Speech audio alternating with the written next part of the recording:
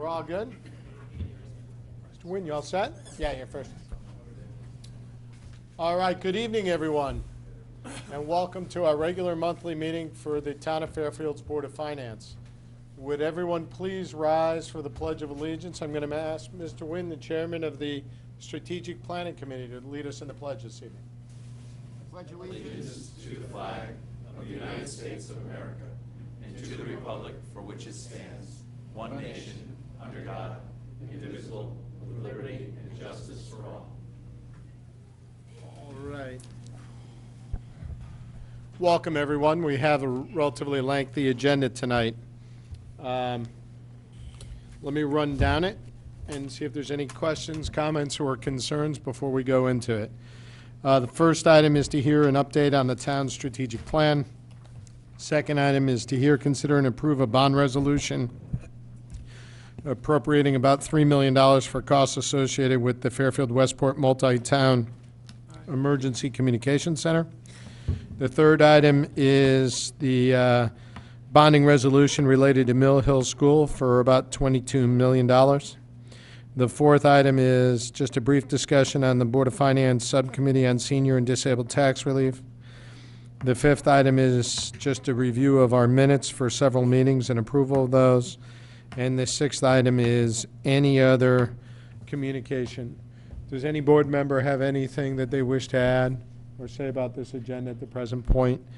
I might ask, in deference to our seniors who may be here to hear about the Senior and Disabled Tax Relief Program, that we take that item out of order and move that up in the agenda, because item number 3 might be a lengthy item. It may not be, but we'll see. So let's start with to hear an update on the strategic plan, the town's strategic plan. There is no vote associated with this item. I'd like to thank the members of the Strategic Planning Committee that are here, thank them for their service. This is a very important initiative that actually this board was very instrumental in getting started for the town. We appreciate the effort. This is about long-term, the town, what's best in our economic development, what types of services we should provide, how we can most efficiently utilize the assets of the town, and how we not only spend taxpayer money, but how we can maintain the town's character over the next many number of years.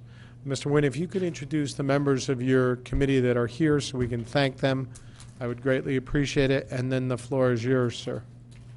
Thank you, John Nguyen. I'm here with Jay Gross, who's the vice chair. He's sitting to my right. And I'm not sure if there's any other members here right now. If they come in later, I'll identify them for you. Thank you, Mr. Nguyen, and thank you for your service and agreeing to be the chairman. And for those of you who don't know, Mr. Nguyen spends an inordinate amount of times in meetings. He has updated me personally several times, taking time out of his busy days, so I appreciate that, and I know our other members of our board do as well. So, as I said, I'll turn it back to you.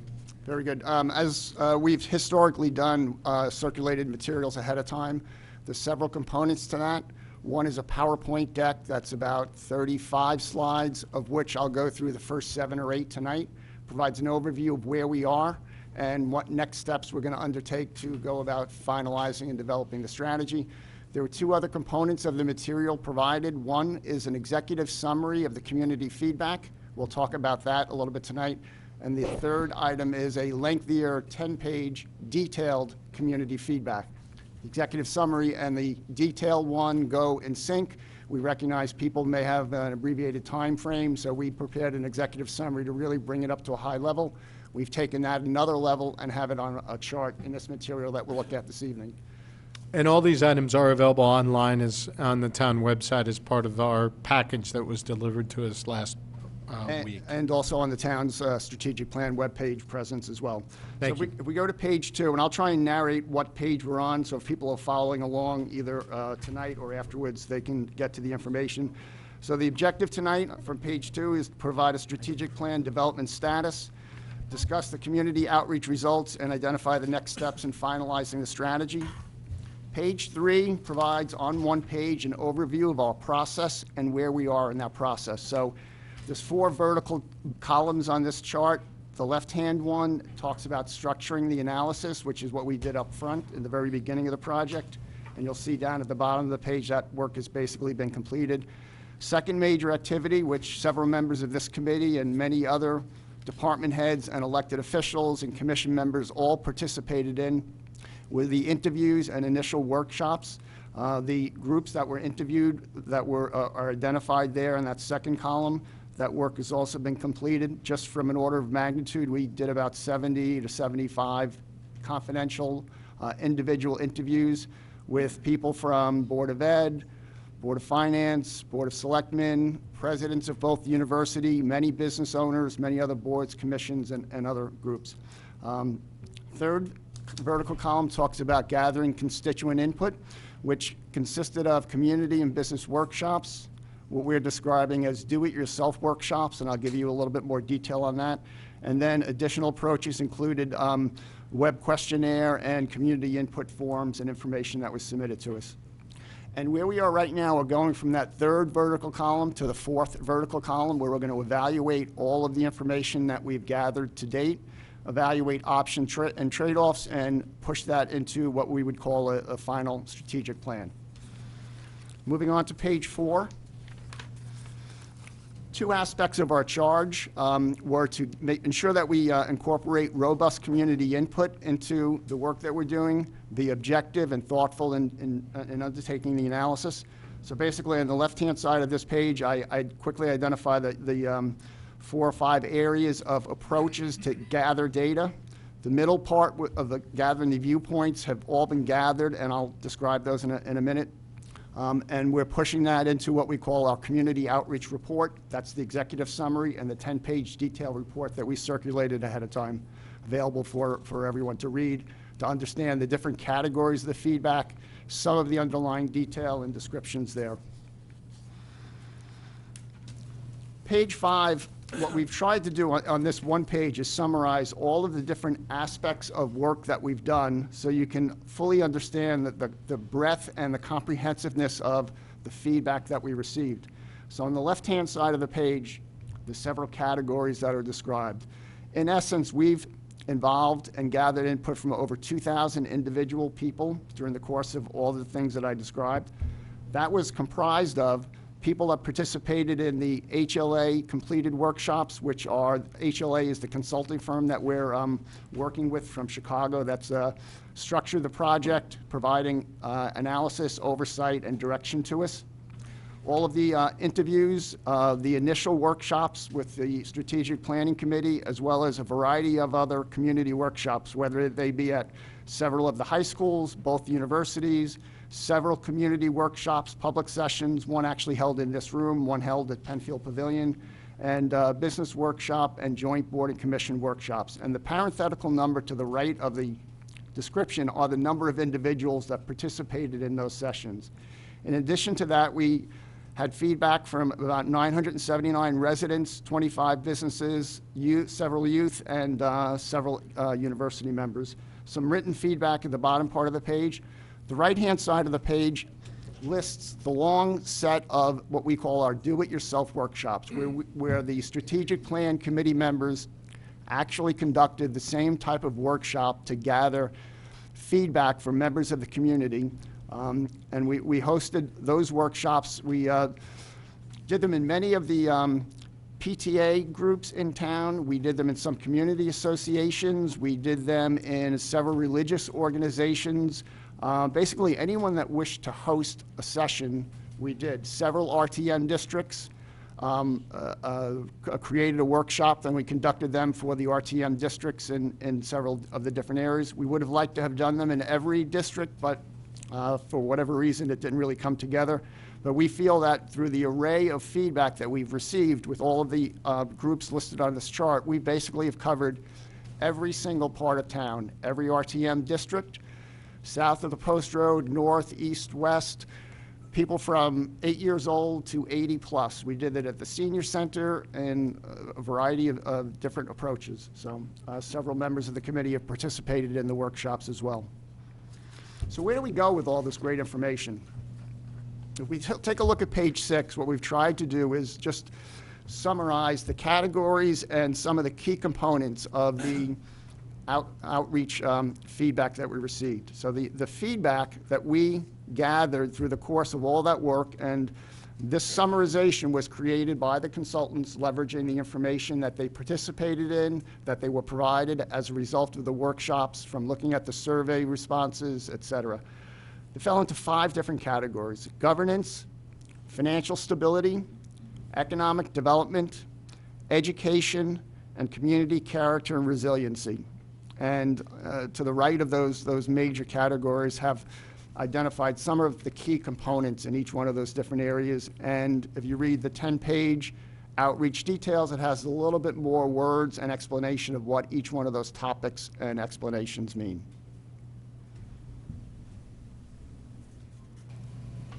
So I'll pause for a second to allow you all to just scan down that. Any questions? So let's move on to page 7, and then if we have time at the end, we can come back for further questions or discussion. So page 7 really maps out where we're trying to go from here. Left-hand side of the page has strategic insights and SWOT analysis. That's largely from the upfront data analysis and some of the stakeholder interview work that we did, combined with the community feedback that we talked about on the prior page. And moving into the middle part of the page, what we need to do is go through a set of activities, what we're describing as a subject matter expert panel. So for each one of those categories of information on the prior page that resulted from the community outreach, assemble several subject matter experts on each one of those topics and have them participate in a structured workshop with the consultant that we're working to try and identify potential strategic options that have merit, have beneficial impact, or something that we think we can work with here in the community, and try and force that set of interactions to happen so that we get an idea of what the strategies might be. After we have that reasonably well memorialized, what we want to try and do is get community feedback on the insights that we generate there. That exact approach we haven't really fully formulated yet. We probably would do it through an online survey where people would respond to the types of ideas and suggestions that are outlined in that strategy. Once we have that set of work done, and that's the next set of work that we're going to try and undertake, we would then have it formalized into a strategy that we would then review with various different town boards and committees and push to finalize the report, which is where we wind up on the right-hand side of this page.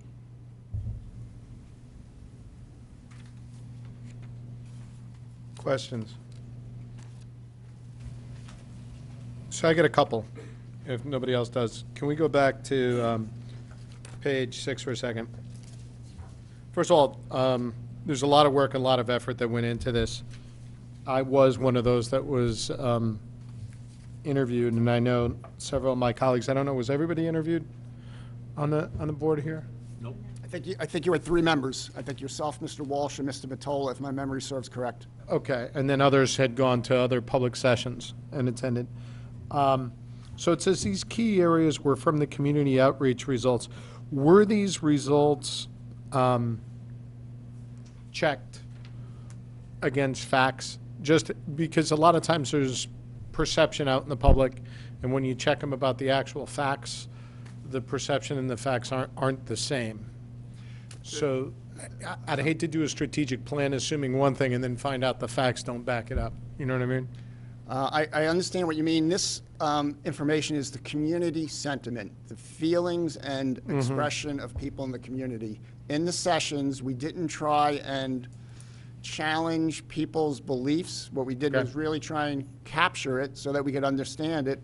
But one of the things that we noted, because of the significant number of sessions that we did, that we completed, so many of the sessions had the same regular pattern of information, the pattern of beliefs, the pattern of aspirations that people were looking for, that you can't say you can reach a quantitative decision about Right. it, yet the quantity, the number of times certain topics come up lend a level of quality to the data that you're Credibility. gathering. Yeah. Credibility, yes, exactly. Okay, so Okay, it's, Tom, to your point. yeah, I'm sorry. But to your point, it's one of the reasons why the next step Right. relies on experts. Okay, so those are folks that are going to have the facts. They're going to be presented with perception that may or may not be borne out by the facts, but they get the challenge of being able to embrace that and Yep. being able to come up with options and solutions that the town can reasonably consider. got it. Thank you for that. We'll go to Mr. Matola, and then I do have a follow-up. It relates to what you just said. Where do we get the subject matter experts from when you want to So, start tapping into them? We're going through that process now, and we're looking for really a combination of individuals. We would prefer to get folks that are both informed about the current process within each category, that have familiarity with the issues that our town faces, and individuals that can provide us with an outside point of view, maybe look at things from a different angle, consider things we haven't considered before. So we're looking for a combination of individuals, but to keep the absolute number down. So we're really only looking for 1 to 3 at most subject matter experts that we can have a really thoughtful discussion with.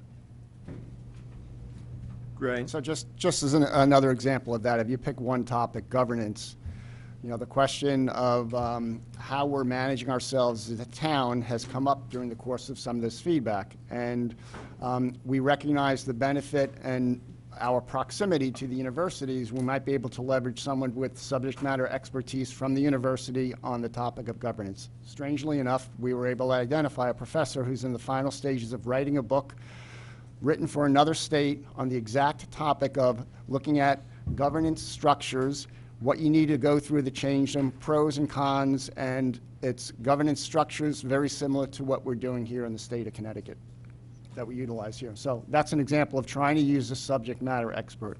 From an economic development standpoint, we're trying to identify people from areas that have been involved in our economic development activities, so we better understand what's been tried, what's worked, what hasn't worked, what new thinking might be able to come out of things like that. So people from possibly the Economic Development Commission, Chamber of Commerce, business people, bankers, or development attorneys, or commercial real estate people that would really understand the types of initiatives that you might undertake in those types of areas. So my follow-up question would be, so you've done that step, you're going through strategies, refinement, review, and per the document, the last step is the finalization of a report, right? Have you talked about, or will your report include, as part of its conclusion, the steps to implement and recommendations on what happens after the report? Because we've all seen tons of reports that then make pretty coasters for years on desks, and you guys and women did not do all this work for this report to be a nice coaster. The plan is to have an implementation plan for when the strategy is developed, which would identify the set of activities that would need to take place, the time frame, people responsible for achieving them, and possibly metrics associated with how you might measure success and accomplishment. And a proposed budget moving forward for some of these initiatives where it's possible? Well, there's two aspects to that question. First Yep. is the budget to actually undertake the implementation plan versus a budget that the town would fund for set of activities, Set of initiatives, right. set of initiatives. And we haven't formulated exactly what we would do as far as developing a budget for either one of those two. Getting resources to do the first one probably is fairly easy to do, but it would cost money. You could do it in Right. other approaches if, depending on committees and that sort of thing, so. So, for example, one of the strategic decisions you all have to make is whether or not you turn over implementation to existing personnel, or whether or not you create a standing operating committee that is responsible for the management and execution of the implementation plan. So will the report have a recommendation from the committee on that? There are pros and cons that we'll present for both approaches. They have pros and cons. And ultimately, that will be the town's decision on what they do. Yeah, it's always the town's decision. I just didn't know whether it would be, you're dancing around that nicely. But there's going to be pros and cons to each side, and then the town will have to make the decision on whether they do an independent group that does that, or whether they turn it over to the individual department heads for those initiatives. Fair enough? Fair enough. That would be one idea. I mean, if you look at alternative forms of government and you think about a town council type of structure government, forgetting if the town decided to make that move towards Right. that direction, that type of governance structure has certain elements of multi-groups working together as a committee. So you might have people with a Board of Finance role, a Board of Selectmen role, Right. and some other commission sitting on some other group that would be responsible for driving the execution of the overall strategy. Right. So what's the timing of this?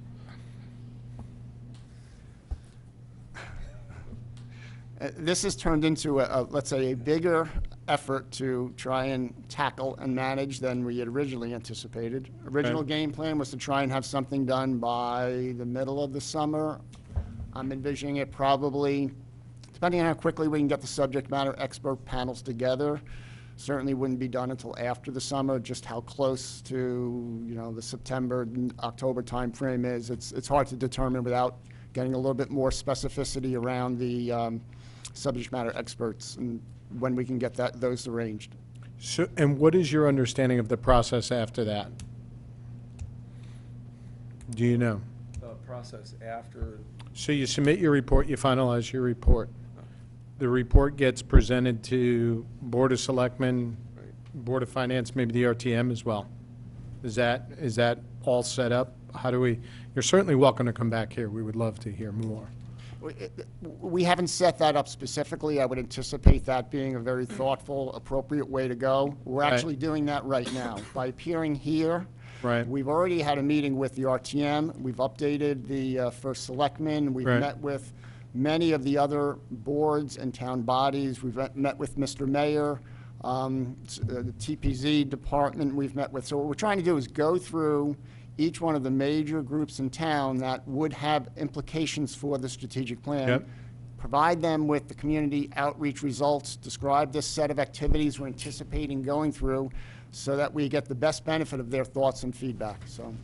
Right. I mean, it's fair to say, since Fairfield's never done this before, we'll be inventing the approval and execution process. Yeah. So our expectation is that we would have to go through a series of reviews and funding approvals by all the major bodies. Yeah, well, before the funds get spent, most certainly. Right. I'm just curious as to how we envision it. Again, my focus, and John and I have talked about this offline a number of times, is taking the hard work and having an action plan that we can then go and implement, right? That's the whole goal of it. So, and due to you guys' efforts, your committee's efforts, you're getting to the point where we have to start thinking about that now. And I just want to know, and I think we're going to want to know what that looks like as we move forward. Absolutely. So, Ms. Marmion, and then I'll go to Mr. DeWitt. Thanks. I'm just curious about the vision for Fairfield. Are you looking at putting together a vision statement for this plan kind of at the end of this process, or have you been working with like some sort of a vision that you're testing out with the community members, et cetera? As we look at, you're talking about branding. I know you mentioned branding and trying to come up with a brand for Fairfield, and I'm assuming the vision will be a part of that. But are you going to actually have a vision statement for the town in this plan?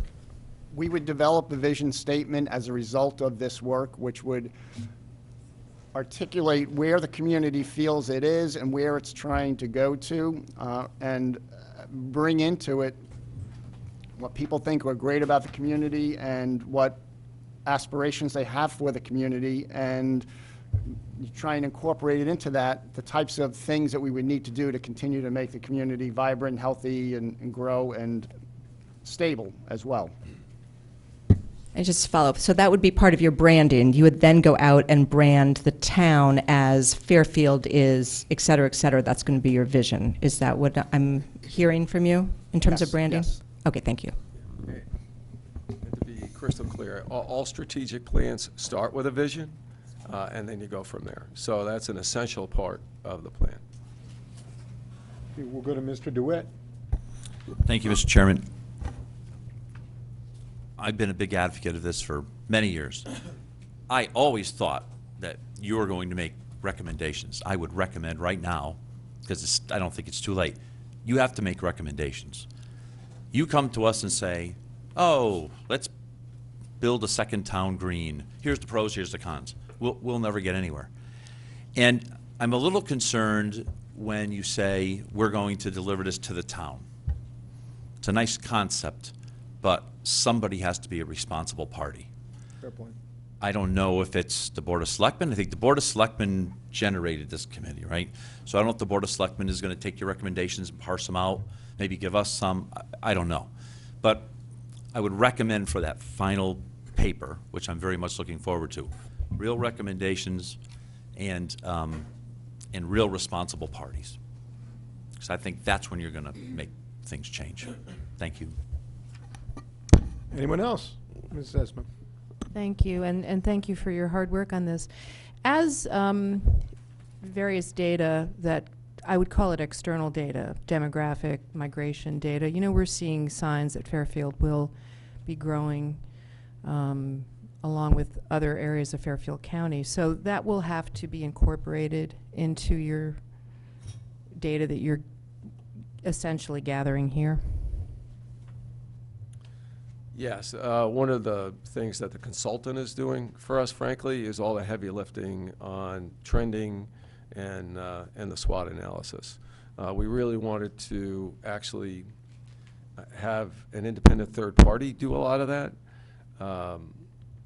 For a lot of different reasons, we thought that the trending recommendations or trending conclusions would be best coming from an independent third party. Mr. Nguyen. Just to clarify, though, you mentioned something about Fairfield is growing, the town. Projected to, you know, I think 2 towns, Fairfield County in general has some growth projections, and Fairfield being one of the 2 towns that has been The isolated. growth projections I've seen for the town, I think, actually has shown us declining in population in the recent past.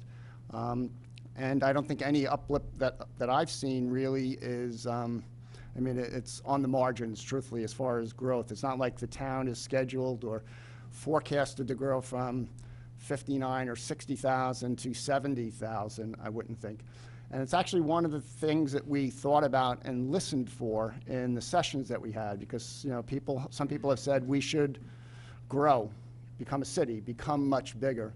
And truthfully, I had no sentiment from the information that I heard from people that there was interest in the town growing significantly, because people were too concerned about the implications of that to our town character. So to say we're going to become, you know, from a 60,000 to an 85 or 90,000 person or 100,000 person town in the next 10 years, I didn't have a sense of very much interest in that at all from the community standpoint. Some people might say it's the best thing to do from an economic standpoint, but if the community is not going to accept that, that's a big challenge. Thank you. Thank you. Mr. Walsh. Is any of the independent analysis that's being done by our outside consultant going to examine what's going on with the state and its effect on the town? Because to me, there seems to be nationally talked about in various publications that we have an out-migration going on in the state. Are you talking population trends? Population trends, but also what's going on at the state level and push downs on the towns and the state's financial condition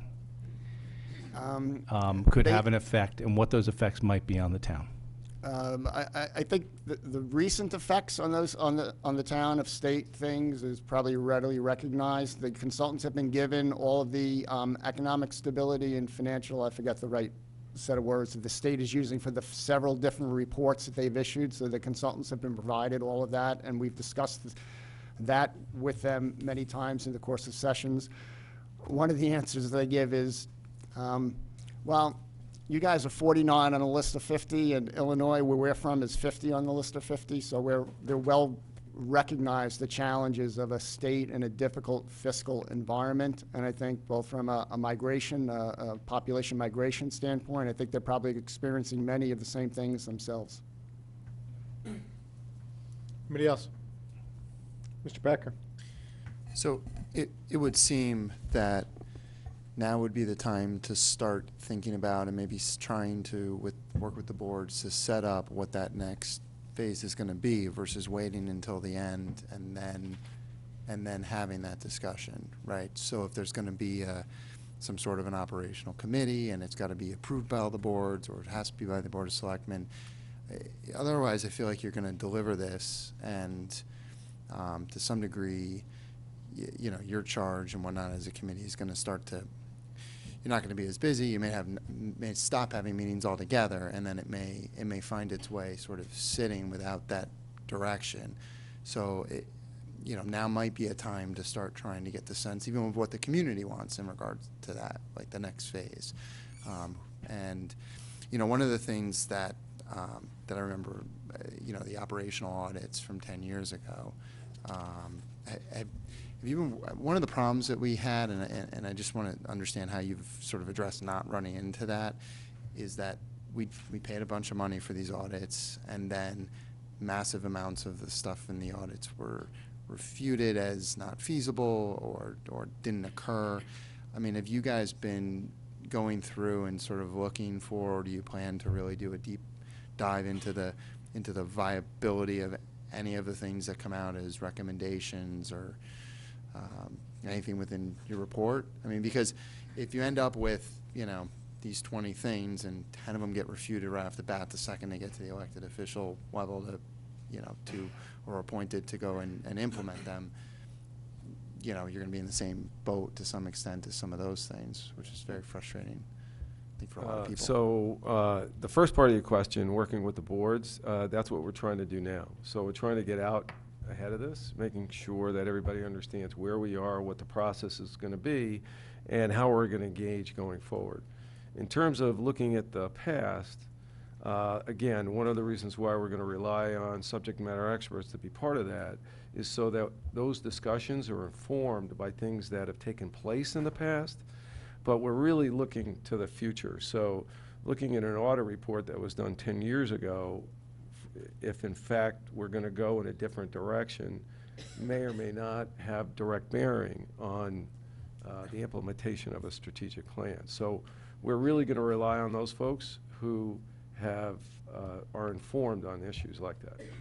Yeah, and not suggesting to go through anything actually within the document as so much as what occurred, right? Understanding our history several times with those things, the 10 years ago and then the ones prior, recognizing our history with these types of products when they ultimately are delivered, and trying to navigate away from some of what has occurred in the past, right? It's a little bit different. Yeah, I mean, said another way, Mr. Becker, if I might, I think we're all trying to say the same thing in different aspects. Is we're going to have a couple of year effort here that's going to come out with many suggestions, and assuming the boards can get behind and agree with the output,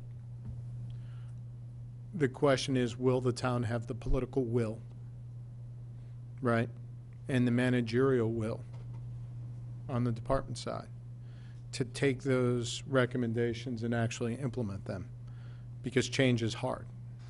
I think that change is probably broader than just on the department side. question. I think the challenge the town is facing is different than the challenges the town has faced in the past, and it is so significant now that there needs to be a common message that everyone can rally around.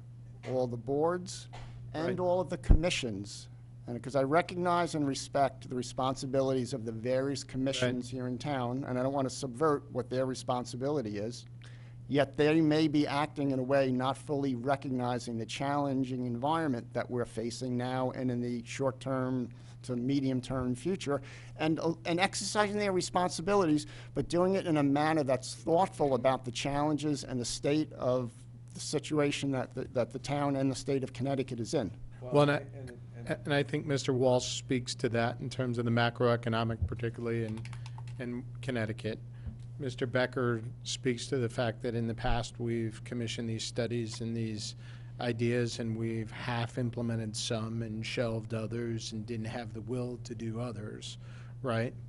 And now it's getting to the point with everything going on that I don't think anybody on this board, I will take the opportunity to speak for everybody on this board, want to see that happen, right? We want to see if there's suggestions that come up and we all agree, to your point, Mr. Wynn, everybody gets behind it.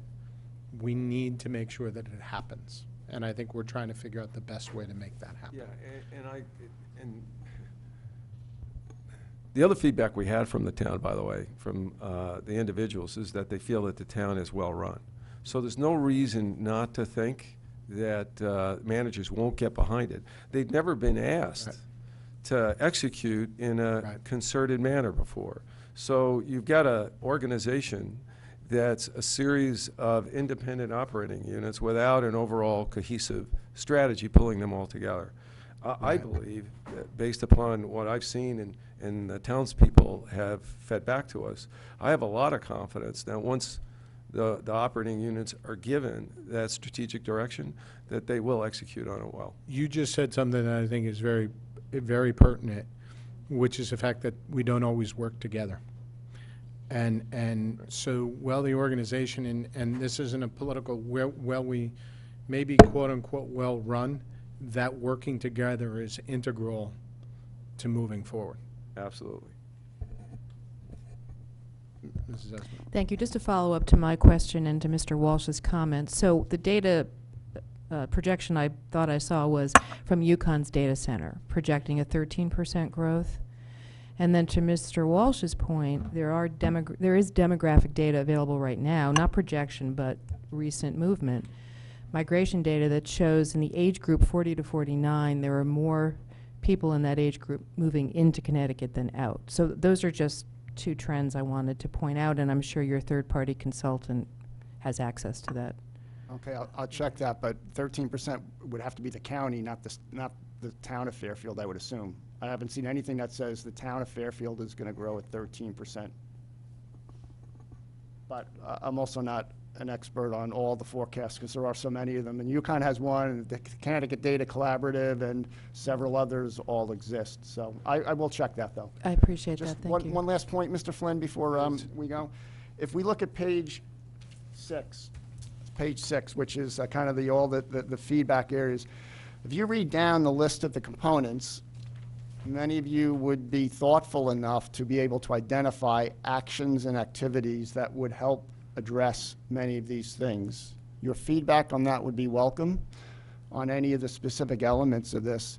But also, a real strategy frequently is built around many smaller steps and activities in various areas, but sometimes a big idea, some big concept, some big new innovative way to look at something that would change things. And we're not going to meet the challenge we're faced just by cutting spending here and there in a few different Incrementalism. places. Not going to be able to accomplish it.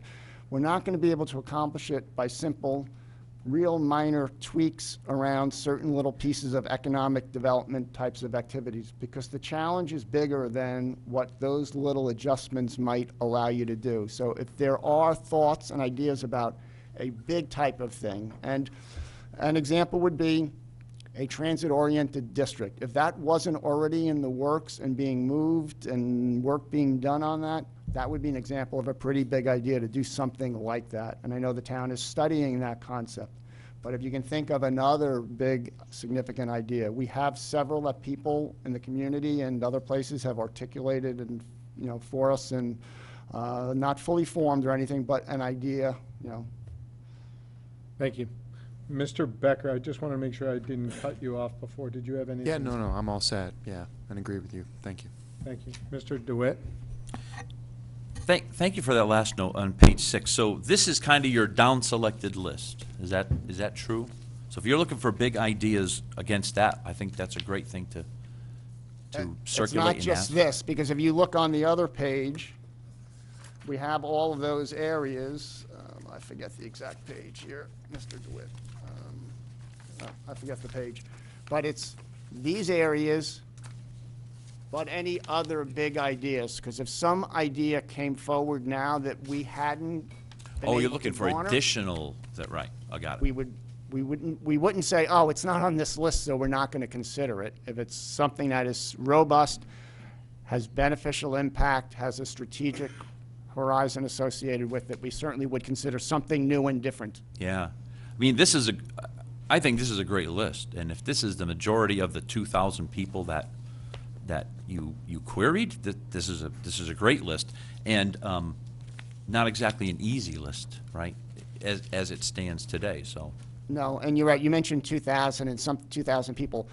The 2,000 is the actual individuals we interacted with. But many of those individuals were there representing themselves and their spouse who wasn't there, or their children who weren't there. So if you take that 2,000 number, and this is described in the write-up, and apply what we call an influencer factor, the number of people whose impact or input this represents is a much bigger number than just 2,000. This is just 2,000 people we touched and Right. interacted with, rather than how many people whose input this is important to.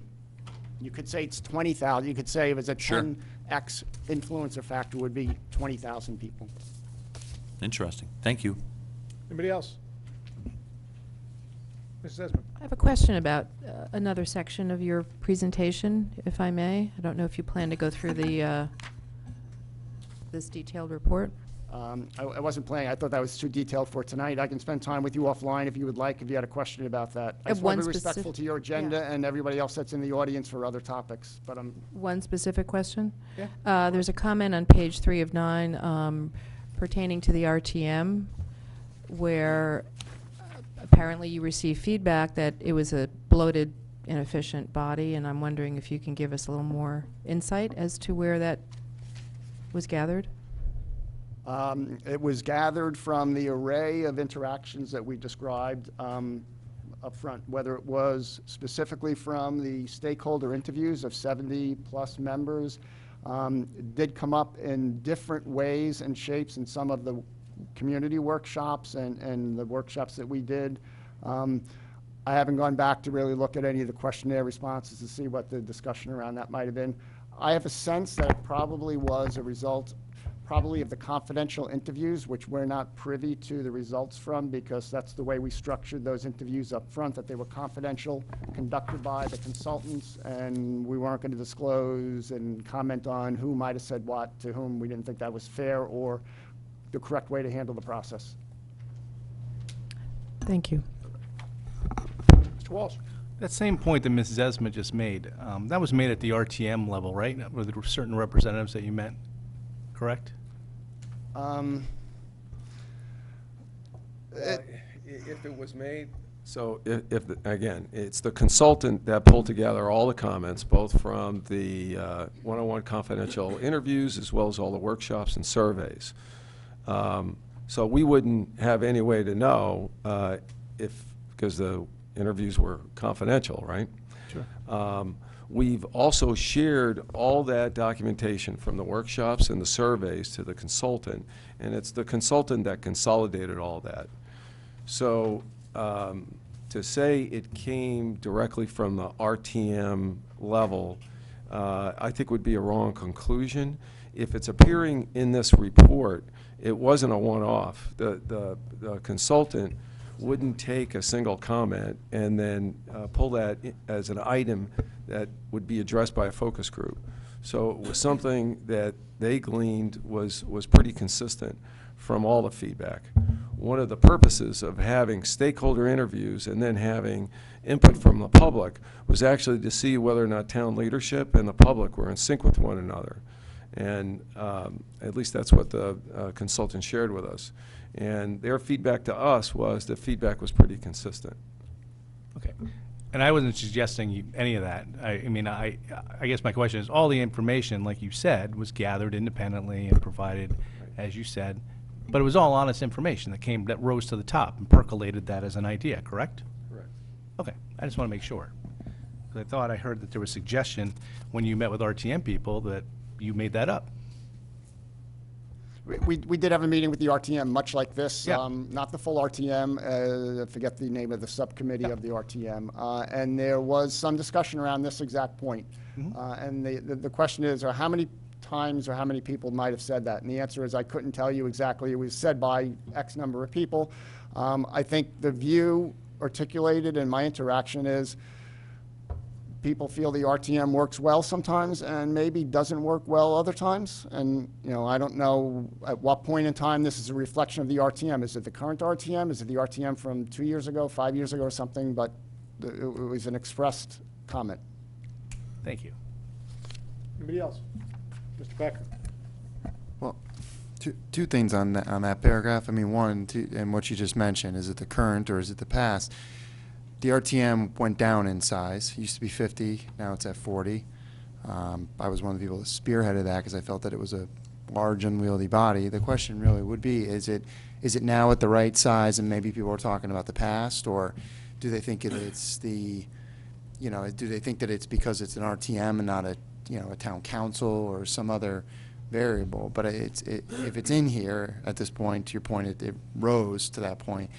Hopefully you guys are going to, you know, dive into it more. It's obviously a pretty important thing, being our legislative body and our ordinance drafting body. In here also, though, it's noted, there was also a concern about the excessive number of boards and commissions overall. And that's a pretty big thing, because the town, in a lot of ways, I think in the past has prided itself on how many that it has. I think a lot of people like that, some don't. But also, you know, and that it gives us, you know, there's plenty of opportunities to do things for your town in some form of town government with that.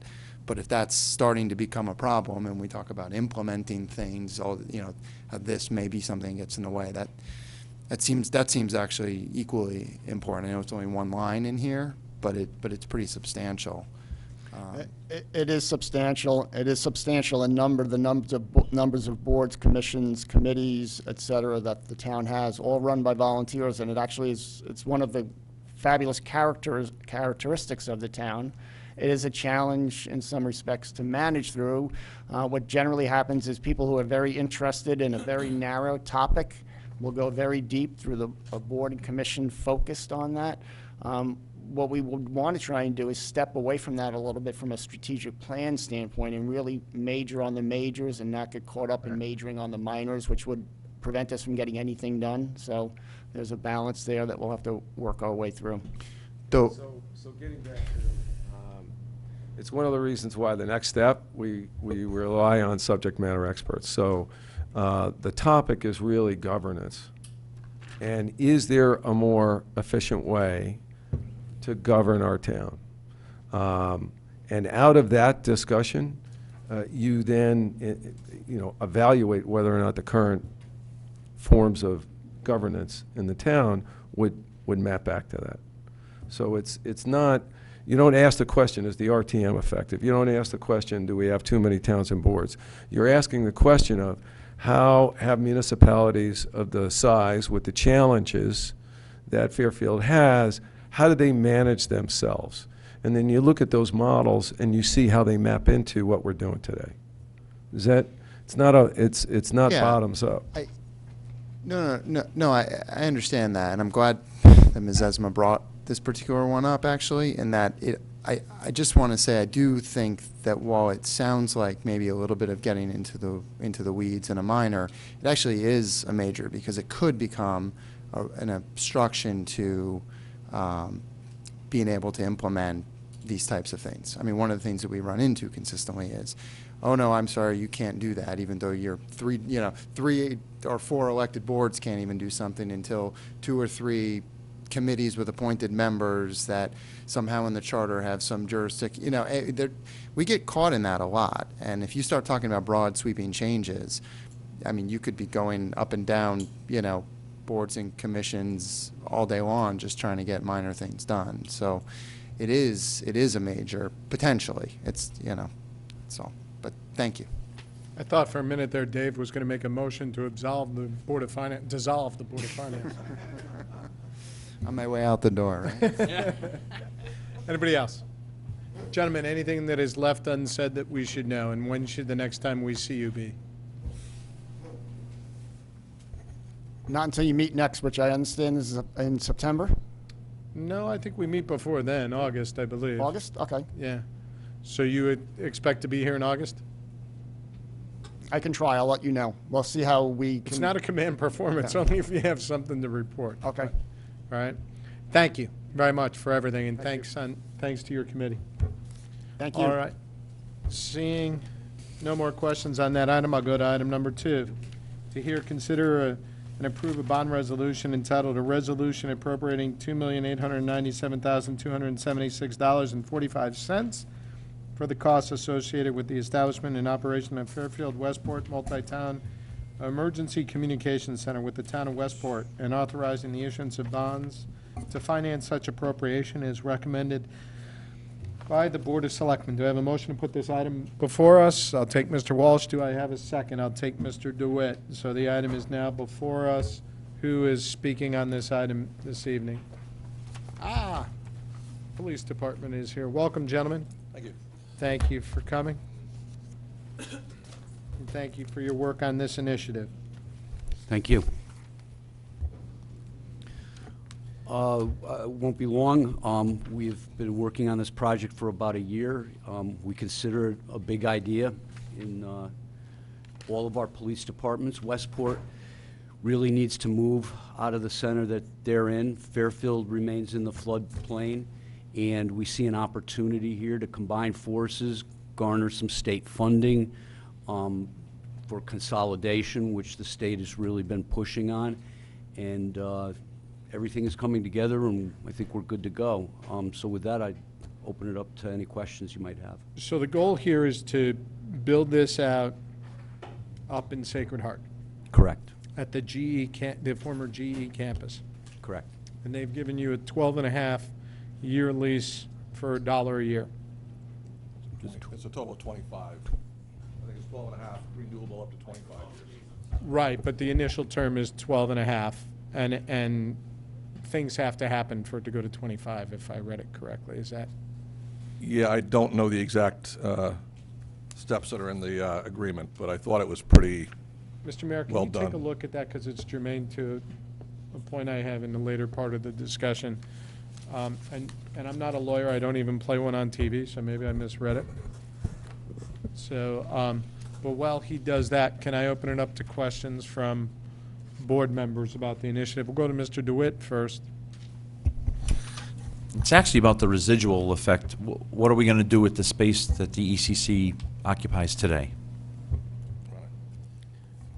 For the time being, keep it functional, in case anything goes wrong, in case we need to relocate again. Long term, we're looking to expand our female locker room, and we could accomplish it by possibly moving our gymnasium down to that level. More office spaces, but those are down the road somewhere. All police functions, though, right? Oh, correct, yes. Yeah, right. We do believe it will help increase the longevity of our facility, though. Mr. Mottola. So my understanding is you're looking for this to take effect in January? Is that the game plan? Correct. January 1 would go live date. And can you just generally explain the operational aspect of the new center? How is it working with Westport? Are we using our employees? Can you just describe that? And what is Westport? They're paying us something too, right? Correct. So the way the structure is going to be set up is they're all going to become Fairfield employees. And that was done because of a lot of different reasons, cost being one of the major factors. It's cheaper for us to do that than try to go to an independent center, as well as some of the union issues that would come up with that. So they're all going to become Fairfield employees. Operationally, Town of Westport and Fairfield are going to work together to develop operational protocols that work good for both municipalities. Law enforcement working with law enforcement, fire working with fire, and EMS, so that we have an efficient operation. And the end goal is to have a really a center that works for both, a coordinated center that can dispatch both Westport and Fairfield, so the dispatchers can pick up any position at any time, and there's a real efficiency in that, because if we have a major incident going on, their personnel can help step in and field some of the 911 calls and other calls that are coming in, as well as help dispatch if necessary. So it increases efficiency for both organizations. There'll be an operational board that comprised of both Westport and Fairfield that help oversee that operational side. The center will be run by the Fairfield Police Chief, overseen by one of our captains, and work through the town of Fairfield with an agreement. And then Westport is paying a percentage of the overall cost to operate the center. Okay. Just 50%. I'm going to go to Mrs. Marmion, had her hand up first. Thanks. So I like the idea of consolidating resources and being more efficient. Does the space up at Sacred Heart have the capability of potentially expanding to include other towns in the future? Is that something that you've talked about? And is there that that opportunity should it arise? So yes, the space does have enough room for us to expand in the future. The original project is just Westport and Fairfield, just because of the complications just to get this up and running between the two municipalities, because it's unique in the state right now for us to do this. So the two municipalities, and it just all worked out well that we both needed to do this at the same time. So we're working together, but yes, we do have the room to expand, and there have been discussions, but we're trying to get it up and running as it is at the moment, and then we can move into that down the road if everything presents itself correctly. I'm going to go to Mr. Walsh and then Ms. Desmond. What other communities have showed interest? You know, I don't have any official, but, you know, we've just heard from different communities that they may be waiting. Some of the smaller towns in the area want to see if we can make it work, and then might express an interest afterwards. But nobody's come forward and say, yeah, we want our name in the hat for consideration. It's more of just the talk behind the scenes. They're waiting to see that we can get this up and running. Mr. Walsh, you have Is another? Westport contributing 50% of the costs? They are contributing 50% of the cost to build the center. How about the operational costs? Right now, we had a consultant come in as well and look at several cost share models. And we looked at a formula that's a hybrid formula based on, they presented about 4 different models so we could do cost sharing.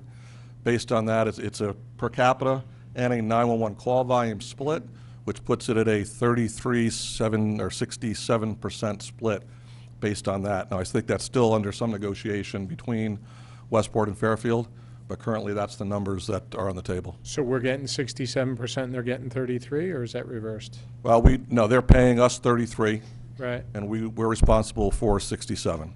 right. So we want a whole bunch of 911 calls in the next few months out of Westport. There you to go, and drive in a couple down our years down the road, it percentage, could alter that formula. But it was basically, I said, a consultant came forth with some best practices from across the country and what they sort of recommended, and we tried to see what would work the best. And that model of using a per capita and a 911 call volume versus a calls for service that could be manipulated worked out the best and was basically a fair number. Can I follow up? Yeah, I was about to follow up on that. Go ahead. You go. So is it a per capita, or is it a per call, or is it a combination of the two? It's a combination of the two. It's How does a the per formula capita and then a 911 call volume. So explain to me how that combined formula works. We each have different populations every year. I understand that part. Let me fly in the right path. I can tell you exactly Go ahead. how it breaks down. I do know that if you looked at the per capita model, we paid a little bit more. All right, now let me look at it before I say the wrong thing.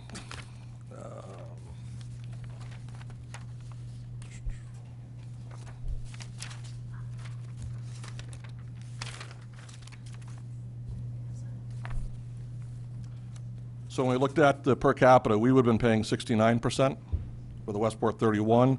911 call volume would have put us at 66%, with Westport at 34, and the two combined put us at 67-33. So it was sort of in the middle of the two. Okay.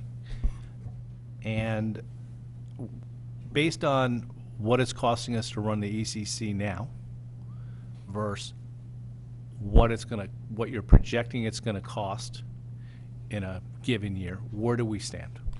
So the bottom line, as it stands now, and again, I think some of the numbers are still under negotiation, we were looking at being in the positive, a savings of about $50,000 a year over our current expenses for ECC when all was said and done. What was the total budget for ECC again? The build budget or the, No, the operating budget. You just said we're going to save 50 grand a year. 50 grand and what? Do you know? well, the overall, I gave you the overall proposed number, and this was for everything, was $2.8 million. No, how much do we spend a year? Oh, right now? Operating. About Yeah. 1.6, So 1.6, and you're going to save 50 grand if things work out. yes. Okay. Can I go to the, do you have a follow-up on that? Because Yes. I have to go to Ms. Zesma. It's a follow-up to Mr. All right, I'm going to go to that, and then I'll go to Ms. Zesma, and then I'll come back to Mrs. Leclerc. So I'm confused how this wouldn't be a 50-50 split. And I'm confused how we would do it by population or calls. So there's 10 people working there. 5 of them are from Fairfield, 5 of them are from Westport. Day one, they're all Fairfield employees, so Fairfield taxpayers are paying for them.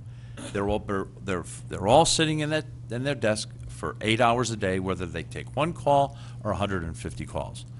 So I fail to see how the Fairfield taxpayers are not paying more into this.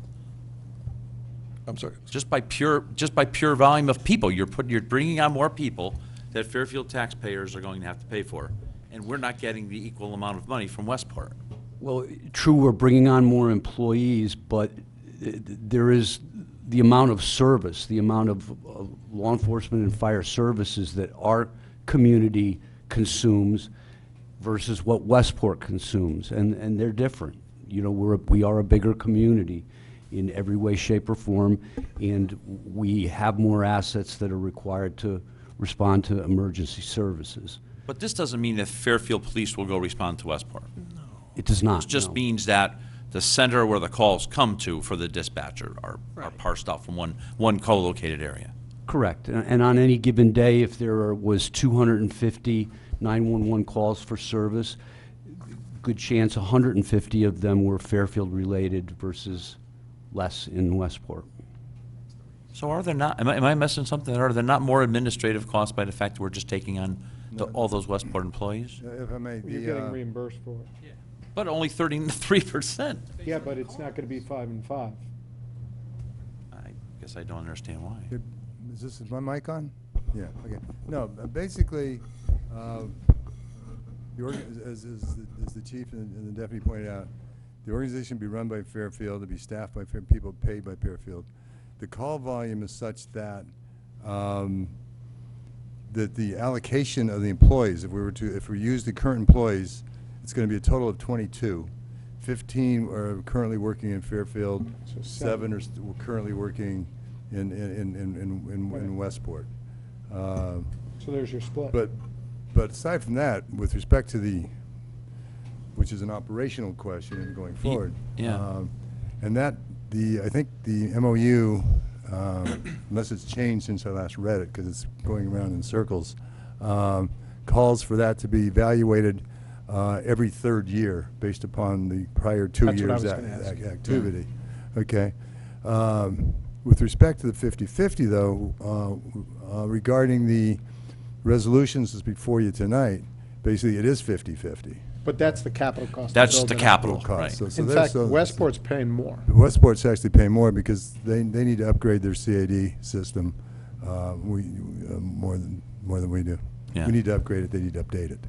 I have the trouble with the bond resolution. I'm going to vote for it. I'm just curious to the operational costs going in for the next 12, 25, Can we see that? 30 years. Right? To that point, can we see the MOU? Is that, I didn't see that. Did I miss that? It's still being drafted. Well, that's pretty pertinent because it would be, I mean, you answered part of the question, which is how often do they really reevaluate, right? Reevaluate? Because let's say, for example, our call volume, let's say something gets skewed one year, right, within that 3-year period. Then all of a sudden we go up and they're paying a lot less. We could actually, that $50,000 saving could end up costing us more. So we need to be careful as to what that MOU says. That's a very pertinent part of the discussion. We're not going to spend any of this money until such time as the MOU is completed, it goes to the Fine. town bodies and everything, yeah. So no money will be So spent. what's the timing of that, Mr. Mayor? Only because you guys said January 1st. I got to imagine there's a lead time here to get this built out. The application to the state technically needs to be submitted 6 months prior to the go-live date. And You Oops. can get, so that's, so so our application is anticipated going in the end of this month. Mhm. Okay, Mr. DeWitt, do you have any follow-up? No, fine. We'll go to Ms. Esmond. My apologies, and thank you for being patient. Thank you. I'm very happy to see this. I'm a big fan of regional efficiencies wherever they can be developed, and I think this is a great start. Is there any significant difference in response protocol between the two towns? And if so, how would you synthesize that? So luckily, fire departments are very similar in the way they respond, so it's more of a programming into our computer-aided dispatch system, what units get sent where, but their response is similar. Fairfield PD and Westport PD also work very similar. Our communities, to an extent, are similar. And we've had discussions about how we're going to standardize procedures so that the dispatchers don't have to think, where am I today? You know, simple things, even like getting rid of our codes that you would hear on the radio. Stuff like that, and going to more plain language. And with our computer system, standardizing call types. So that's all been discussed with the work group that's been working for the last year on this. So we don't see that that's going to be a problem. We're going to work together to standardize between the participating departments. Thank you. Go to Mrs. Leclerc. To follow up on what you just said, so will you have employees that are dedicated to Fairfield calls and Westport calls separately, or they take both sets of calls? The concept is anybody in the room can answer any 911 and dispatch any of the departments that are participating. Now, when they come into work, they're going to sit at a Fairfield Police console, and that'll be their primary focus. But if all of a sudden Westport got busy, they could very easily just pick the radio and start working with that dispatcher to work together, which is one of the big advantages to doing the center this way, is having those people being able to jump in with either community gets hit with some big event. And then you mentioned that everyone will be a Fairfield employee. So will that be for compensation and pension? They will all be covered under Fairfield, and will Westport move over laterally to wherever they were? How does that work? Sorry, what was the question? So they said everyone's going to be a Fairfield employee under Correct. this plan. So how will the Westport people be treated coming over? Are they going to be covered under our union agreement and our compensation and pension? Yeah, those are personnel issues. Well, there's two different issues, because these people, the people that are in Westport now are in unions. Westport may grandfather them in their unions. These are, I won't say, these are complex issues which we're working to solve. Right. Well, because where I was going was like, how do we cover them under insurance? Is there a change to Fairfield that way? Yeah, but that's included in the budget. Okay. So they're paying, you know, they're 37% of that as well. Okay. What about like their prior service, like if? Yeah, well, Yeah. assuming that everything works smoothly with respect to pension, which, you know, they stay with their current pension. See, one option is they stay with their current pension, and the town of Fairfield make the 5% contribution they would make if they were in our 401A. So it would be cost neutral to our town if versus hiring just a brand new employee. So you think it's the same either way, like for current costs and long-term costs? Yeah. There wouldn't be? That's the goal. Okay. Any other questions? Mr. Walsh? Mr. Mayor, how does it work with OPEB? Hard. So we're going to be doing actuarial calculations on our employees for post-retirement benefits, right? So we're going to have to make contributions. Is OPEB contribution going to be split along the same way? It's going to have to be if this is going to be if this is going to be neutral. So I just want to make sure that's covered in the MOU. Because the only way it makes sense is if our actuary comes in and tells us we need to make an actuarial OPEB contribution, that they're responsible for whatever their percentage share is, correct? Well, the OPEB is,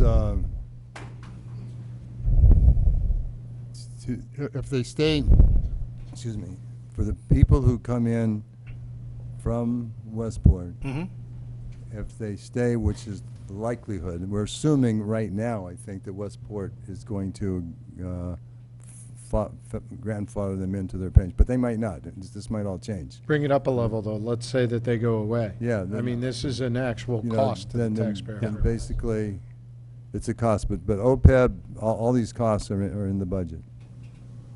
So they are part of the MOU to be charged back Right. to Westport Yes, for that incremental cost, to Mr. Walsh's point. correct. Okay.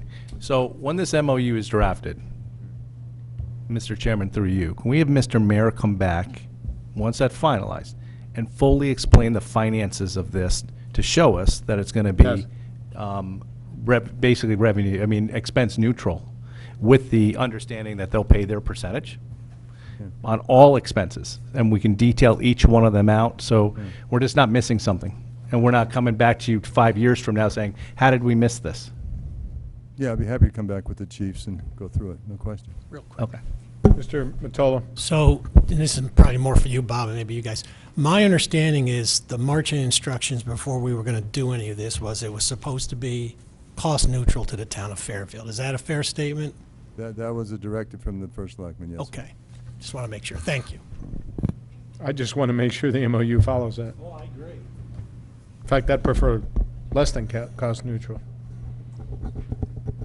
Well, there are some, the chiefs have not, there are some advantages, though, on I get the it. allocation of resources, too. They mentioned that. Guys No, might- I get it. We want to see the I finances. mean in the call. I don't mean the resources inside the center. I mean the calls. There might be some more efficiency with the calls and the fire and that type of thing in the areas that are contiguous, overlapping. I don't think these gentlemen would be going with this if you guys didn't think it helped improve operations. So, No, we definitely expect to see improved operations across the board and efficiency moving forward. And there's also to be considered, too, there are long-term costs that are very difficult to price out, but, as equipment down the road starts to need to be replaced, which we end up having to do right now ourselves, well, that equipment now is shared when we replace it. Yes. So we would expect to see, but it's very hard, I can't give you a number. But that's why the MOU is so important. yeah, but that's part of it, is we expect to see long-term cost savings and capital replacements moving forward. Yep. And to the extent, to the extent that you add other communities, those cost savings for both Fairfield and Westport should come down even further, correct?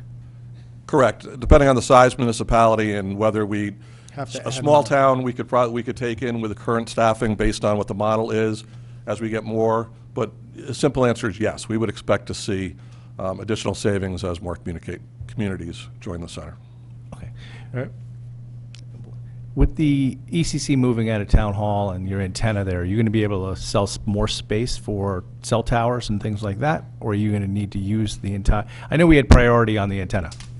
And then sometimes we sold space on the lower levels of that for cell phone carriers and before, didn't we? I'm not sure about that, but nothing changes in terms of the way we dispatch. From the new center, it would be a landline to our existing infrastructure for radio communication. So everything stays the same. Okay. Anybody else? All right, let's turn to the bond resolution itself. And I've got a couple of comments here. If I might, the lease. So it's for 12 and a half years, and then there's an option for another 12 and a half years. And it seems like it's at our discretion. Yeah, it's basically, at least I just reread it again. I hadn't read it since this last draft. Yeah, at least it's the 12 and a half years is our sole option. After that, after the 25-year period, then we get the right to stay in there for 2 years to find a place to move to. So that's there as well. There's only 3 ways to default. One is this, if we lay waste to the facility. Two is if we don't maintain proper insurance. Yeah, you're going into too much detail for where I was going. Yeah, Thank you, okay. Mr. Mayor. Here's my issue, though, right?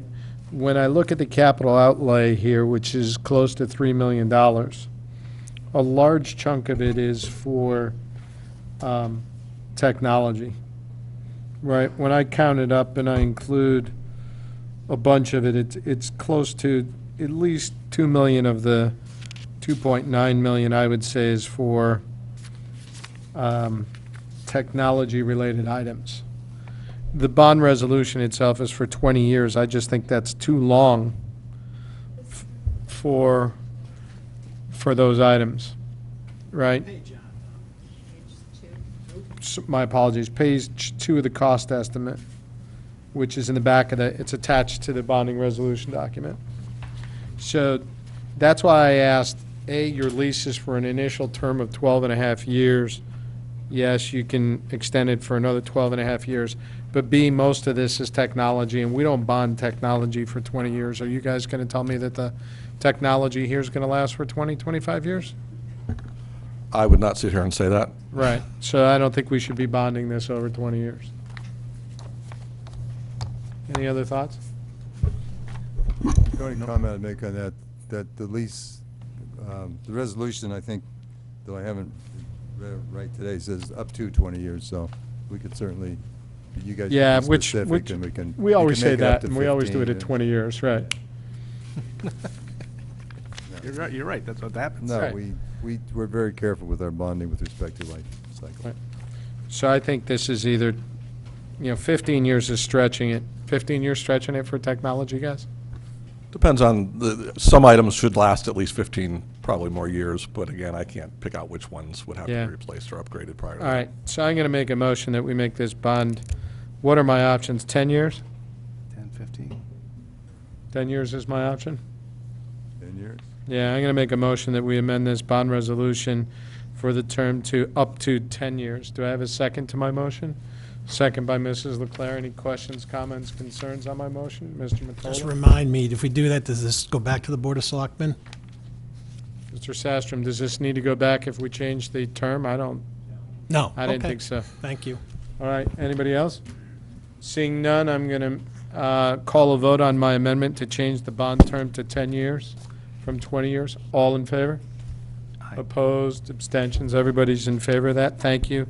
The item as amended is now before us. I want to ask one more question. Please, Mr. Walsh.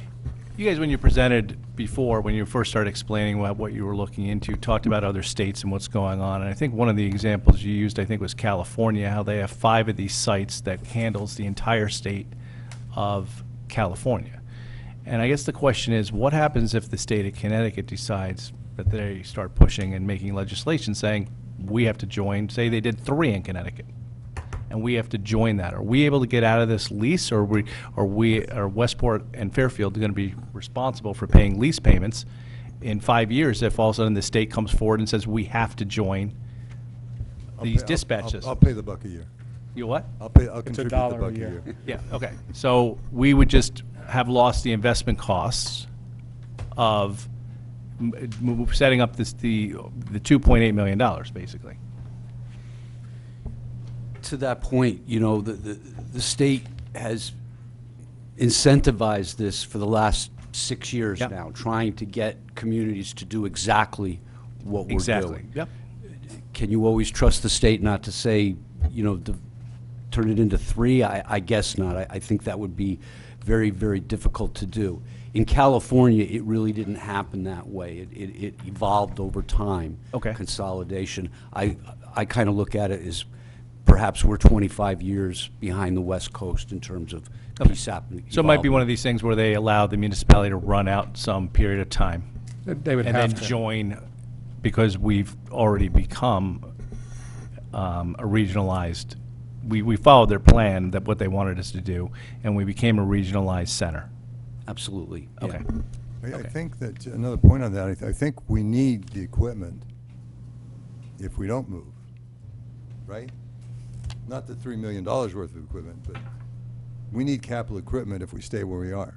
Correct. We've been on the waterfall for 4 or 5 years now. Yeah, yeah, so, and which I think an amount greater than the $1.2 million that this is gonna cost us. Correct. So Anybody from- else? so Thank you, from a Chief. capital perspective, there's actually savings. Anybody else? A Ms. Leclerc. question for Mr. Mayor. So we just made an amendment to change it to 10 years, and I'm looking at page 2 of the cost list, and I see Westport, page 2 of the draft cost, and I see how it's laid out with Westport reimbursing us 50%. How does that affect our reimbursement piece? We're borrowing the entire $2,880,000, and they're gonna reimburse us based on the bond? No, we might, as I said to the Board of Selectmen when it was presented, the absolute most that we would end up bonding with this is $1.2 million, probably. And because the state's putting in $500,000. When are they going to pay us their share is the question. Right. Reimbursement. When are they going to pay us? When the state pays us? No, when does Westport pay us? That's part of the negotiation, that's part of the MOU. Okay, so it's not done yet. Okay. Anybody else? That's it. Seeing none, I'm They going to have call already- this item for a vote. The item before us is to hear, consider, and approve a bond resolution appropriating $2,897,276.45 for costs associated with the establishment and operation of a Fairfield Westport Multi-Town Emergency Communications Center with the town of Westport, and authorizing the issuance of bonds to finance such appropriation is recommended by the by the Board of Selectmen as amended. All in favor of this item? Opposed? One in opposition, abstention. Abstention. Oh, you're abstaining, okay. Just got that. Got to time your hand raised better. Yeah, it's going through it quick. All right. Anybody have a problem if we take, very quick, item number 4, just for people in the crowd, discuss? Thank you, gentlemen. My apologies for not being, thanks for reminding me. Discuss Board of Finance Subcommittee on Senior and Disabled Tax Relief Program. Who's speaking to this item by the subcommittee, and let's make it brief. Mr. Chairman, I shall. Okay, Mr. DeWitt.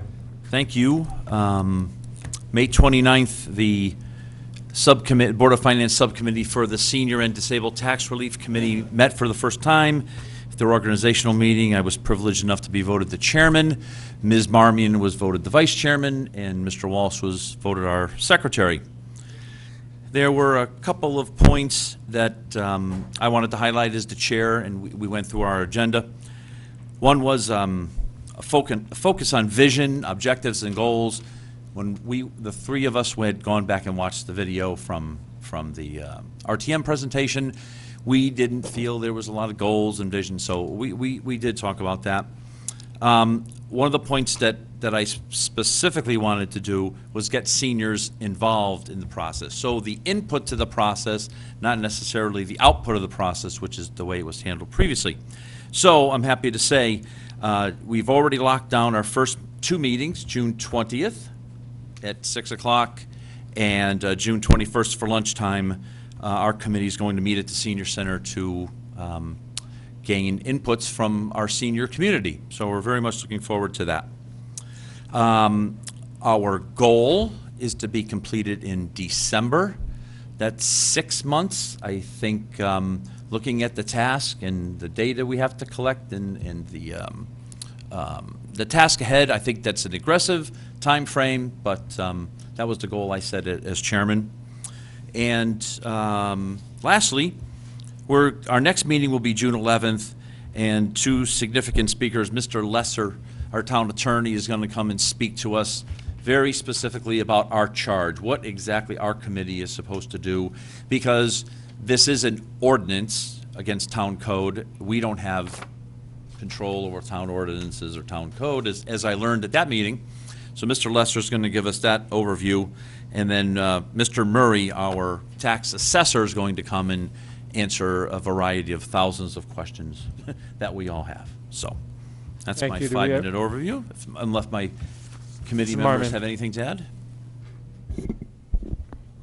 Thank you for that. Yeah, I think this next meeting is going to be important for us to really understand what exactly this subcommittee or committee is looking at. And I just, I want to acknowledge the the work that the RTM committee did, which was quite substantial. They have met with seniors, they have met with members of the community with disabilities, and they did quite a lot of legwork. They put together a revised ordinance, and I think we should take a good hard look at what they have already done to ensure that we don't reinvent the wheel. So that's one point that I think we have to really acknowledge the work that's been done, take a look at everything, and say thank you to the members of the community who have already really participated in this process. Thank you. Mr. Wallace?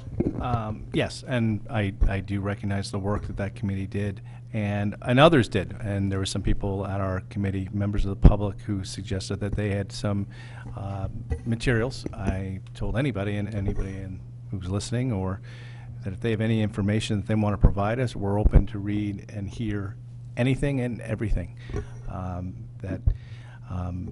We heard that RTM presentation. I think, I'm not speaking for all of us, but it seemed that all of us had problems with what was being presented. And I think we need to correct some things. But I'm not looking to reinvent the wheel. But I think we've got to be very thorough. And one of the main things is what we can afford. And I think we're going to be working with the town in regards to that. Because that's something that's really never been, when I've seen it, ever any of the RTM committees have ever really looked at. It's always been like, what do we want to make it, not what we can afford to make it. And I think we're going to have to look at that going forward. Thank you. Thank you, Mr. Walsh. Anybody else? Nope. Thank you, Mr. Chairman. All right, we look forward to, excuse me? Yeah, I look forward to hearing more, and please report back on the next meeting. As you said, it's a tight time frame. We want to be cognizant of two things.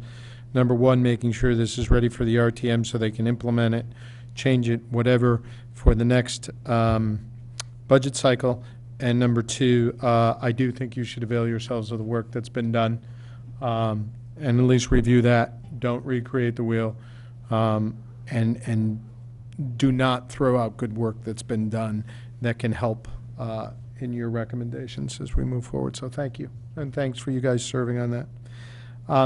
No other comments? Good. Everybody? Thank you. We will move on to item number 3, which is Mill Hill. I know there's got to be some setup and stuff, I'm sure. We're going to take a 5-minute recess, and then we'll come back and start this. Thank you.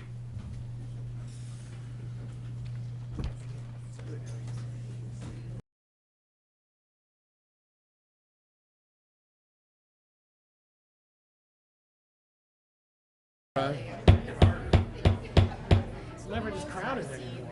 All right. Will the class please report to class? Are our members of the press all set?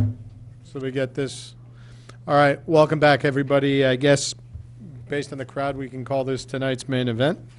It's item number 3. To hear, consider, and act upon the following resolution is recommended by the Board of Selectmen. Resolved that the bond resolution entitled a resolution appropriating $22,600,000, had to throw that extra 600 in there, for the costs associated with the renovation and expansion of the Mill Hill Elementary School, and authorizing the issuance of bonds to finance such appropriation. Be and hereby is approved. Further resolved that the first selectman be and hereby is authorized to execute on behalf of the town such documents as may be necessary to effectuate this resolution. Do I have a motion to put this before us? Go with Mr. Mottola. Do I have a second?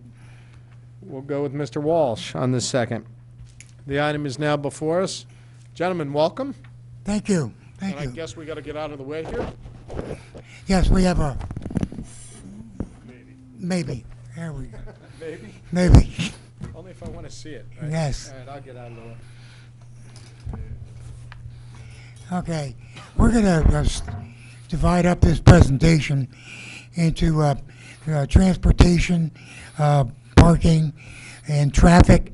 Then we'll go into the floor plan, and then the cost structure. So please introduce yourselves, just so that we have it for the Oh, record. okay. I'm Deja Vu. Tom Quinn. I'm here again as chair of the Mill Hill Elementary School. I've got Mark Schweitzer from Colliers, as the owner's rep. Okay, Mike Galanti from Clark, our traffic expert, and we'll go on from there. And just so everyone knows, Mr. Quinn has done this building committee thing a number of times, so he is responsible for having spent somewhere around $60 million of taxpayer money. Effectively and very nicely. You forgot that. You won't get a check from me. Okay. Let's go. Mike, will you take us through some of the questions that were asked at the Board of Selectmen meeting on the impact of our traffic? Sorry. Put this to slideshow, please, so it's bigger, if we can.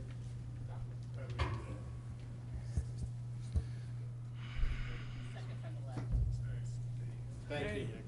Good, that helps me. Mike Galante, Clark Associates. I'll try to be brief, but give you the point of a traffic study, and then we'll move into recommendations, which was put together not only by me, but the team working with the building committee. Obviously, a traffic study is an evaluation of traffic conditions at a school. It's not only traffic, but pedestrians, school bus activity, parent drop-off, staff arrival and departure, and of course, most important and should be really first on the list is overall safety. So as part of a traffic study, we conducted actual traffic counts at 5 intersections, of course, the school driveways, Mill Hill Terrace, Mill Hill Road, and other intersections nearby. We focus on the morning for arrivals, the afternoon for dismissals, and we identify traffic conditions as a baseline traffic condition.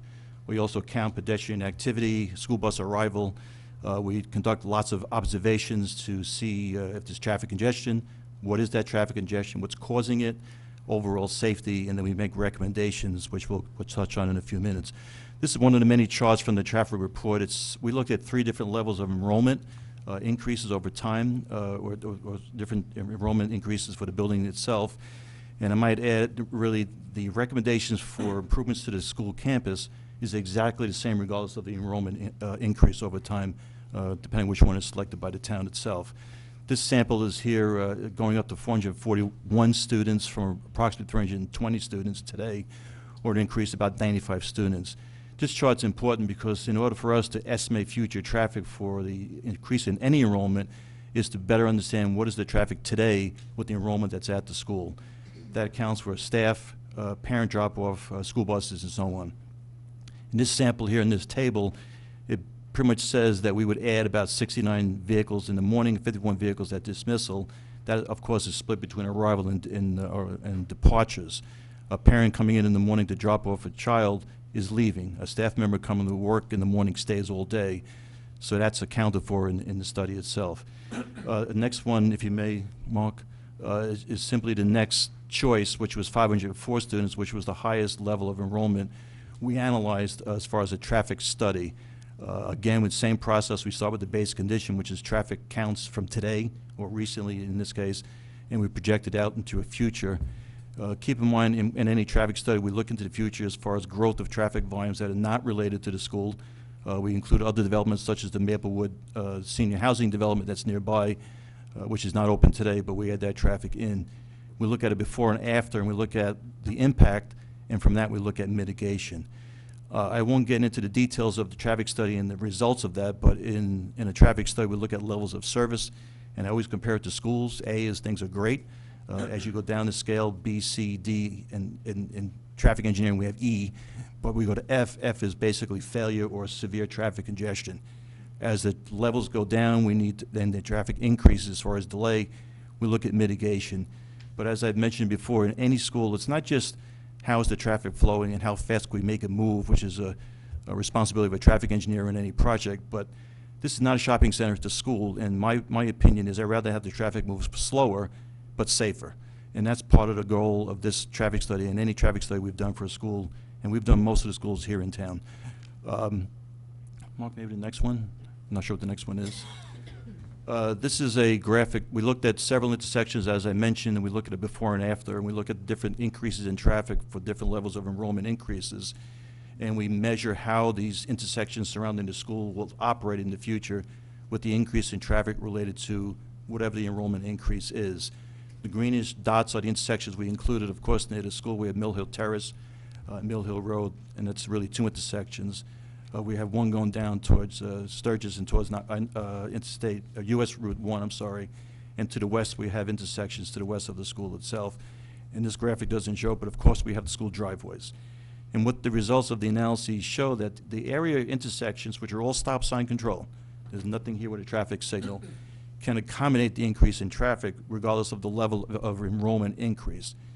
There is an increase in delay, of course, and as you add enrollment, the increase in delay increases. But as it's measured, each of these intersections would continue to operate at respectable levels of service, A, Bs, and Cs, for example, and would not require any mitigation. The mitigation we have is really, I think probably the next slide, which is a graphic from the report itself, and is actually an update of this figure in the most recent traffic report.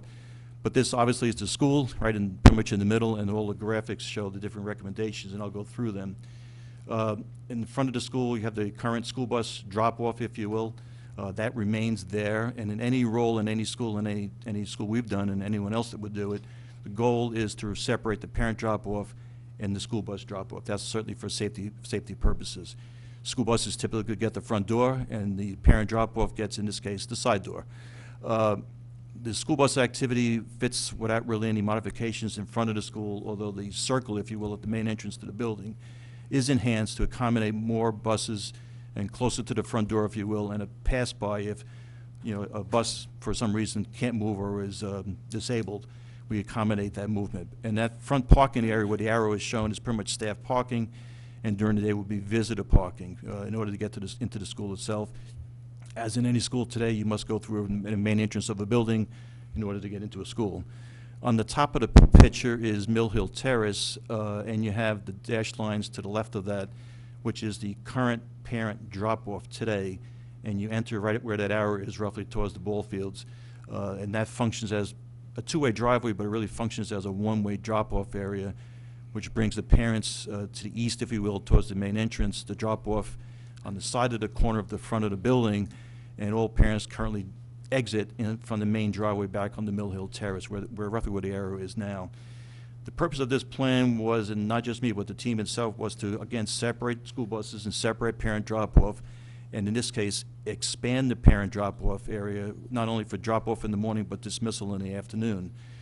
In any school project, you typically have more traffic in the morning and less traffic in the afternoon because of after-school activities and school carpooling, with kids going home with somebody else and so on. So we need to accommodate the morning arrival and departure as far as parents, and again in the afternoon where parents sometimes come early, stop, park, I hate to say it, but socialize, and then pick up their children and leave.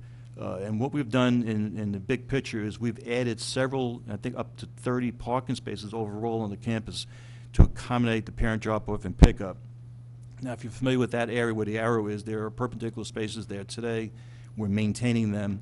And this driveway and this aisle becomes a two-way drive aisle where parents would come in on the left side there, come in and line up to go towards the circle, drop off at a controlled point, and this school, like many schools, and most in Fairfield certainly, have staff really waiting for the students to get out of the cars in the morning and walk into the school building itself. In this case, the parent would drop off in that circle. There's room for 7 or 8 vehicles at a time to drop off, circle around and drive out that same aisle back to Mill Hill Terrace and exit at that driveway. In addition to that, perpendicular parking, one lane going towards the circle, one lane leaving the circle, if you will, for departing traffic, and a parking aisle along the Mill Hill side of that driveway with a sidewalk that extends. So more in the afternoon where a parent would come in and wait and park and wait, they can walk on the sidewalk back to the entrance to greet their children and go back to the car on a sidewalk as opposed to crossing the aisle. And as I mentioned, safety is most important in any school and really any project, but more important at schools and certainly in elementary schools. One of the reasons for this layout was to, again, separate the parent from crossing a school bus coming out of the main driveway, which is maintained at the same location, but improved. And when I say improved, actually removing pavement and tightening up the driveway itself, because right now it's quite wide, and certainly it's great for the school buses, but by tightening it up and restricting the curbing and so on at that point, it automatically slows down a vehicle and certainly would slow down a school bus. In that area, we enhanced the crosswalk, the sidewalks, and the connection to the front of the building itself. In that same area on Mill Hill Terrace, between the driveway for the parents, as you know, it's pretty much overgrown vegetation all along there. Our recommendation is to clear it out appropriately to improve sightlines from a traffic safety perspective. But as the police have mentioned and may have mentioned it again, that was also a reason to clear it out, was to enhance visibility of the school itself. So it's kind of a double benefit in that case. But my perspective was first to enhance sightlines coming out of either driveway onto Mill Hill Terrace. On Mill Hill Road, which is in front of the school, today you have parents dropping off along the school side, if you will, or the south side towards US 1. Today they drop off there, and we've watched parents make U-turns on that road to go back towards Mill Hill Terrace or go back towards Route 1. And because of the width of the road and the activity there and some students walking, we felt that was an unsafe condition. And keep in mind, we did look at accident data. There were no significant accidents in the area, but we did look at that. But we wanted to be proactive as far as recommendations to improve overall safety. So we made a couple of recommendations on Mill Hill Road. One is installing no U-turn signs, which may sound minor, but it helps the police enforce it and make it known to parents that it's not something that's should be practiced. And along the school side today, there's parking on the school side. We're actually recommending no standing from 6 a.m. to 6 p.m. to force parents, I hate to use the word force, but force parents to use the drop-off area for Mill Hill Terrace, but be available for parking if there's an afternoon or late evening or early evening school activity, such as parent night, and we need all the parking we can possibly get. So that's in place for that. On the east side or northbound side of Mill Hill Road, going where the arrow is now, that's no parking today all the way down the curve towards, around the curve towards the I-95 overpass. But that recommendation is to have no standing also. And the reason for that is not that we don't want people to park, but the road's too narrow for on-street parking. And from a safety perspective and having cars park on both sides for drop-off and pickup, we felt it was potentially an unsafe condition. So we've made that recommendation. That's a big picture, but a lot of detail went into the recommendations for improvements. And as I mentioned, these improvements are a recommendation for any enrollment level or enrollment increase for the school itself. Thanks, Mike. Also, you ought to know that all this was passed through the police department. Okay, we met a number of times and got their input and what their needs were.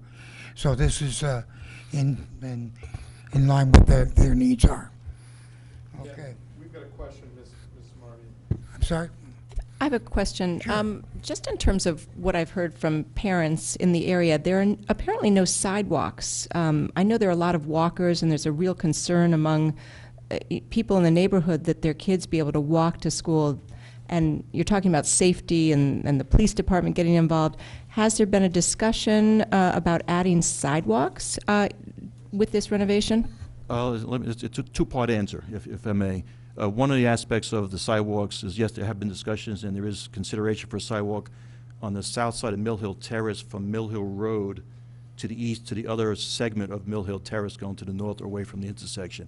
And that would be a town project. I wouldn't say it's a school project, but it's a town project.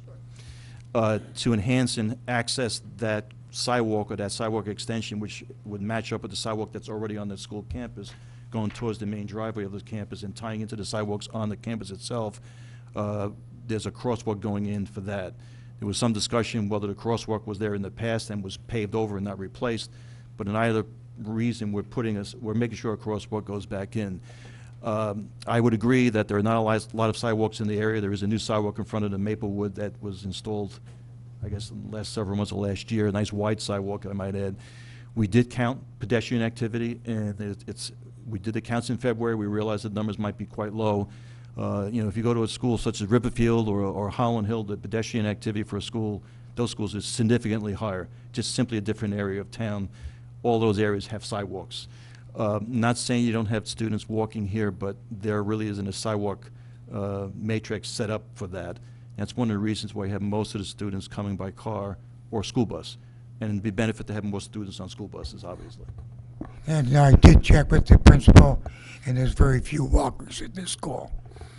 Mr. Quinn, Ms. Marty, Mr. Quinn, there was a document that was in our package today, or over the weekend, that's not here. You just, and I just want to bring it up because it was from the police department. It was from Chief Liddy. Yes. And I think he was, thank you. I couldn't find it. That was my question. Yeah, oh, okay. They very specifically say the police department is incomplete data to make a conclusive recommendations or render safety decisions.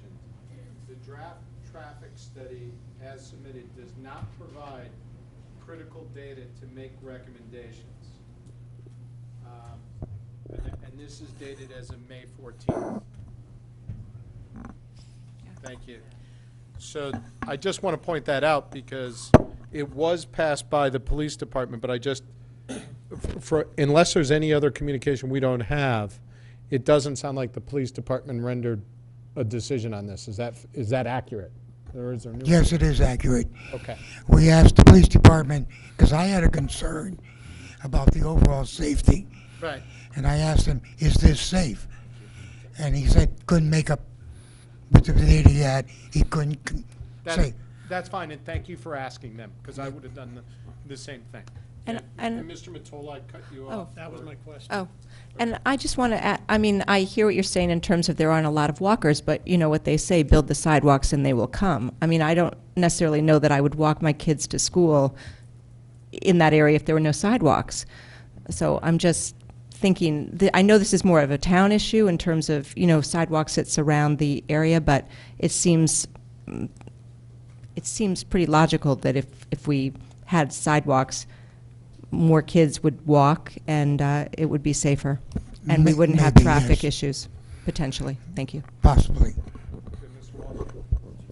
Number one, wasn't there a woman who was just recently hit right on on Mill Hill Terrace or Mill Hill Road? Do you have any notice of that? No. Okay. Okay. Well, no, I think it was right at the school. I actually saw a video of it. So that hasn't been taken into account by you or the police. Did they know about that prior to coming up with this decision? I didn't know about it. I did hear about it, but I have not seen anything to show me where the accident occurred and what the You probable have heard cause. about it? I heard about it, but it was almost third hand, so I really don't know any details about it. If there is some information, we'll look into it. Okay, can we hear from the witness? Through you, Mr. Chairman, can we hear from the witness of where that occurred? Can whoever is the witness just come on up and give your name and just the details of the location? Yes, we'll swear you in. There's burglary and theft. My other daughter was with me. She wasn't with Put her on the me. Milligan Can you box. just give your name, please? Thank you so much. Hi, my name's Janine Alianello, 472 Mill Hill Drive. I live in the neighborhood right across from the school. We were coming home, and it was an afternoon, like right after 3-ish. Figure I'm coming home from Roger Ludlow, and there's all these like police cars, traffic, and a woman who walks all the time in Fairfield, a young person, like a mom. A car backed into her. I mean, she did go to the hospital. She was okay, but the car just, I guess, bumped into her, and it happened. I don't know if she wanted to make a big deal about it, but people can't see people there, and there's no sidewalk. So it's something that did happen. It's What not. was the location? Yeah, where? So there's where the Mill Hill sign is. Okay, so you see like the corner. So here's Mill Hill sign, and the corner's here. It's like right where you would walk, and there should be. At the school driveway? Not at the driveway. You see the corner Can of she use Mill the Hill pointer and Terrace, point it to us? Mill Hill Road. Can she use the pointer and just show us where it was? Oh my gosh. On the big screen. It's right in the corner of Mill Hill Terrace and Mill Hill Road. So you'll see that Mill Hill School sign. There's Right here. right where there's a stone wall, and there should be a crosswalk that would like lead you up to Mill Hill Road more, and she was walking right over there. So kids who would be coming north from that Mill Hill Road and then maybe wanting to cross over the crosswalk and go right towards the school, it was like right over there on the corner near the school. Can I ask a question? Just, you said the driver backed into the person? It was an old, yeah, I think she was walking, she got backed into, but there was. God, all right. That's enough. Okay, guys. Thank you very much. Thank you. Yeah, thank you. Okay. You want to leave it? Further, Where do you want? isn't this, and I'll ask Dr. Jones, Dude, doesn't every single member of Mill Hill have the right to take a bus because of the Yes. situation over there? Yes. It's a special situation. Do we have any other schools in town that every single member is allowed to take a bus? Allowed to take a bus? I don't know. Yes. Okay, what other schools do that? Dwight and also Burr, both are all bus. Okay, and that's once again because of safety reasons, because there's no sidewalks to walk on. That's correct. And all those situations seem to have lots of trees, lots of cars, lots of hills. All of them seem to be kind of consistent in that regard. Yes. Okay. Okay, so you allow, even if somebody lives across the street, they can be picked up by bus, correct? No walkers. Yeah. And does the district encourage people to take the bus? Sorry, let me get here so I can do the appropriate there. Just so I'm on the microphone so you can hear me. It is 100% walking school. That is the expectation, is that people will not, I mean, sorry, 100%. Ooh, yeah, that would be bad.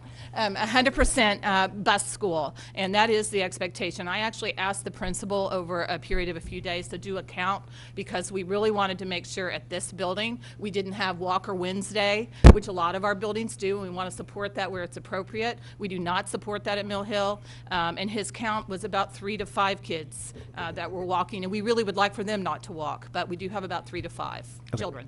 And while you're up here, I saw a tweet by you, I think it was today, saying that utilization of the buses is extremely low within the Mill Hill district, correct?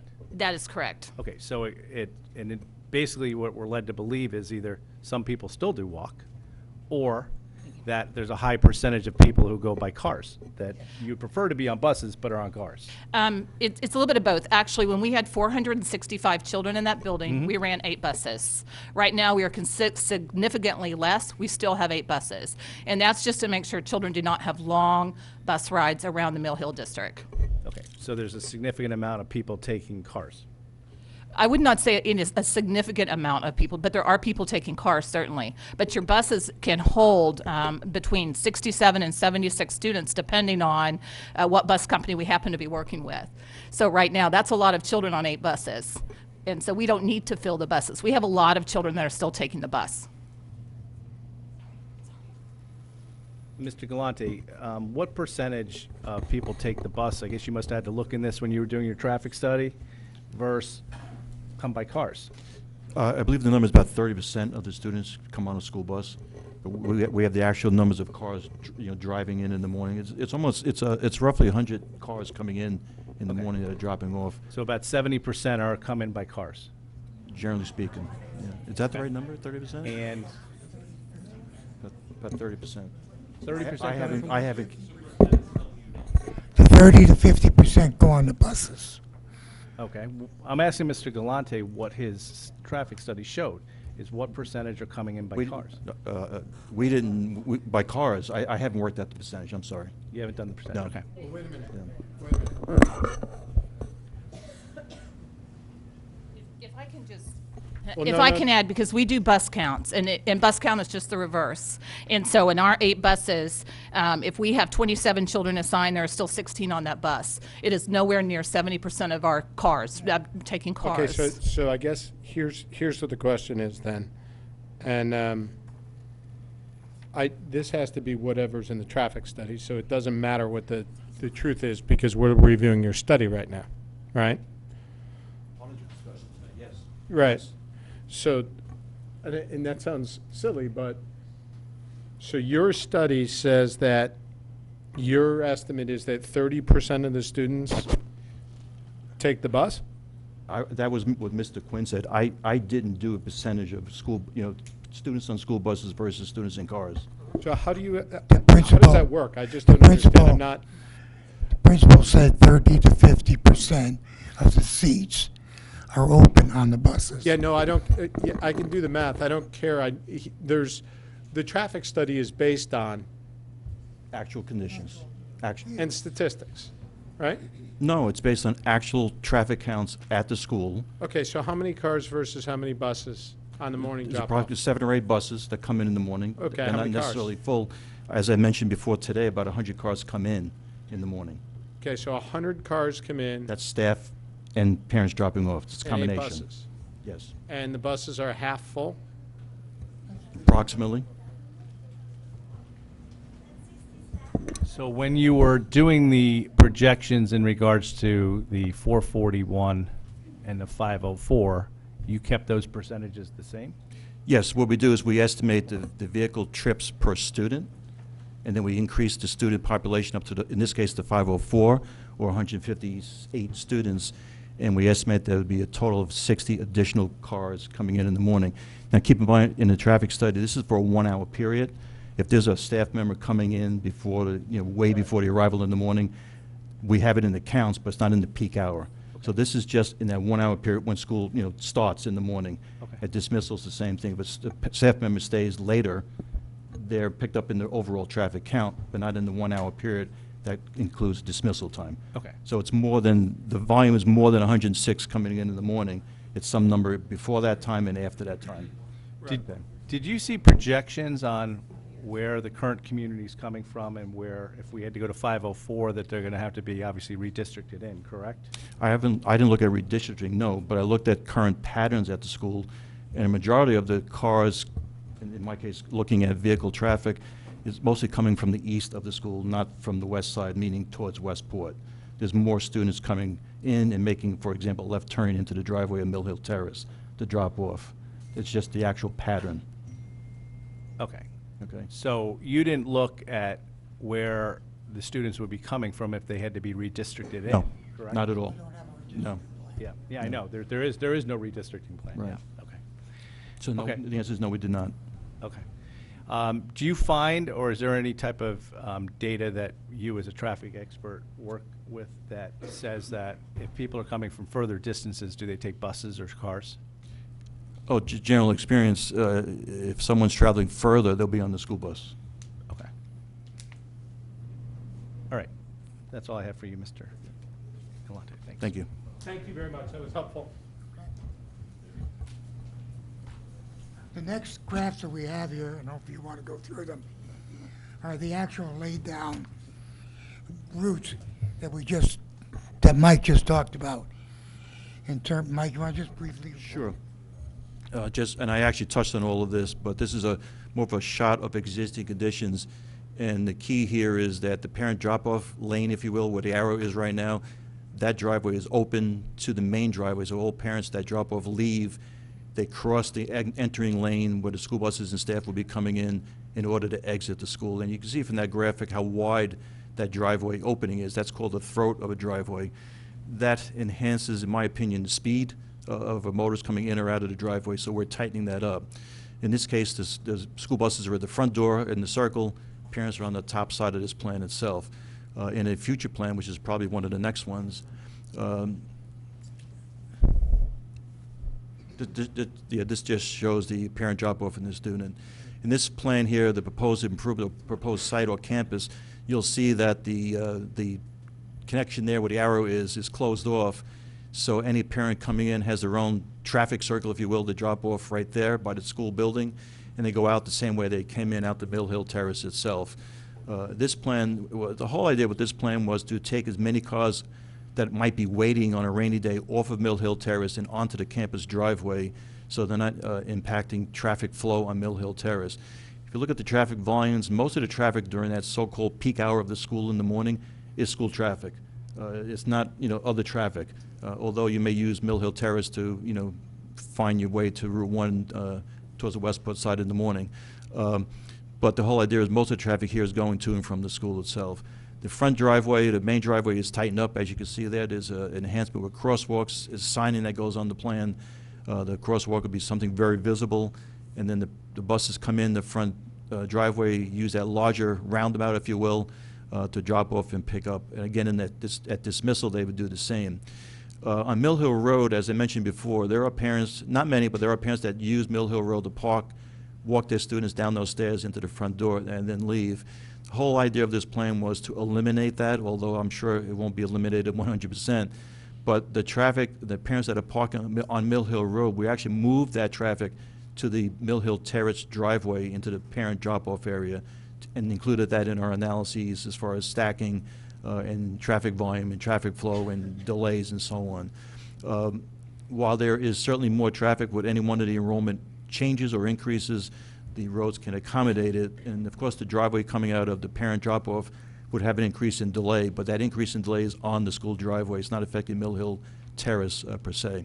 So we have different ideas, but the concept of the improvements to the campus are the same with each enrollment level. Mr. Galante, I mean, obviously, this is a lot safer program, the way that you've designed it.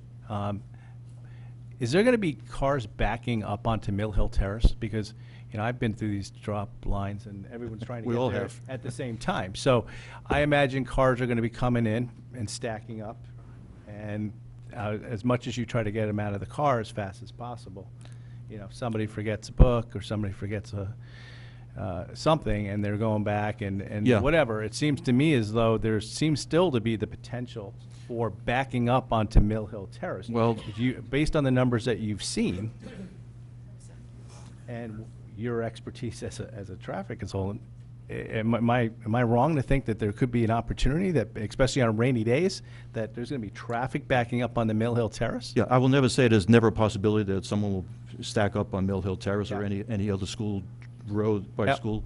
But the whole idea of this layout and the increase in parking spaces within that parent drop-off area was to, in my mind, significantly increase the queuing and parking areas to accommodate that parent. Will it happen on a bad rainy day when there's extra parents driving? Sure. But the whole idea of this concept, we added about 30 spaces to pull the traffic off of the roads around the school itself. So you think that they'll come in and they'll park? They'll park or wait in the drive aisle, which is the way it's designed. They'll And on wait the- in the drive aisle Yeah, to meaning get their going kid up towards to the circle itself. Yeah, so they'll wait in the And- drive lane to get up to drop their kid off. Yeah, and if they want to actually, if they don't find a space in the perpendicular parking space, they can go around that circle or go and park on the, I'll call it the Mill Hill Terrace roadside where that arrow is. You can see that white line, that's an extension of a sidewalk. So a parent could park, walk their child in on a sidewalk, not cross the drive aisle and access the school building. You'll see the sidewalk, the white line going towards the building frontage. And the whole idea was, as always, to make it as safe as possible, which I know is a difficult term to use, but to enhance it by getting as much traffic or waiting cars off of Mill Hill Terrace, which I'm sure occasionally does happen, and to get that traffic onto the campus itself into a proper location to drop off and pick up. Okay. At the Mill Hill Terrace entrance. Which one? The main one or the No, the parent? one for the drop off. Okay. I don't know if you, right there. So you're going to be having cars coming down Mill Hill Terrace taking a left into there, right? Correct. You're going to have, has there been a commitment by the district that they're going to have like a traffic person trying to let people in? Because clearly people are going to be coming up from the other side and trying to come in, and it's going to become, you know, I would imagine problematic for buses that are trying to come, what I consider up from the west side, I guess. Yeah, keep in mind, as I mentioned, the majority of the school traffic is coming from the top right with screen, if you will, so they're making a left turn into the parent drop-off aisle. Okay. But keep in mind, when that parent leaves, they're making a right turn. Okay. It's a clear pattern. As far as the volume of traffic on Mill Hill Terrace that's not school traffic, certainly in the eastbound direction is quite light, actually. Okay. So the model and the analyses takes that into account. And how's it work right now, the way it is right now? How's it working? I've been there many times, and I've had other people from my office there. It does work. It doesn't. It's not a perfect world where there's no delay, but it works from a point of view where we're satisfied with that. For example, we're not recommending a left turn lane, for example. There, we don't need that. Yep. Not that anyone, I think, would be interested in that in front of their home, but we try not to do that at schools anyhow. We don't recommend turn lanes certainly at elementary schools if we can avoid it. Okay. And the tightening up of the new plan up for where the buses are Main coming in, driveway. the main driveway. Any problem with the buses kind of coming in and leaving at the same time? It No. seems like it'd be a narrow entrance. It's tighter, but it's designed to accommodate a school bus, Okay. as well as an emergency, fire truck, for example. Mrs. Leclerc. Can I ask about emergency vehicles and fire trucks? How would they get in and turn around? Well, if you look at the main driveway, which we were just chatting about, it's certainly tighter, but it certainly can accommodate school buses and emergency vehicles. That fire truck could come up to the main building entrance, if you will, and they can accommodate, that truck can turn around in that roundabout. If you look at the green center of the traffic circle, there's a tan ring around it. That's to accommodate larger trucks, such as a fire truck. Okay. And what about the other driveway? Can a fire truck access the building? from the I'd have to inside? ask the landscape architect, but I believe that the truck can. I'm not saying a hook and ladder, for example, can, but they would probably come to the front entrance to the building anyhow. Okay. Yeah. It's flush. No curbing. Okay. It's a different type of pavement treatment. Mr. Matola has a follow-up Is- question. yeah, I just remember being on building committees in the past, doesn't the fire department vehicles, don't they have to have access around the whole building, if I remember correctly? And does the plan, does your plan account for that? That's my question. Okay.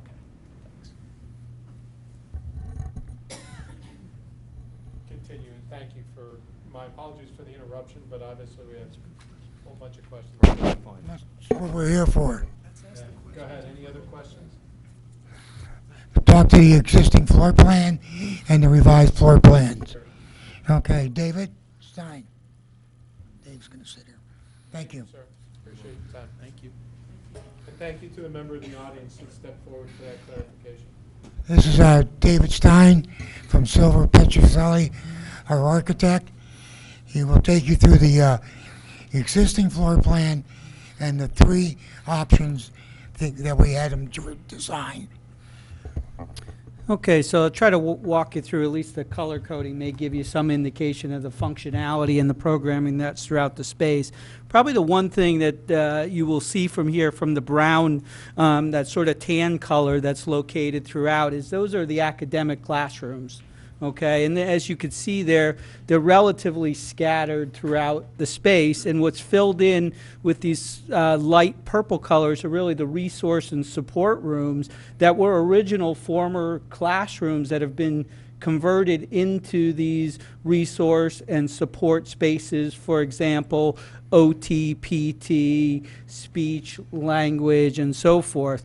The office, which is located directly in the center of the aerospace, that has also been manipulated over time in taking over smaller storage rooms or classrooms or so forth. So you'll see within the proposed plans, all three of them, what we have done is we have fully reorganized the adjacencies to make sure that all those classrooms of those academic spaces are within the adjacencies, and those core resource spaces are better supported within the center of the building. So we could go to the next floor plan, which will start at the 504 and sort of work ourselves down. The proposal of all three of these consists of 5 additions. We will start with sort of the left and we'll work in sort of a counterclockwise way. So the addition that's added on at the bottom left of the page where the arrow is part of our music and art wing that's proposed to be located there. That is an extension or addition onto the building. All of these additions that are added on are for the purpose of making sure that we're able to add an addition, but also keep the academics going at the same time. So a lot of this is a result of phasing of construction. You begin to see now all of our academic classes are all lined up in a row. One, to be able to add for flexibility over time as things begin to change. Right now it's really organized from the 3rd grade all the way up to 1st grade. And then the addition, which shows we're now adding on all the way to the right of the building, those 6 academic wings that are there. We're now creating a loop which comes down, which is, so now you see there's a clear circulation loop of a hallway, which right now there's really just a dead end at the end of this. So this improves circulation. You're now seeing those purple spaces of resource rooms are now being positioned in various points around the academic wing as support. The next addition, which is now located here, which is part of the expansion of the kitchen, is part of the 504 and the other The other solutions, we're expanding and renovating the kitchen space throughout. We are removing the 2 portable classrooms, one which is located here and the other one which is located sort of right where our new additions will be positioned. To the right, off of the gymnasium, we're expanding a stage or a platform, which you've done on some of your other previous schools, to allow for assembly space and multi-purpose use within the stage. There's also some support renovation that's to the right. And then the last addition, which is located in the front of the building, is to be able to expand the office and the administrative wing to give them the space that's needed and to reposition those, making more efficiently. We're also improving the entry in terms of security and visibility around that turn circle that you just saw where the buses would be entering in. So that addition is now projected out to give better visibility throughout. Yeah, also in terms of security, this is pretty much like Riverfield and Holland Hill in terms of being able, a field of sight coming up to the school, get people in the office can see. And those people are protected with bulletproof glass. It's important because the police department has a 3 to 5 minute response time. Okay, and we got to give the people in the office time and the confidence they can pick up a phone and call and not get hurt and killed. So they're protected while they're doing their job. Quick question, because you mentioned something, the assemblies. Microphone, please. Yeah. Yeah, thank you. Yeah. It's amazing, I have to use my outside voice. The assemblies, how often are assemblies done, like, where parents come in? I'm thinking about the parking, right, in that area? Very honestly, we don't design for parent parking at special assemblies. I understand. Okay. That's why I'm asking. Every school in this district, in this town. That wasn't the question. How many times do we do those to the superintendent a year? I'm not saying we design for them. I'm trying to figure it out. Generally, it's about 2 times a year, maybe 3, and that is depending sometimes on who the principal is, Right. how they're working to mitigate traffic. I know, for instance, right now, Mr. Chase, the current principal, is working very hard to make sure that things like parent night are over 2 nights, which Right. most of our buildings are moving to that because we have a lot of the same challenges with parking. Yeah, that's what I would figure. How big is how many parking spots are in the revised plan? So there's 106, and there'd be 400 and some odd in the school at some point. Correct. Got it. Okay, thank you. Okay, next plan. So the 441 plan, as you can see, is very similar. Really, the difference between this plan and you'll see the next is really just the classroom count. The additions at the bottom of the page still remains the same. The administrative wing still remains the same. Our addition to the stage remains the same. It's really just the overall population of classes. And then basically what we ended up doing is just reshuffling it around. So if you go to the next slide, you will see, for an example, the addition changed slightly at the bottom of the page. But the academic wing at the top, the addition, it's now down to 3 versus 6 classroom addition that you saw in the 504 scenario. But the core spaces, those resource rooms, remain intact. The size of those are all there and appropriate for all 3 of the populations. Yes. Yeah, go ahead, Mr. Wall. Is it only on the 378 where the bottom left changes? And if so, why? Why did that change from the 2 other models? Yeah, good question, because as we were shifting the classrooms needed all the way to the left, we were able to bring that interior and not create an addition onto the building. As the population, we didn't need to shift all of those around. And maybe the answer would be if we go, Mark, all the way back to 504, you could begin to see how we were lining all of that up on the left side with classrooms. As we went to 504, from 504 to 441, it began to, we started shifting some things. You see some subtle changes with restrooms and existing conditions, and then going back to 378, we were keeping a lot more of that space intact and using the existing spaces to be more efficient. So why is it that between the 378 plan and the 504 plan, it's about 126 students, correct, difference? Are the core facilities not changed? So between that 126 student difference. I'll repeat the question. Why is in the three plans between 378 and 504, which is 126 student difference, are none of the core facilities changed to properly size them for the community? Okay. For the school. We size those core facilities for the number of teachers that are coming in. Those rooms are capable of handling any place up to the 504 in terms of students. So I guess I'm asking the architect, why didn't you resize them? So for the number of students? Yeah. For example, so each of the three scenarios need the number of program spaces. Okay, the size of those spaces is really just based on how it's utilized. So, for example, OTPT, you wouldn't increase the size of the room based on the teacher to student ratio.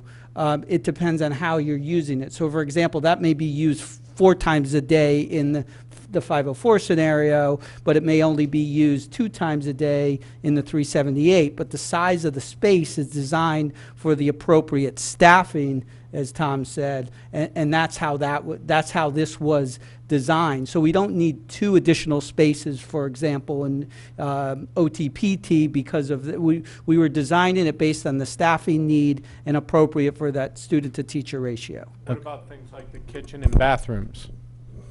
So the bathrooms did change, okay, slightly. And for example, I think you may be able to subtly see that in the 441 scheme. If we go from the second classroom down to the top left, Mark, if you could point to, yep, so right there, we were, in that case, we were reusing those existing restrooms. If we forward back to the 504, we created a cluster which was located down below. So yes, absolutely the plumbing count is a full result of the square footage or a result of the population of the building. Okay, so you've explained bathrooms and OTPT. What are the other core facilities? And let's talk about each one of them. Okay. So in terms of core facilities, we also have language and resource that's located directly within the center core. That's located here. We also have speech and language, which is located marked to the right. And so forth. So those are the key areas. If we go back to maybe the existing plan, we'll give you a graphic example of where some of those are located. We have some that are located all the way to the right by the stage in smaller areas. In the center area, we also have spaces that are located with language and resource. And again, those are smaller spaces that are just old classrooms that are divided up. And then going to our proposed plan,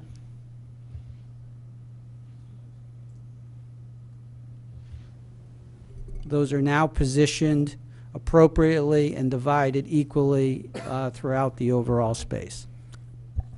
But with that 126 student difference, do the amount of room you need change for those extra 126 students?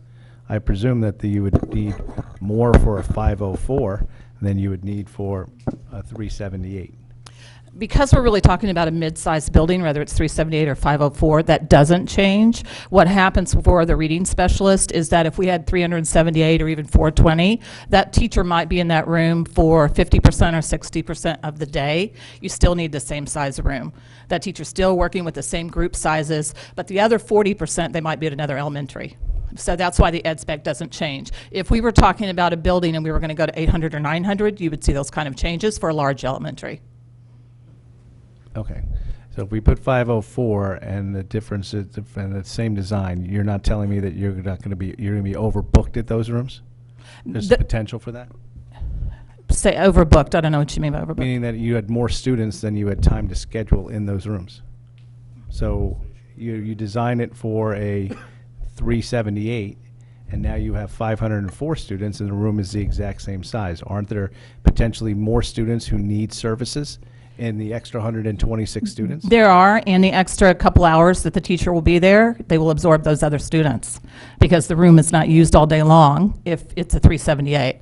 But that room is used all day long if it gets to 504 or to 90% utilization. Okay. What are the other core facilities that are in the building other than the ones we've mentioned so far?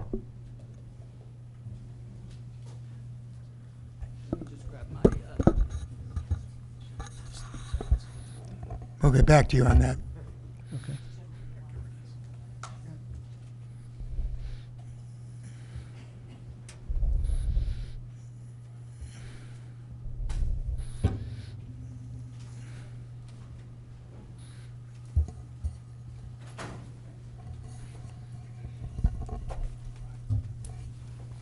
Thank you. I'm just grabbing the program.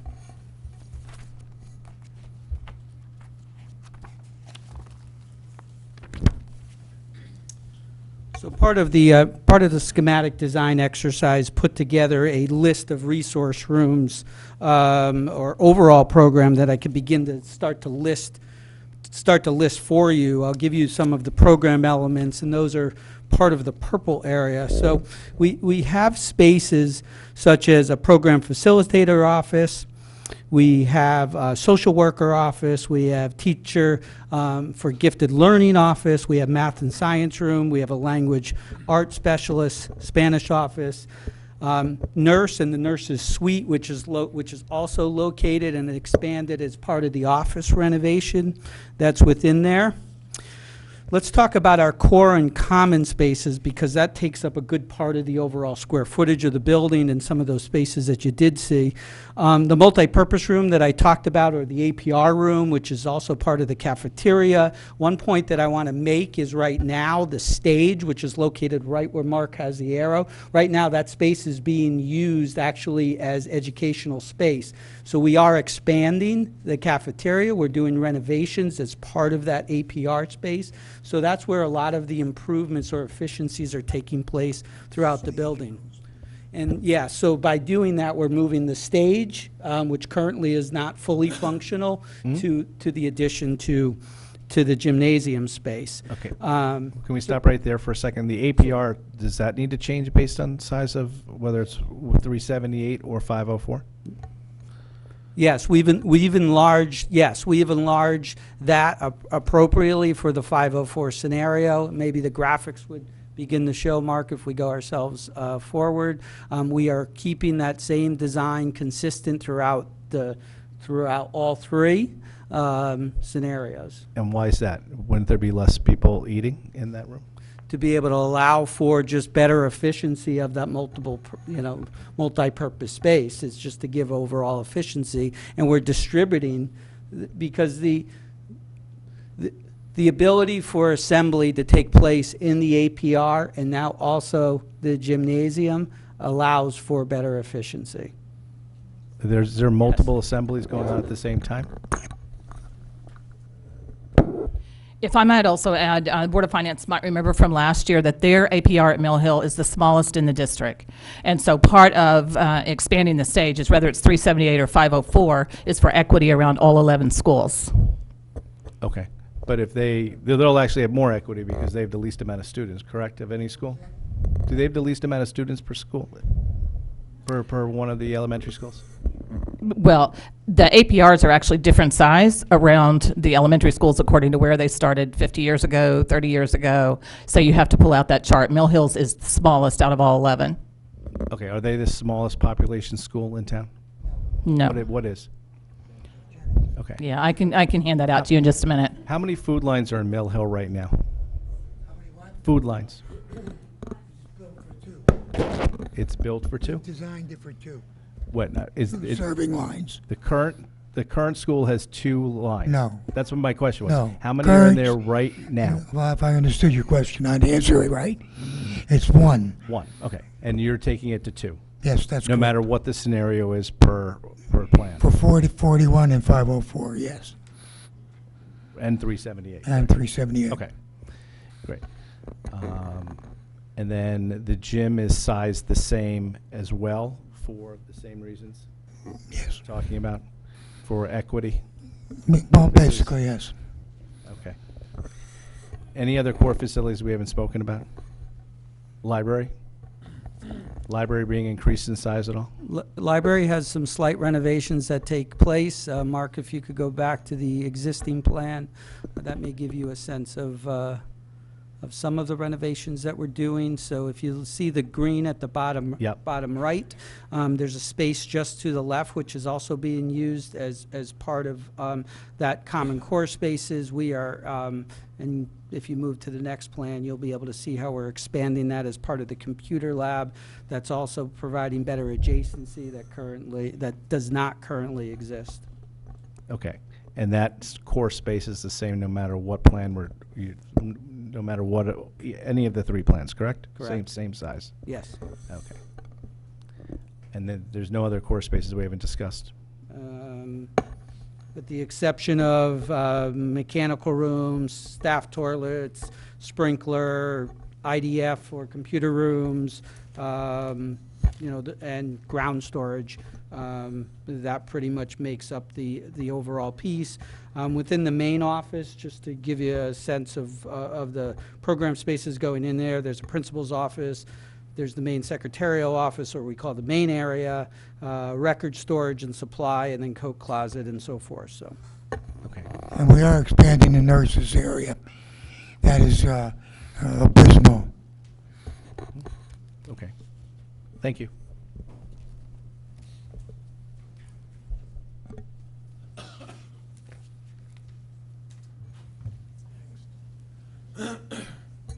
Amar, you want to come up?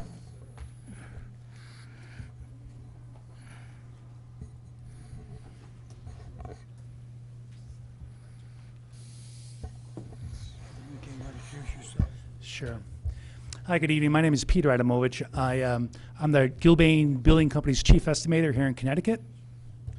My name is Amar Shamas. I'm the senior project executive for Gilbane as well. The slide that we have in front of us tonight is the project cost data. And again, it's aligning the 3 different school populations, 378, 441, and 504. But it's broken down into a couple different categories. That first line item, construction, which includes escalation, is the total cost for construction. So 378 is 16.5, 441 is 17.6, and 504 is 18.5. But to get to a total project cost, we have to add soft costs line items in. So FF&E is furniture, fixtures, and equipment. So you can see that those numbers are applied to each school population, and they grow, or they get larger as the school population increases. Fees and expenses, those are costs associated with the architect, his consultants. So those values, again, you can see they grow in expense as the population of the school grows as well. And then every project has a contingency value to that. So on the owner's side is set aside a 6.5% contingency, and those numbers vary based upon school population. So you can see the total project cost at the very bottom ranges from $20.2 to $22.6 million. So if we go to the next slide. Can we go back for a second? Sure. So the owner's contingency, refresh my memory, did we use 6.5% on other, We used between 6 and 7. we used between 6 and 7 on the That's others. correct. And then, if I'm correct, the Board is, yeah, thank you.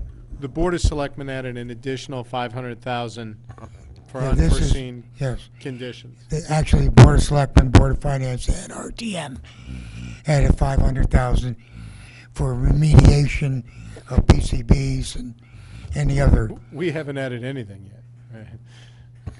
All right, so, but the Board of Selectmen is recommending $500,000. That's how they got to the 22,600,000. And that includes roughly $1.9 million of quote-unquote contingency for hazardous materials, as well as the owner's contingency. That's correct. If you add it together, yes. Tom? Yeah, Mr. Mottola. Is the additional $500,000, is it, would it be part of any state reimbursement if we had to use that money? Yes. It would be, okay, just want to make sure.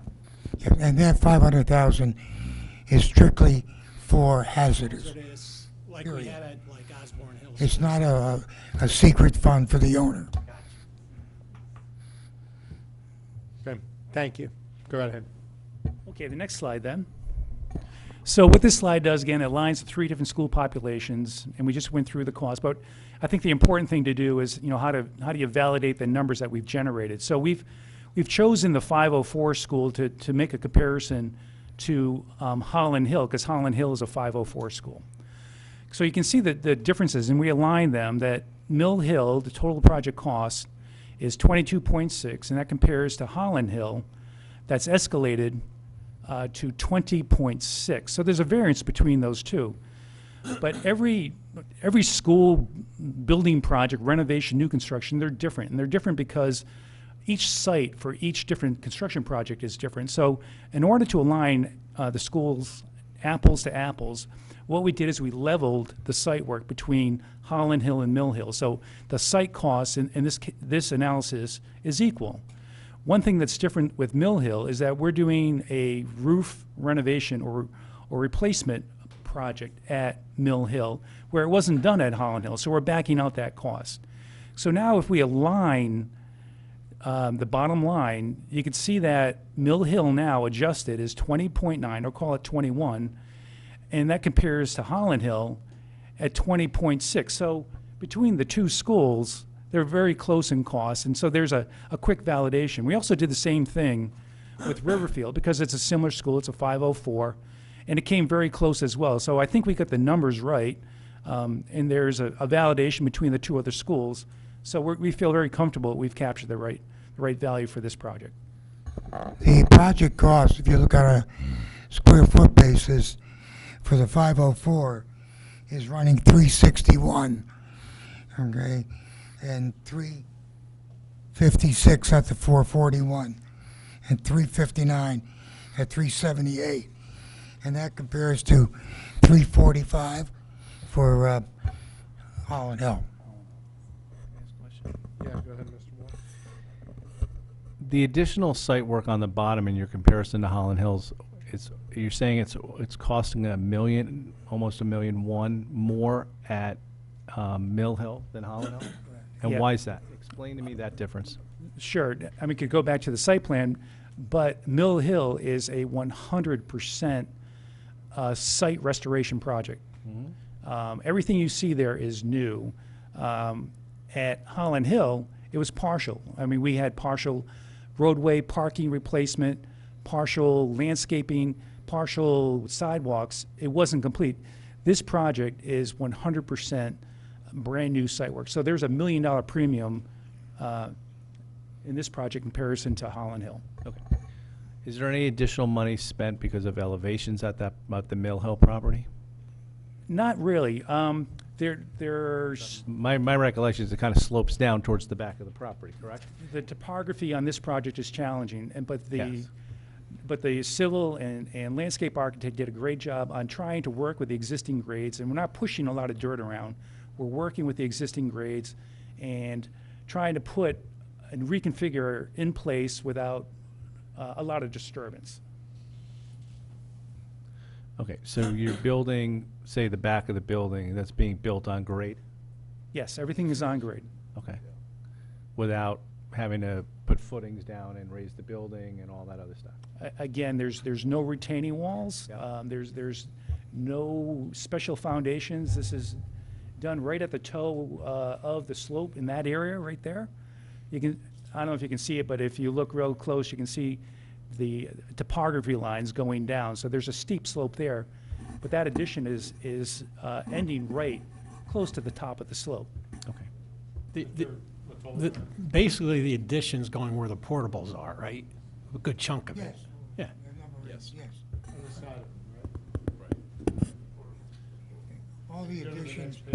All the additions are really replacing the portables in the back. Go ahead.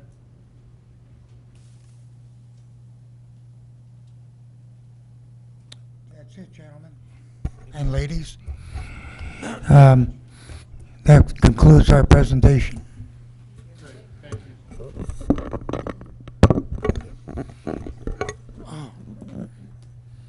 I know the superintendent and her team had some information they wanted to Yep. review. Are you going to use the same? You are. Okay, so in other words, don't get too comfortable. Okay. Thank you. Thank you, gentlemen. Appreciate it very much. You gotta go back, unfortunately. I think you gotta go back. They're making you move it. Oh, my God. Sit there. No, I can't see.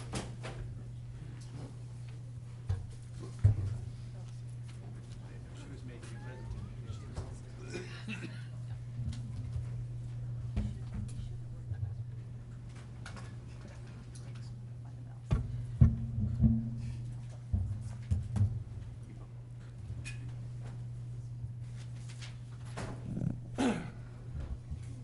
Sorry, it's not finding it.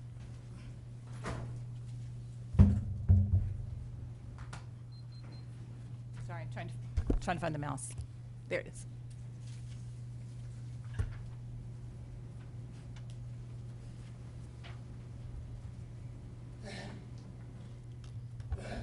Good evening, Tony Jones, School Superintendent. Christy Matali, Board of Education Chair. Jeff Peterson, BOF Lisa. We just would like to update the Board of Finance tonight on some of the work that we've really been doing over the last year. I think that will help understand why we still believe, as we did before, that the 504 is so important. Tonight we're going to look at we have about 11 slides, it's not too long.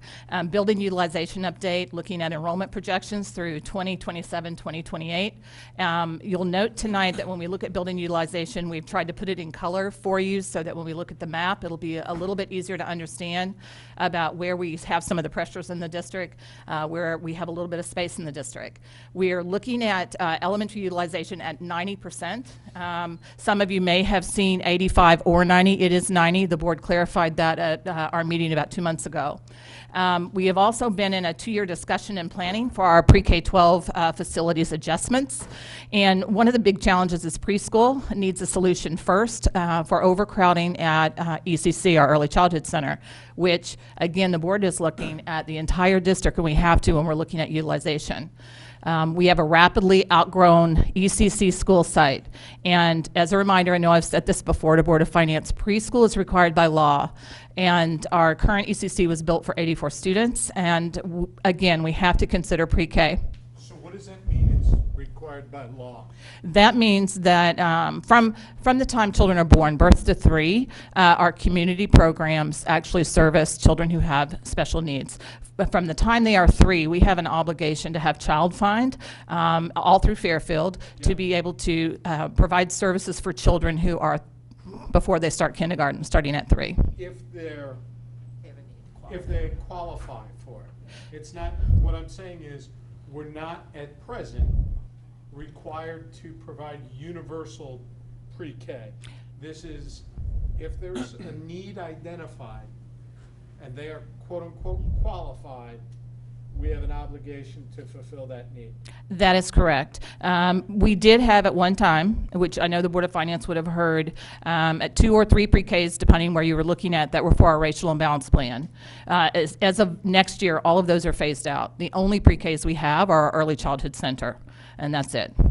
Mr. Mottola. And just And that, you presented information during the budget process that that population of students is going up and has been going up over the last several years. Is that a fair statement? That is correct on page 7. The whole page was on Early Childhood Center. And just to be clear, you didn't say during the budget session, and I'm not being critical, but I want everyone to understand, there were some plans and suggestions where you wanted to put these additional students, but is it a fair statement that that's still a work in progress right now? We are looking, we've gone through facilities, not only looking at programming, looking at the facilities about how to solve this problem.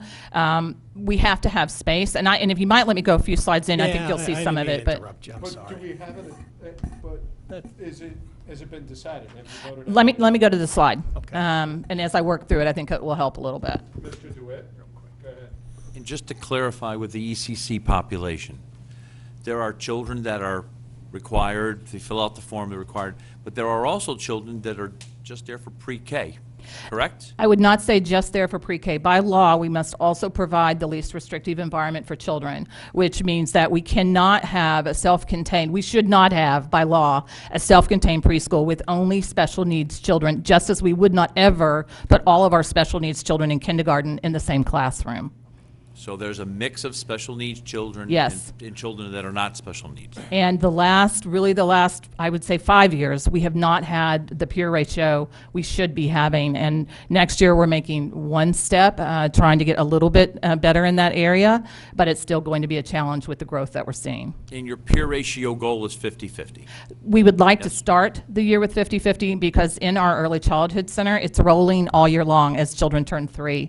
So by the time we get to the end of next year, we're sure it will be 60-40, or it could be even a little higher, just depending on growth. So your projection of 183, I forget what the number is, that's based on a 50-50 split? If you look at that 1920 number, 172. that is actual children who are pre-enrolled for next year. It is going to grow from there. And what's the percentage of those children, 172? Right now, we're trying to start the year, and we are right now, right around 50-50, with the exception of 1 or 2 classes that are a little bit higher. Okay, thanks. And why it's important is we are having to look at our elementaries for space. And this is a new conversation that when we were here last year, we weren't talking about that because we were at the very beginning of trying to resolve how are we going to resolve this issue.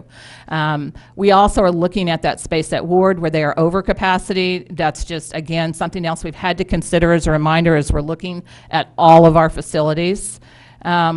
Right now, when you look at 2019, 2020, this is what our utilization looks like.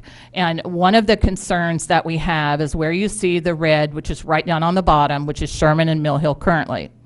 And that is we already have, by next year, we will have 4 preschool classrooms out at Stratfield. A lot of people don't realize that. Stratfield is no longer truly a 504 K-5 school because we are utilizing 4 classrooms for preschool because we are out of space.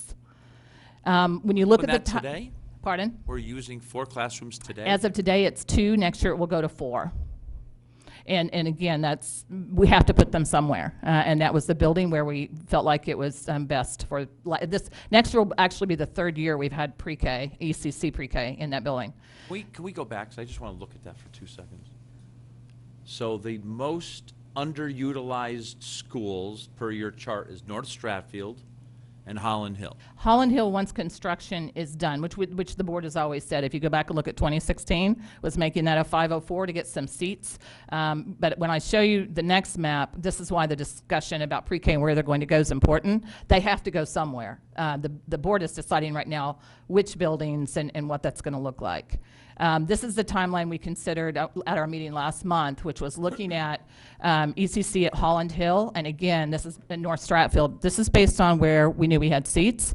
And then we've gone through an exhaustive process this year to also look at the facilities from areas like how many restrooms are in the building, so that if pre-K goes into a building, it's not pushing our kindergarten children out where they will not have restrooms. And the board, again, has looked at that, as well as is there already a unique program in a building, like another CLC. We're trying to not overload any one elementary with a lot of unique programming. And this is the actual timeline that the board was looking at just at our last meeting. Can I, just one question, my apologies. What is the date that Mill Hill would be available? If we were to greenlight this and move forward, what school year would it come online? I can't recall. 2022. 2022. So the 2022 to 2023 school year is when Mill Hill becomes available. Fall of '22, right? Yeah. Right. Fall of '22. That's what I would have thought. I just wanted to, thank you. Okay. So when you look at 2021, this is what is the challenge for the board, is where does pre-K go? So if we move our pre-K into those two buildings, we no longer have the space in those buildings that we thought we might have had a year ago.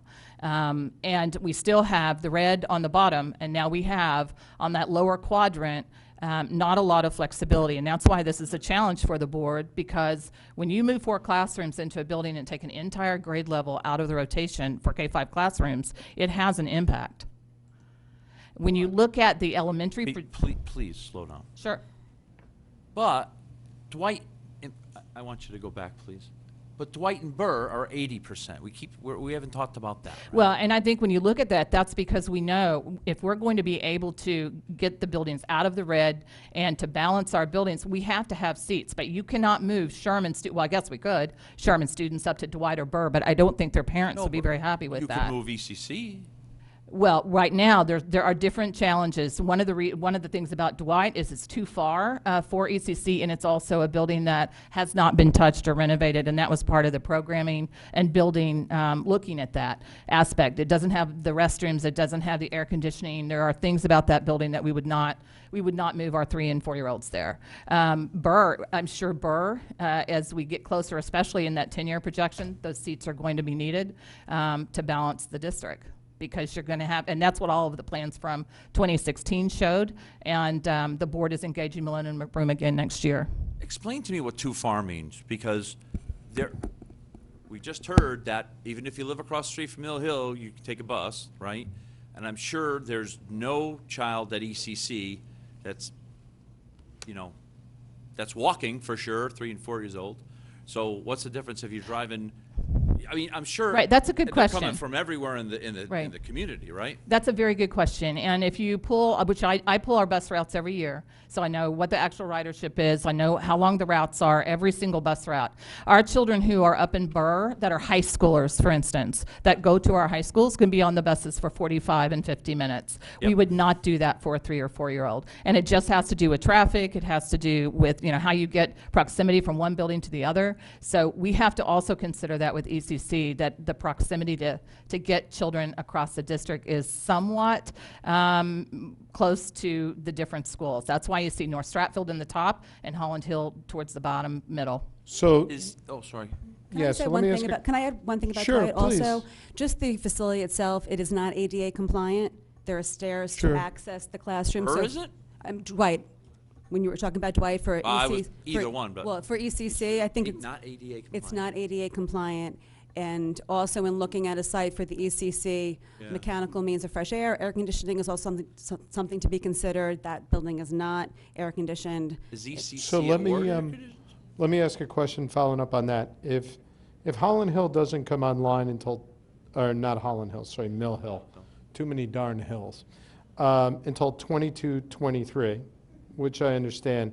If I look at the utilization projections, right, and I'm just thinking about the ECC, Ward's utilization falls off pretty dramatically.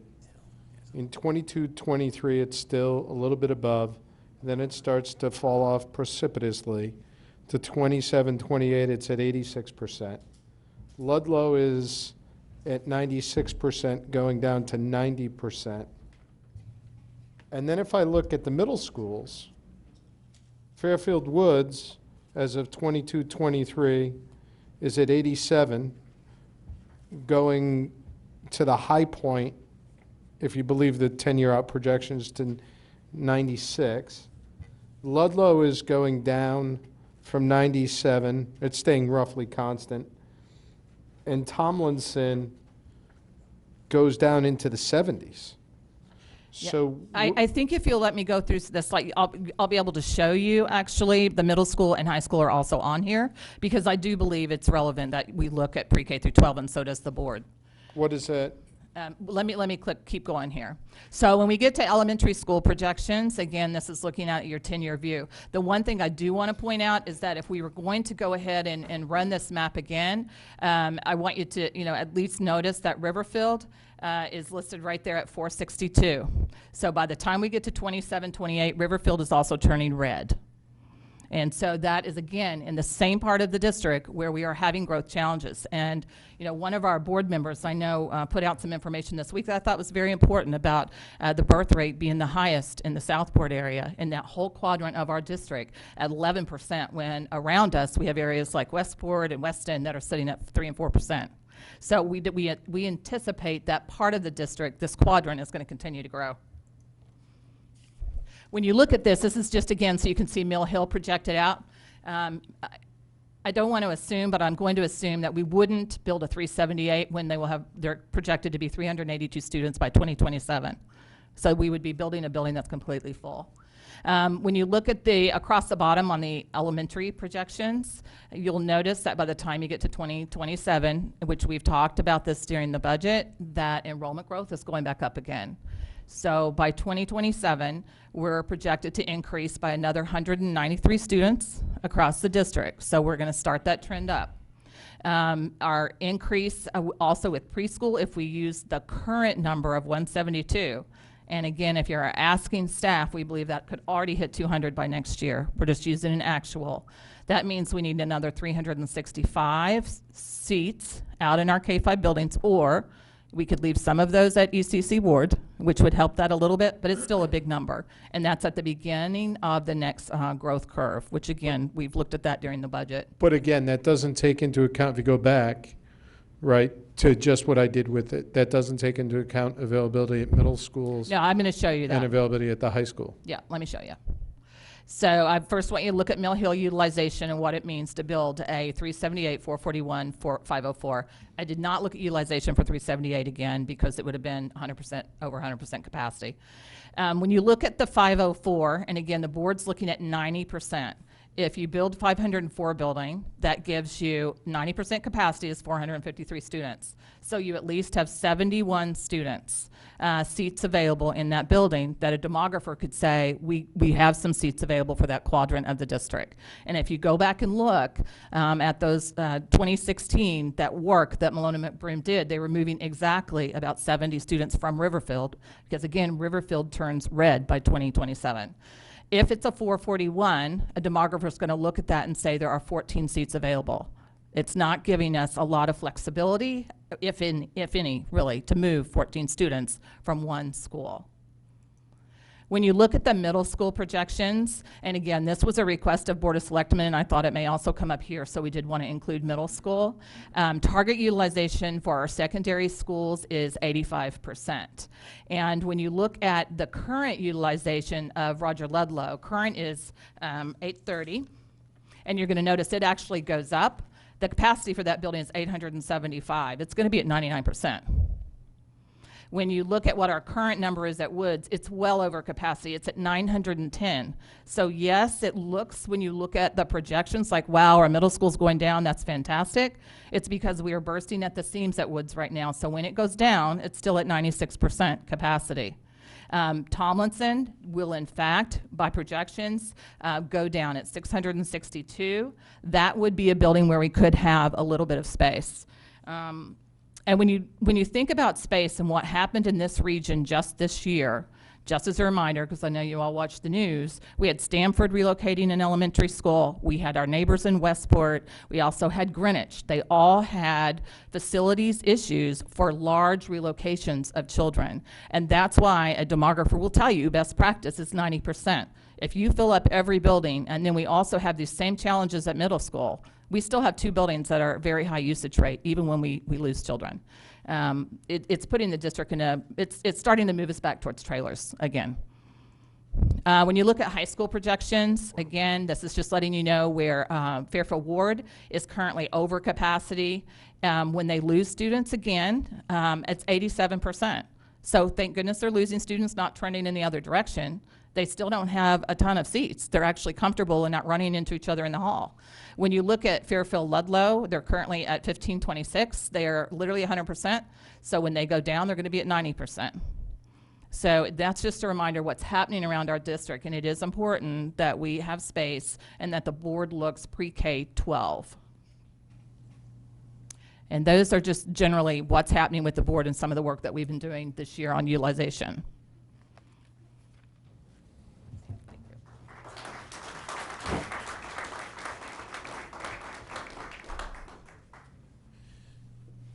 All right, can we have the lights? Thank you very much.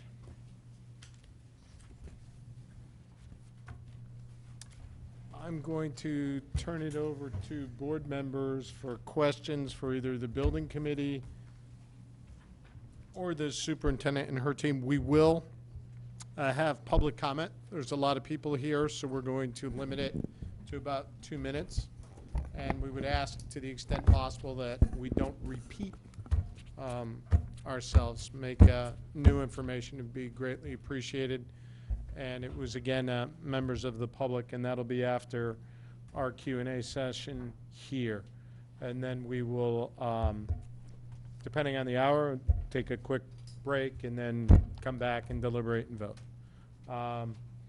Questions, comments from board members on either of the presentations that we just saw? Ms. Marmion. Actually, it's not on the presentation. It's on the Board of Selectmen meeting. Feel free. Okay. I'd like to get, if possible, your perspective on the vote at the Board of Selectmen meeting. They voted to support the 441.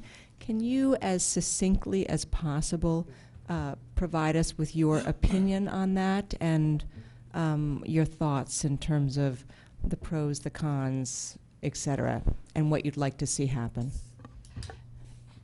I think if you take the presentation that I just showed, I don't think it was a wise decision. And I'm sitting here as a superintendent who has not a job to lose or anything to worry about, right? I believe this is right for Mill Hill and it's right for pre-K through 12 to have space for children and to be able to have growth. Why they made that decision, I can't speak for them. I agree with the superintendent. I can't speak for them. I think the building committee, you know, I know there was concerns about traffic. I feel the building committee addressed those concerns. As Dr. Jones said, Mill Hill is every student is afforded a bus. What parents choose to do is a personal decision. I think a lot of the problems that are there exist at every elementary school across the district. I think a lot of that can be addressed, hopefully, with just some cultural changes within the school. I understand the community's concern about sidewalks in the area, but with all due respect, that is really, some of that is not our responsibility for the Board of Ed. I can put that back to the town. And I think that really it was somewhat short-sighted, the decision that was made, just based on past long-term planning, the discussions that have had between the Board of Education, Board of Selectmen, the Board of Finance, the RTM, in terms of long-term planning for our district and our facilities. The 504 is in the ed spec. It's been discussed multiple times over the years. It's been addressed at the capital planning workshops. I understand that town boards wanted to know the cost of, you know, the various size buildings, and I, as a Board of Ed member last year, wanted to know that as well, because there was a lot of different numbers being bounced around of how much the project would cost and whether or not we'd be hitting the ledge, and I think that information was valuable. Now that we have it and there's, you know, $1 million separating the 441 from the 504 before any state reimbursement, and looking at a long-term planning, you heard the strategic planning committee come before you. There's a lot of uncertainty what's going on with the town, the transit-oriented development. You know, we don't know what this town is necessarily going to look like in 5 years. So I think just as a Board of Ed member, putting a project forward to other town bodies, we need to look forward. I think that adding a little bit of a cushion district-wide is fiscally responsible, forward-thinking. And even if you don't believe in growth, some of the other work that Milano McBroom did also ran the scenarios for closing 2 elementary schools, closing Jennings, closing Dwight, 2 of our smaller schools. And in order for those to be a possibility in the future, either because of an enrollment decline or, God forbid, one of our schools has to go offline due to mold or flooding. We've had a lot of maintenance issues this year that we came close, a little scare. That would not be possible. It would not be. Both times that Milano McBroom ran closing a school, it was predicated on Holland Hill and Mill Hill both being built to a 504. So both ends of the spectrum, growth or decline.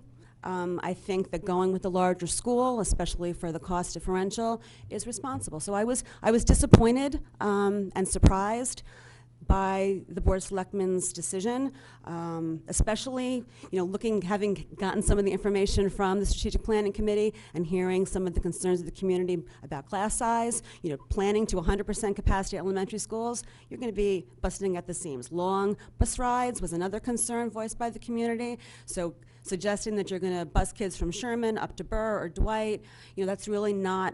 That's not the town feel that we want, and we try to maintain.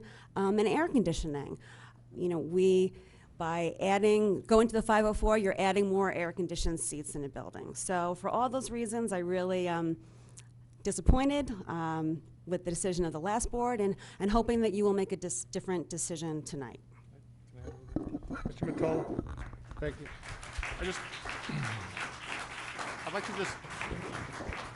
I'd like to just add a little bit to that, because I think. No, I want to go to Mr. Mottola first, and then we'll come back to Mr. Peterson.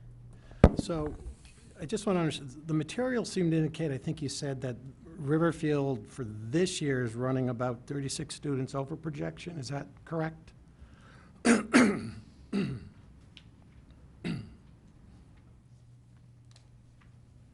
Riverfield is currently at, their October 1 count was 406. They've grown 6 more this year. They're at 412 right now. Okay. And so if I'm understanding your concerns from your presentation, your big concern is ECC, and I understand that now, as well as what you perceived, I'm going to say they're the choke points, the trifecta, which is, in my view, is Mill Hill, Sherman, and Riverfield, correct? Those are the concerns that you have right now moving forward. Right. Okay. Well, when we talk about turning red, those buildings Turning that red. are, yes. Right. Okay. All right. That's all I have. Thank you. Other questions? Yeah. Just a I'll come comment back to Chairman Vitale.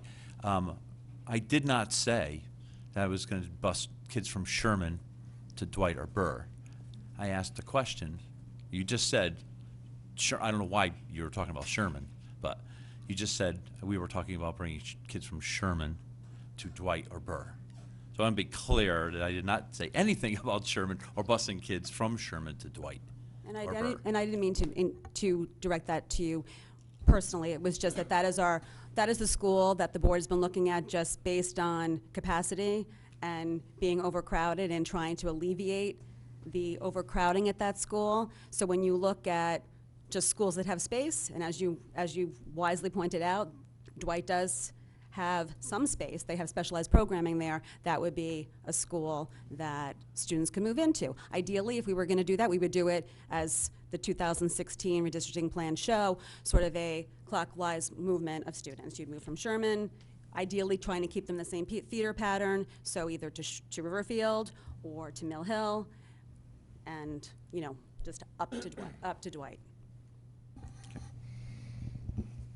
Mrs. Marmion.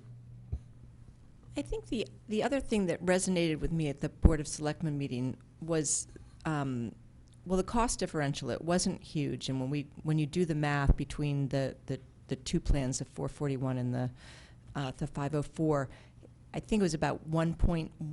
Was it 1.1 or 1.3 million difference? 1.1, and then we get reimbursed for the state, correct? Right. So it comes down to approximately 930,000 between the two, and we'd be gaining 3 classrooms with the 504. Is that correct? Okay. So the biggest thing that if you spend that money out over the 20-year bond, it's approximately $50,000 additional per year, which isn't huge in the scheme of things, given the total cost of this. But then what somebody said, obviously we want to get away from the portables. And my biggest concern was somebody said, we don't want to go back to portables. We don't want to return to the need for those portables. And that really resonated with me because that's part of our overall plan, right? Get rid of the portables. And all of the talk about safety in terms of kids going out into the portables, and that's one of our number one concerns is A, having the space and the capacity, and B, keeping our kids safe. So that, to me, really resonated. I don't know if you want to address that. I mean, if we don't have space, we have to put the portables back. Is that correct? That's a decision the board would need to make when all of a sudden it's September and you have extra children. There are people who would say you could displace art and all of these programs that are built to be art. That's why we're renovating and expanding buildings now to make sure we have the equity across the district. Generally what happens is you very quickly, I call them trailers because that's what they are, put in a trailer. One of the things that I had Mr. Collin do before he retired, who was our director of facilities, asked him to please check on the current pricing for one trailer. And right now we would estimate that would be $350,000. So those 3 classrooms could very likely cost you more because there is no reimbursement on a trailer than the 3 permanent classrooms. The other thing I would add is we're taking out 5 of those classrooms right now.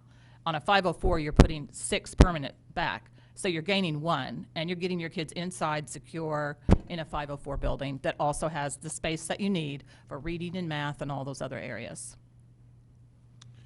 Let me ask a question. If we turn to page 11 in your presentation, I don't know that it's page 11. It's because I don't know, this really wasn't numbered. It's elementary school projections, K through 5 enrollment projections by school. I'm imagining this was done by your demographer. It was dated 11/29/2017. Number one, these are the latest available projections. What we have to do on a 10-year, which is what was requested by Board of Selectmen and also Board of Finance has requested, we do every year, we'll update for the next year Right. and look at exactly where we are. Our 10-year stays true for the 10-year for us to actually put forward our June 30th application for this project. Okay, so the answer to the question is this 10-year projection for 2017 is the most up-to-date that we have. Is that correct? For a 10-year, yes. Okay. The projection is based on the current districting of these schools. Is that correct? So this isn't presuming any type of redistricting, correct? It doesn't assume redistricting. The other thing that doesn't show up on here, as you don't see pre-K out in buildings, you don't see. I you're don't looking see at what, pre-K what? You don't see like pre-K. It's not utilization. This is strictly K-5 little bodies. So let's say you have a 504 building, you perhaps don't have 504 seats. So because we've taken some of those for the unique programming, which we've talked about during the budget. So our CLCs, CLCS. Our pre-K. Yeah, you've made yes. you've made programming decisions that have used seats for other things other than general classrooms. Yes, it's either So it's the way you've decided to use the space within the building based to deliver the program that you want to deliver. not want to deliver by law, have to deliver. Right, that you have to deliver. That's fine. Yes. Okay, that wasn't my question though. Do these, number one, does this include open choice students in these projections? Once an open choice student enrolls with us, they become our children. Understand. And they use the cohort methodology over time. So yes, they would be in this projection. If they started with us in kindergarten and they're now in 5th grade, they are part of our 5th grade numbers. And does it include assuming that we continue to bring in open choice students moving forward? No, and the board this year is actually holding level, is the direction they've given me, so. Okay.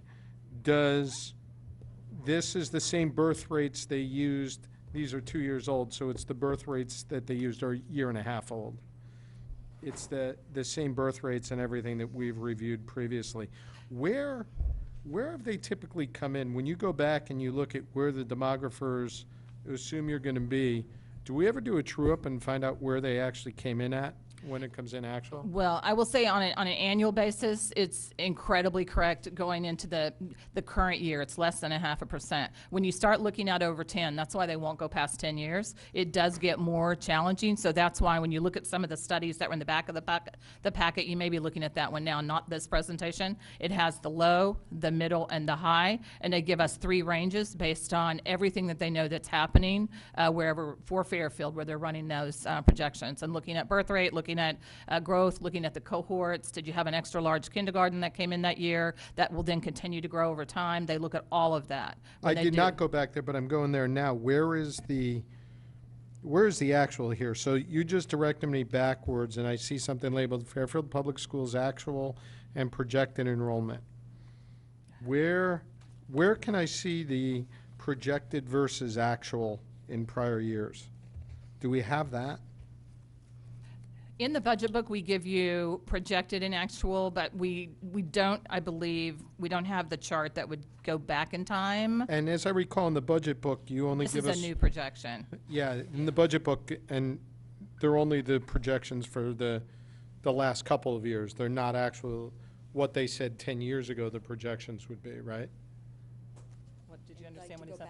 We didn't go back and compare like past projections to what the actual. Right, that's, I'm trying to get an accuracy of the projections versus, And we switched, there was a switch in companies too that we were using probably 10 years ago. I think we were From using MGT to M&M. Yeah, M&M. Yeah, to Millen McGrone. And if you, Tom, you can- go right ahead, Mr. Walsh. do you compare what those projections are versus what the actuals are? Every In year. births and stuff? Every In year, births? like, Yeah. we don't actually do the births. I mean, Oh, I am okay. not a demographer, so what we do is we hire this company or a company that comes in. These studies are $35, $40, can be $50,000, so you can't do them every year. Every year we do a one-year projection for the next year, which helps us plan for additional teachers we'll need and which buildings and which grade levels. The 10-year gets, usually most districts will do that about every 4 years, 5 years. Well, wouldn't it make sense that you would compare it to compare the accuracy of where their numbers are? Because if they're projecting, say, a certain number of annual births, and they're off by, turns out that they were off by 150, that would drastically change your numbers. So I don't understand why you guys don't. Well, they do compare for us, and even when they do our projection for the next year, they're looking at where we are actually, and we have that projection in the budget book every year. So yes, we do that. Their projection of births, that's in the budget book? The projection of birth, you're going to do that every 10 years unless the district hires them every 4 or 5, which we have. We've done a big study in 2016. They're coming back again next year. I think this Board of Education understands how important it is, and they're doing a great job trying to budget for these big studies because they are expensive. So yes.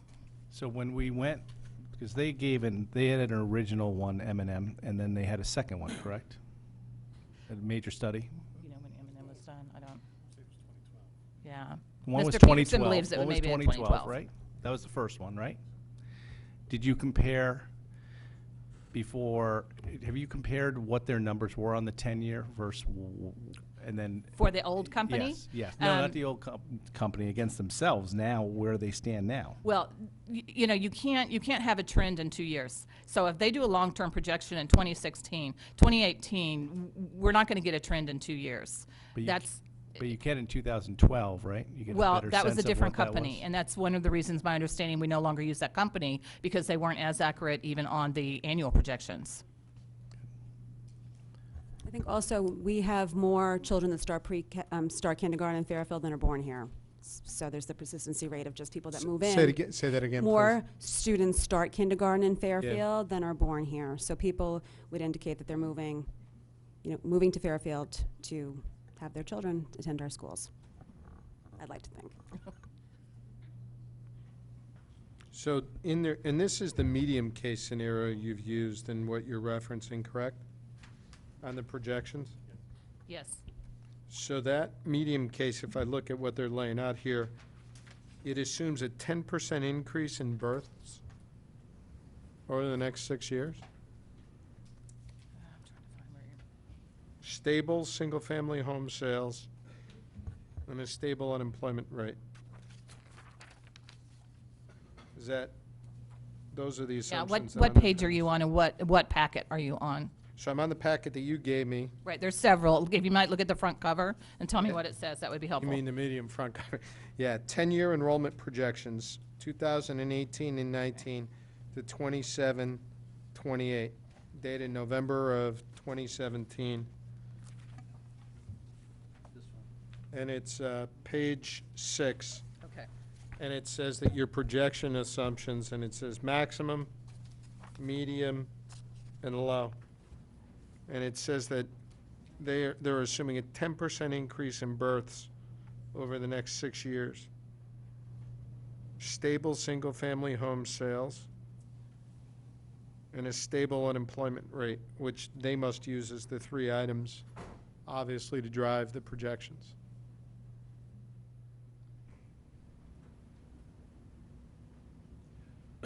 Right, so our middle school, if I go back to, if I can find it,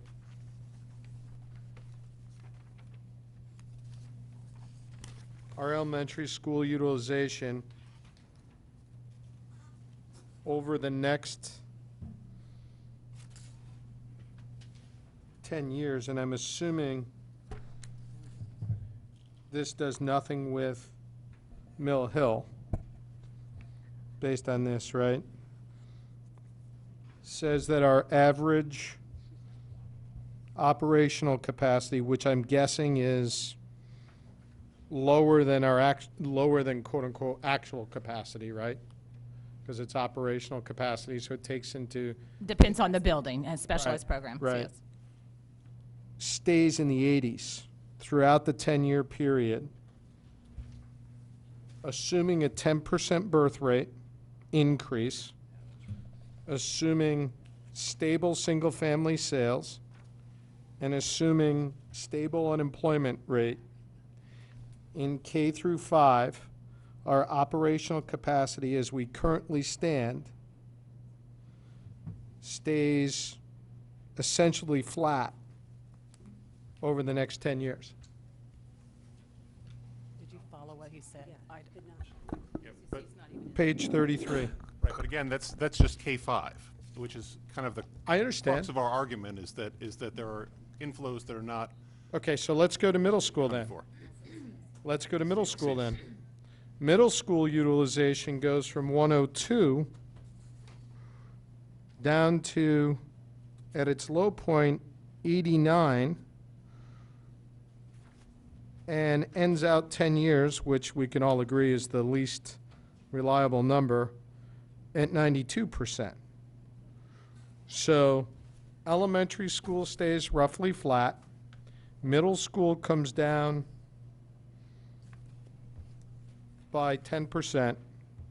And then if we go to high school, in that same 10-year period, and again, 10% birth rate growth, stable single-family sales, stable unemployment, our utilization goes from, at the high school level, 102 to 87%.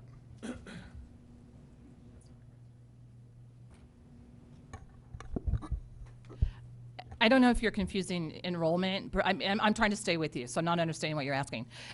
There is a difference in the enrollment projection and utilization. And in, actually, if you, I'm using the, I believe. Yeah.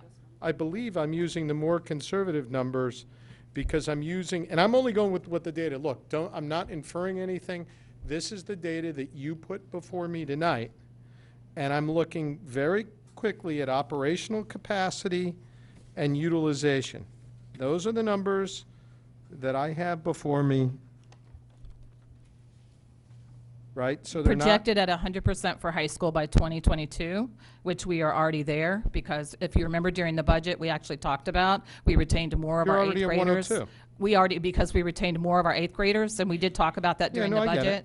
That I did get not it. go to private school, and that I did get have it. an impact in high school. So we're at, I understand that, but we're at 102 now, and it's due to go down to 87 over the 10-year period. I don't know where he's getting, I don't. That's high school projected utilization. Middle school projected utilization. But again, you're looking at long-term projections that were done in 2016. Next year will be 2019, 2020. So we have to update these because coming into this September for our high school, if you remember, we were above projections, and we said that during the budget. And we had to add FTE to adjust for that. So that's why when you look at this, we don't go and kind of monkey with the 10-year projections. You can look at the one-year projection, and it goes exactly on what showed up this year and what we're budgeting for next I year. understand, but here, and I'm not trying, Right. please, I'm not trying to be argumentative, okay? And I'm not trying to, I'm looking at data, people. I'm looking Absolutely. at, right? This is data that you provided. On the one hand, you're saying make a $22 million decision based on this 10 years worth of data that we've provided you that's sitting here. On the other hand, you're saying, hey, we haven't updated this data and it's a year and a half old, so don't rely on it when you look at the utilization. No, what we have to do is actually meet the mandate for the state. We have to have a 10-year projection that has to be submitted with this application. And we stick with that 10-year and don't change Malone and McBroom numbers. But for budgeting purposes, we do update every year. So if we have an extra 60 students that show up in high school. So in the presentation that I presented to you tonight is it actually what's happening in our high school with our capacity. And it shows you that. We are running above projection, again, which we told you during the In budget high school, season. right? Yes. Okay, so do I rely on the 10-year projections or not? But I'm not sure why we're asking about high school right now. Do you have questions Kate, about Mill Hill? This is the same report. Right, I'm just trying to understand. Okay, let's go to Mill Hill.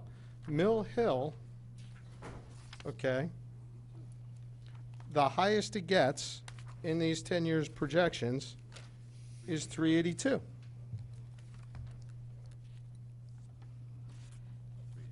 So I'm on a high school now. I'm on page 32. In Mill Hill, the highest it gets 10 years out, so the most unreliable number. Actually, I'm wrong. 25, 26, it goes to 384.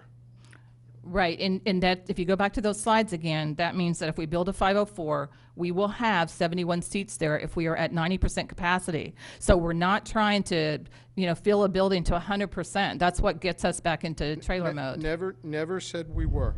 What I'm saying is, it doesn't approach the 441, right? If it goes to, what's 90% of 441, right? It does approach it. That's 396. That's very close. And that would only leave you 14 seats for us to move children there on that lower quadrant if we need those seats.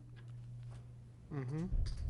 And how long does that sustain for? Because it goes right down from there, based on these projections. I think we only go out 10 years, but if you remember during the budget again, you show elementary going back up, which is a very common trend that we see. High school is at a high right now. It will come down. The children will start coming through the system in elementary, and it starts to go back up again. But a demographer will not go out past the 10 years.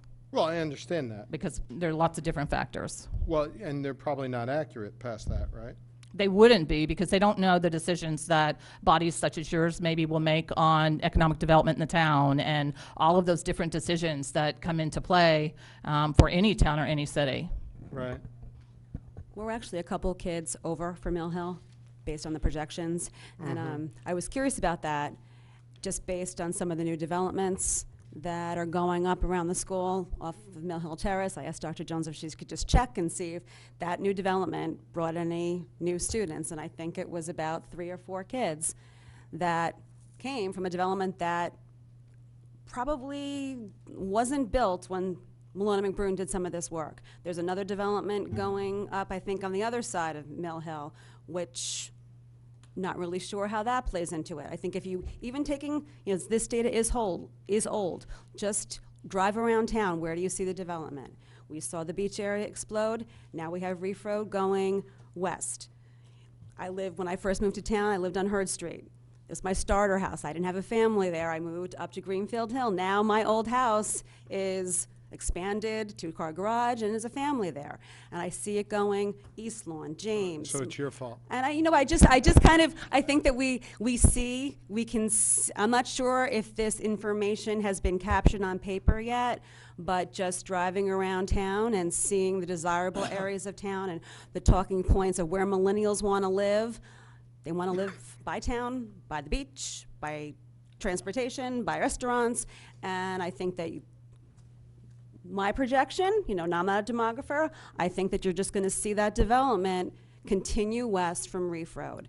So that puts a strain on Sherman, and it puts a strain on Mill Hill, and that's why we're asking for some additional space in, you know, one of the most densely populated parts of town and by Fastest growing. and fastest growing and desirable. Other questions from board members? Thank you. Yeah, this is it. Thank you, and thank you for all the work you've put into this.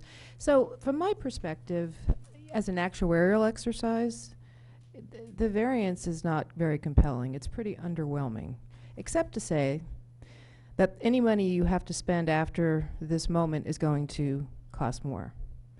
And since we hear repeatedly warnings about the state, look, you have reimbursement right now, correct? I mean, that's a certainty now. It may be uncertain in the future. I see a lot in here that you know, in the aggregate, without getting into a lot of detail, looks like it's to protect our students, and that's an important thing to me. Can you speak to the issue of looking at the number of children per school versus the number of children per grade level?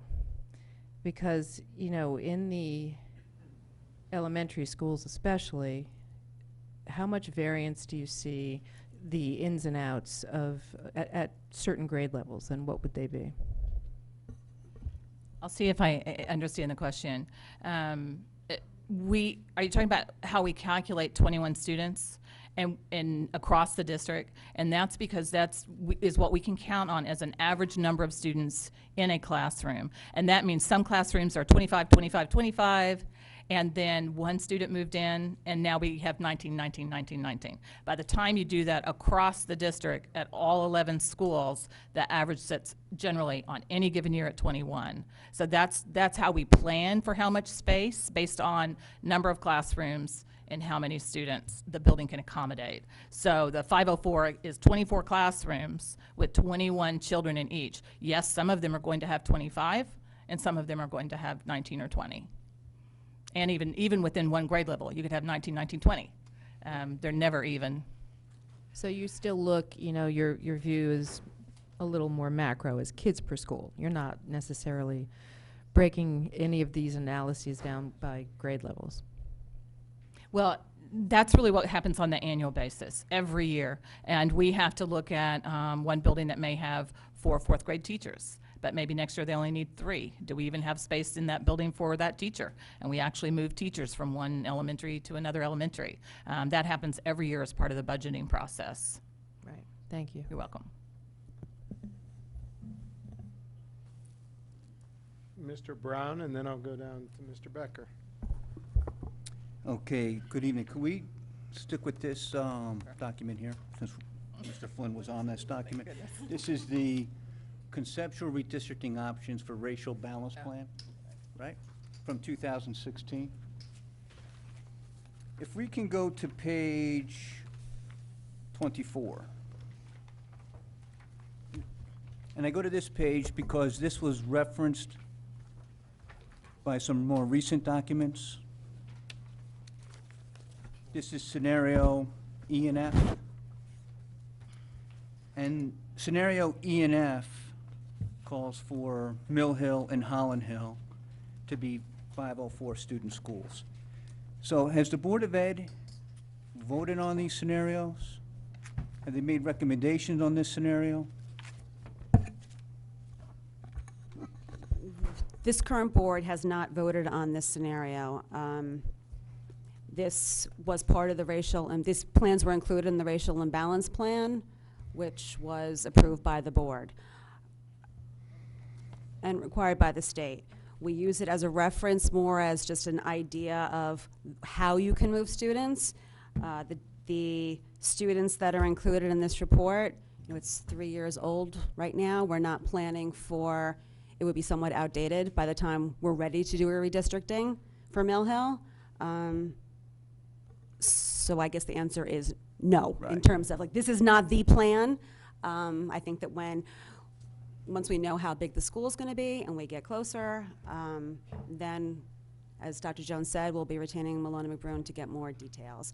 But we really thought it was somewhat premature to put more detailed plans out there right now, both for the cost of generating them, and also we didn't want to, it'd be premature to vote on them, not knowing when the school will be completed, and we didn't want to just freak out the community, 'cause just if it's late, and that can't be more eloquent than that. Right, freak out, I think, is a word.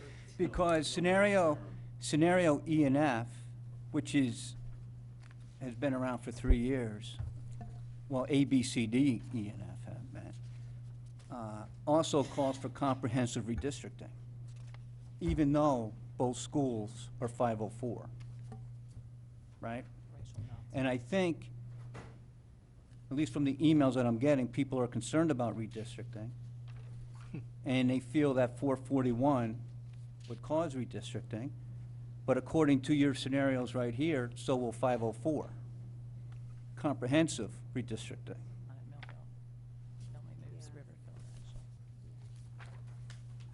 I think for Mill Hill, the 504 probably reduces the chance of anybody being moved out of that school, because you would be able to fit the current population based on the projections that we have, and there would be room to take those students from Sherman, if Sherman continues to grow, and move them to the west. And Riverfield, depending on, you know, you can either move Sherman up. Okay. So,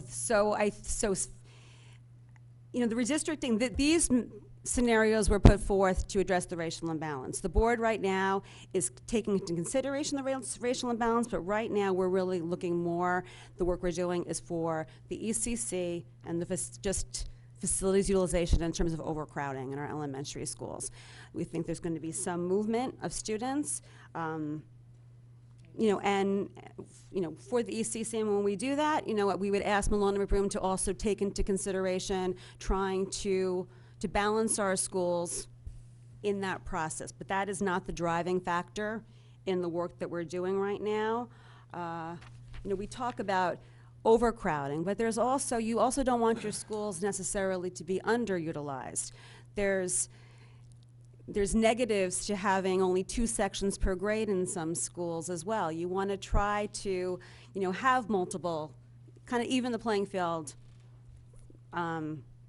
of student population through all of our schools in the district, if at all possible, without being, you know, I don't want to be disruptive every 2 years saying we're just going to even everybody out, but I think that, you know, we've got problems that we need to address. Right. So we need a plan that addresses the challenges of the district, racial imbalance, facility utilization, now the ECC, and sooner or later, these things have to be voted on. And it would have been beneficial for us, I think, for me, to have at least some scenarios voted on, even if you couldn't vote on redistricting yet.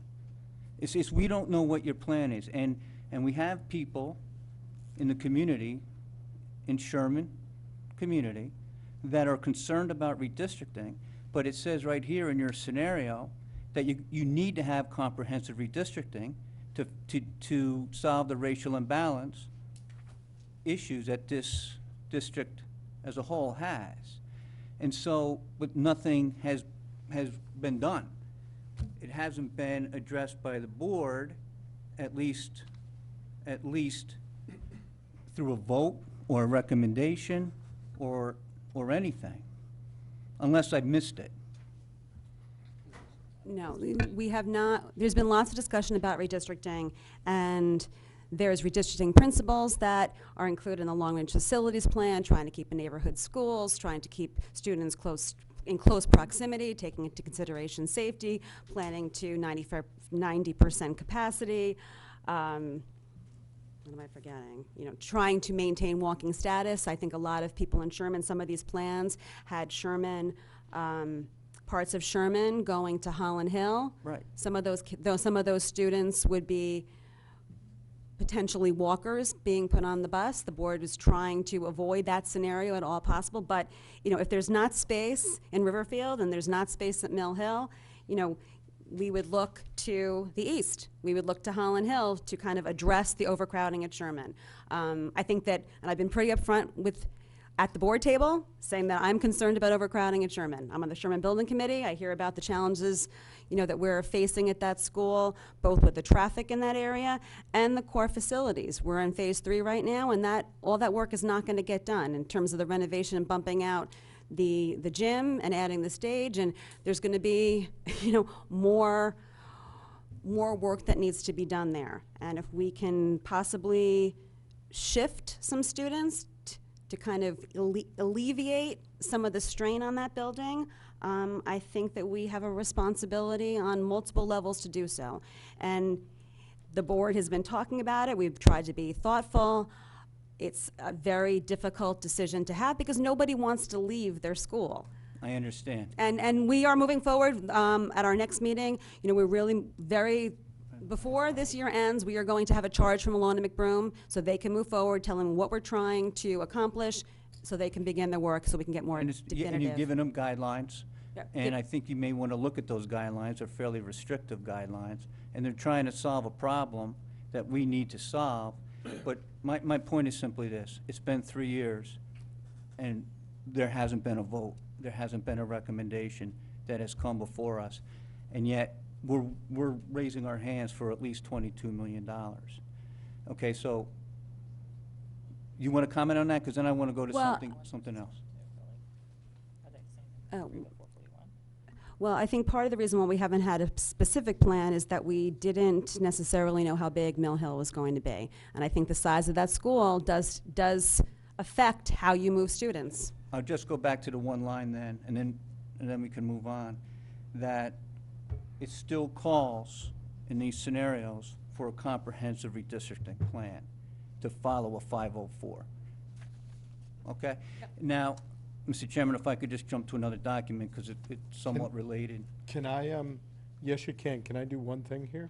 Have you looked at the projections between the two documents? No. I mean, not. All right, Mr. Brown, I think I found one of the answers to my earlier question. There's just too many damn documents. Look at the conceptual redistricting options for racial balance plan. Such a great name for a document. Look at page 11, right? Same document? Yep, that's a document that Jim was just on. Then I'm going to go right back to you. Then look at page 11. The symmetry is just amazing. Of the document labeled 10-year enrollment projections, 2018 through 2028. Both documents prepared by Malone and McBroom. One on February 2016. It's the one Jim was just referring to, and one late November 2017. I'm going to go right to years 2022 through 2023, because that's when the school comes online. In the original document dated 2016, they had enrollment at 4,279. In the revised document, they went down to 4,163. The next year, they went from 4,459 to 4,209. The next year, they went from 4,600 to 4,249. The next year, they went from 4,688 to 4,263. And that's as far as the documents go together. So in just 18 months, they significantly changed their enrollments in the out years. And my guess is, based on what I'm reading, a lot of it has to do with birth rates, because the birth rates have continued to come down. I don't know what they are in the town of Fairfield. Let me be very clear. If I can make one point. Sure. The page 11 chart that you're including includes pre-K, which the Got one it. on the elementary, the K-5 does not. Excellent. Okay, thank you. So so what you're saying is pre-K, you've put the pre-K in 2016, but taking it out 2017. And that's 70 some odd students. It doesn't make up, it's 72 students. It does not make up the entirety of the difference, which in the out years is hundreds of students. That one's only, though, Burr, Dwight, it doesn't have the pre-K, ECC, which is our biggest Funny, it's challenge. pre-K, but it doesn't have any pre-K schools in there. Well, right, I mean, these projections, have ECC. it doesn't factor in ECC being in the elementary school. ECC separate, I understand that. I'm trying to get my arms around their projections, because they seem, like I said, they're just a bit all over. That's all. My apologies, I just wanted to point out that, because it just struck me. I'll go back to Mr. Brown. Thank you for pointing me to that document. Thank you.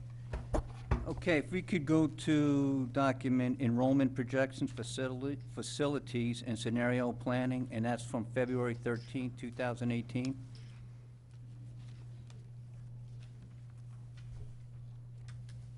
I'm just waiting. Okay, you got it. So this is 2 years later now, right? And if we go to page 44, again, we have scenarios A, B, C, D, E, and F. And I believe, Mr. Vitale, you were referencing this a couple of moments ago. Okay. So on page 44, I look at the Mill Hill Construction Project site, and of these 6 scenarios, only 2 call for a 504, and 4 call for a smaller construction, actually a 378, or 3 do, and then 1 says NA. I guess it's not applicable. And so these are scenarios, again, from Malone and McBroom that were presented to the Board of Ed a year ago. And has there been any consideration? I don't believe there's been a vote. I don't know if there's a recommendation. I'm not sure what has happened with this document or with these scenarios. What's the name of that one? What's the name of that? The board, the McKinley Jennings School pairing, the board voted against that.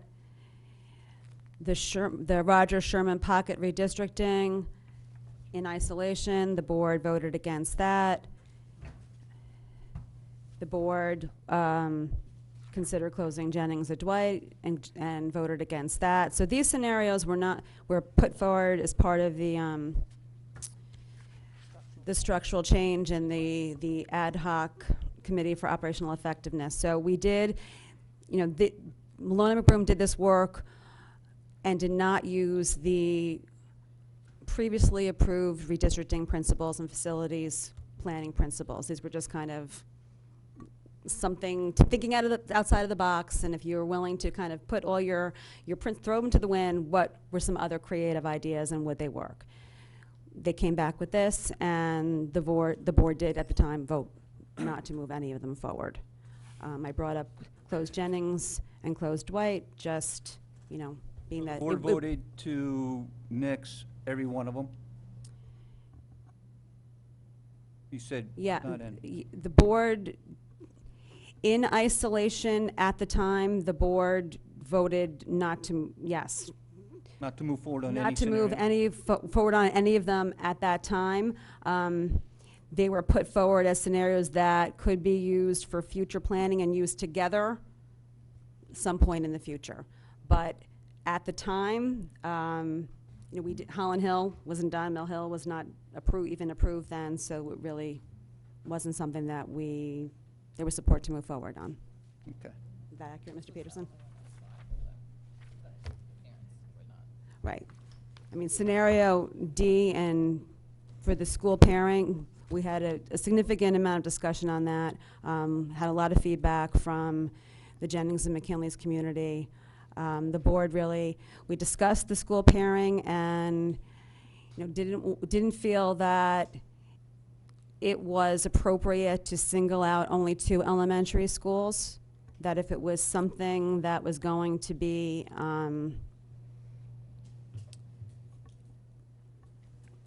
researched further, it would be on a district level more than just singling out 2 schools. And staff was not recommending looking at it for all 11 of our elementary schools at the time. Okay. And that one might have solved the racial imbalance, but would have called for a smaller construction project. and it was labeled as it's feasible. But ultimately, the board voted against that. So, is that correct?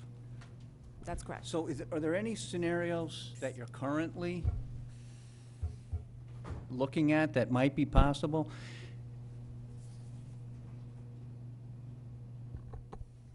No specific plans, more of just the scenario for the kind of the clockwise movement of students from Sherman to the west.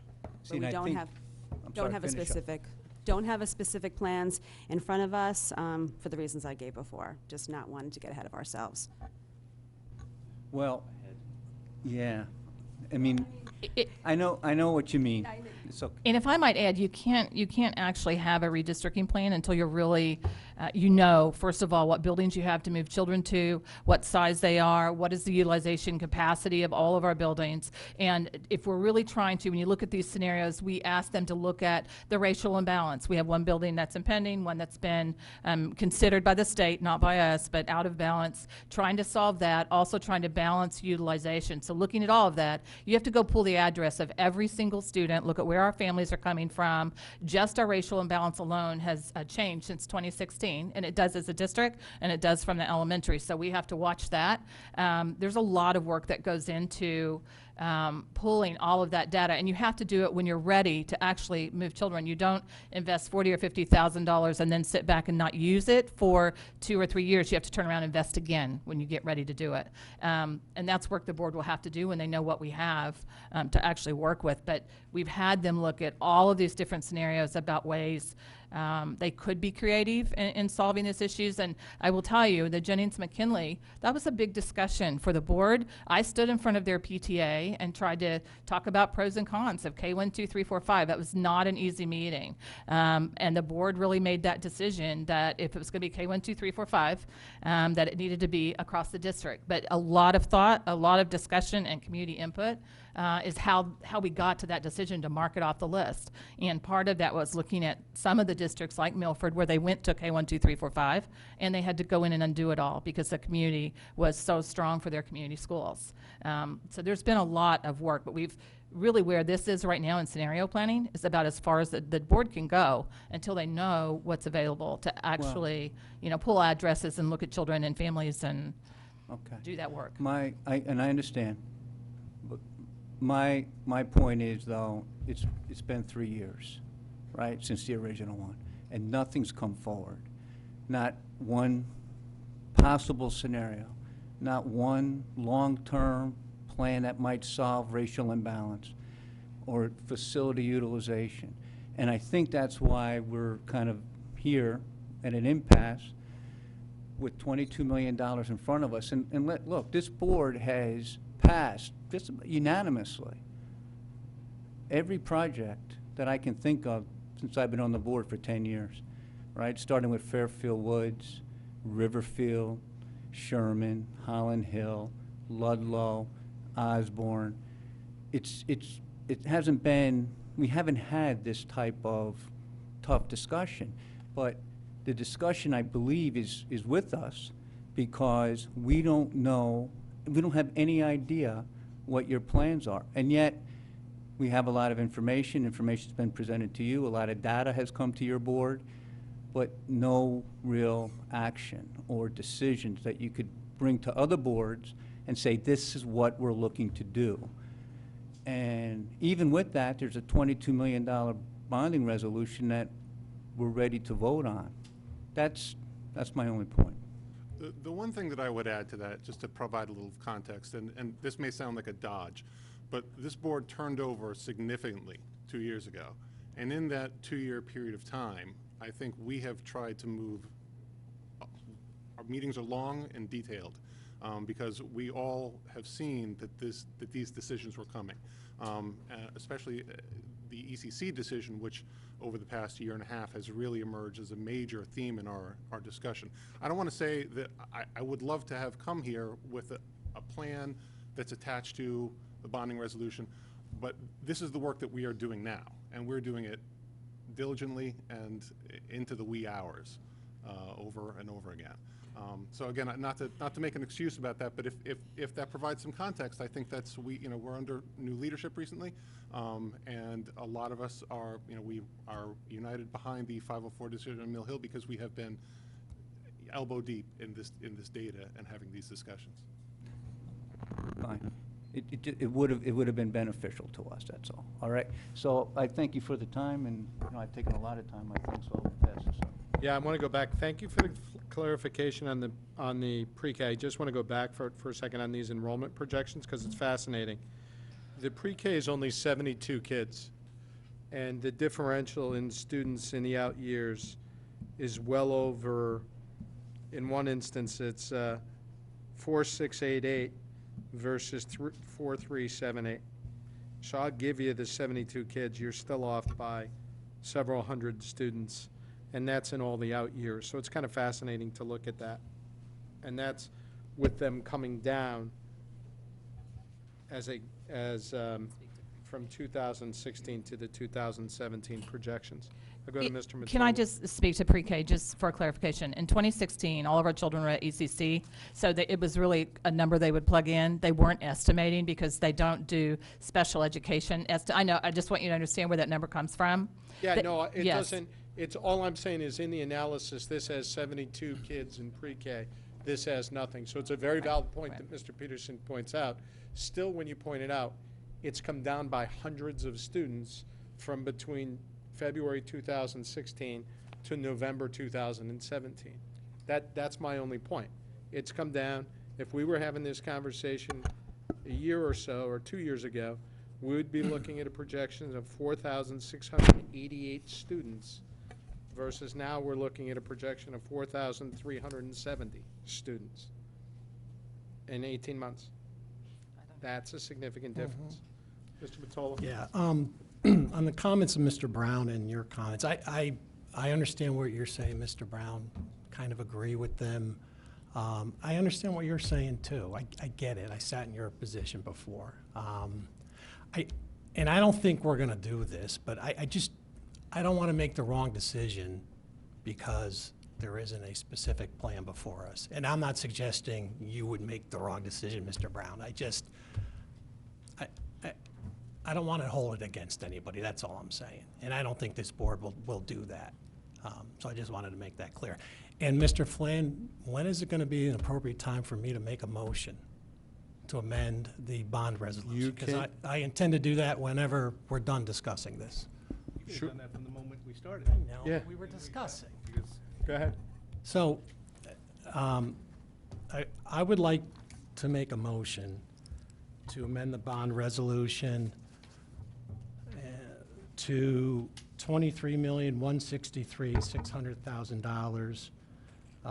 That, it's my understanding, that represents the Say the amount- number again, it's Mr. Mottola. And correct me if I'm wrong with my math, it's $23,163,600.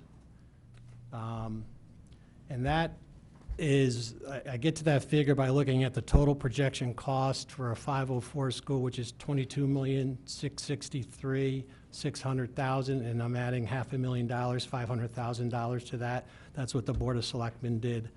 And I would like to make that motion. And just briefly, without belaboring this, the reason why I'm making the motion is my original concern several months ago was whether or not the Mill Hill site could fit a 504 school. I had concerns about it. I thought the cost might be prohibited, but the work's been done. And to me, based on my analysis, it's about a $1 million difference between 441 and 504. So I think it's something that we certainly can afford. And I appreciate the discussion from everybody on this board tonight. To me, it gives the district and the town flexibility. The choke point to me for our schools is the Mill Hill, Sherman, and Riverfield.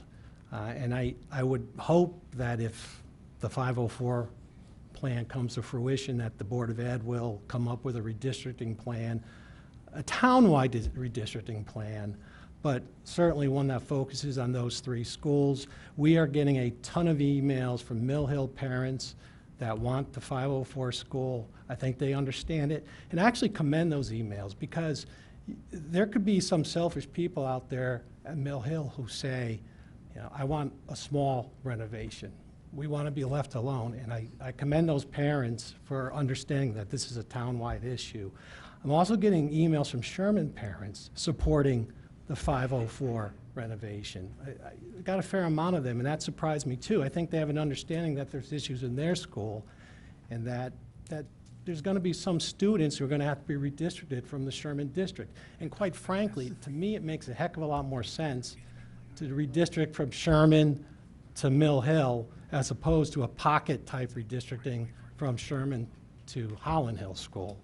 And the other choke point is Riverfield. It's going up the next few years, and I think that's going to be part of the equation. Also, the newer information about the ECC, that's one of the reasons why I'm making this amendment.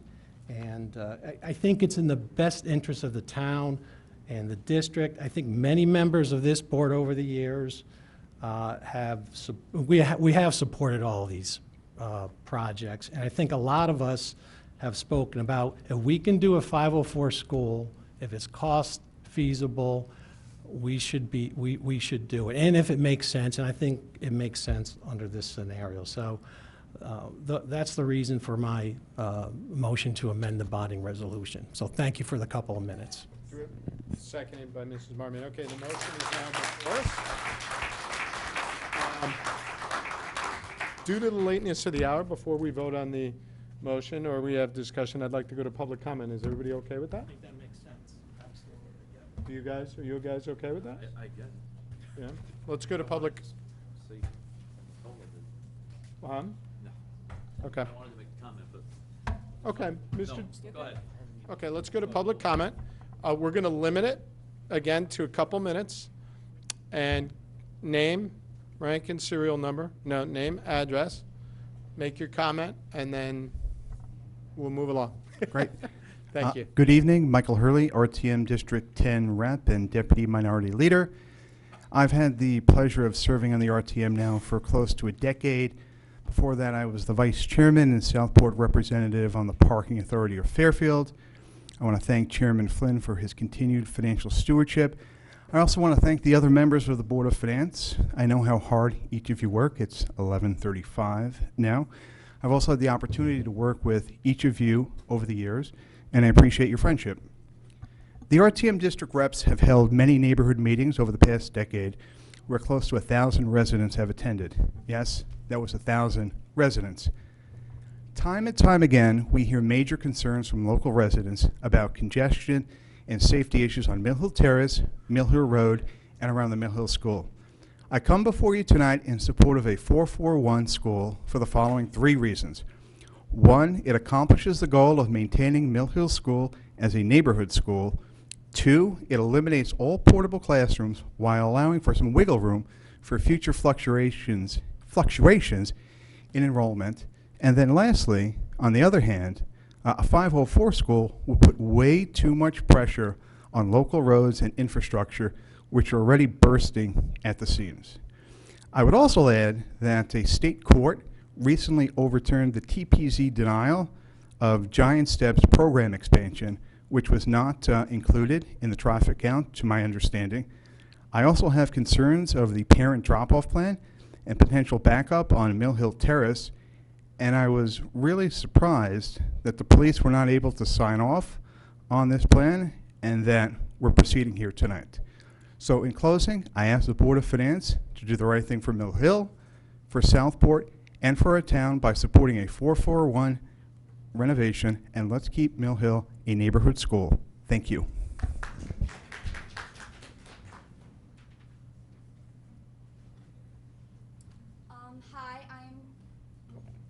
Thank you. Okay.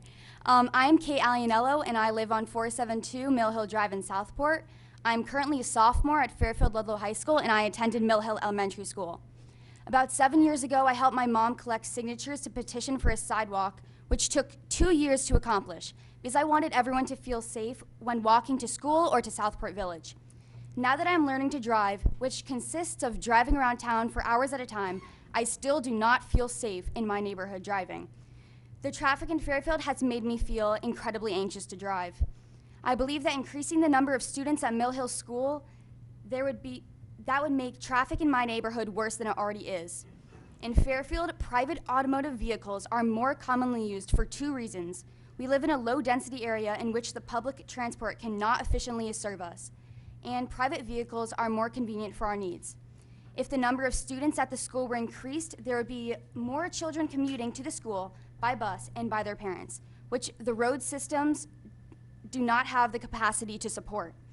When I was in elementary school, I was not safely able to walk to and from school independently because my family never felt safe letting me do so, even though I live right across the street. If there is more traffic and no sidewalks in the Mill Hill area, I am sure parents will not allow their children to walk in a busy neighborhood that would be created by expanding the school size. As I said before, I am a new driver, and I've researched that new drivers do not do a good job of moderating speed and position of their vehicles to avoid accidents. They also tend to get distracted and are unable to stay focused on the road when, for example, a pedestrian may step into the crosswalk from hidden view. New drivers, especially teens, lack proficiency in detecting hazards, which would make Fairfield, especially the Mill Hill neighborhood, extremely dangerous for pedestrians and other drivers. Therefore, I support the 441 plan of Mill Hill. Thank you for your time.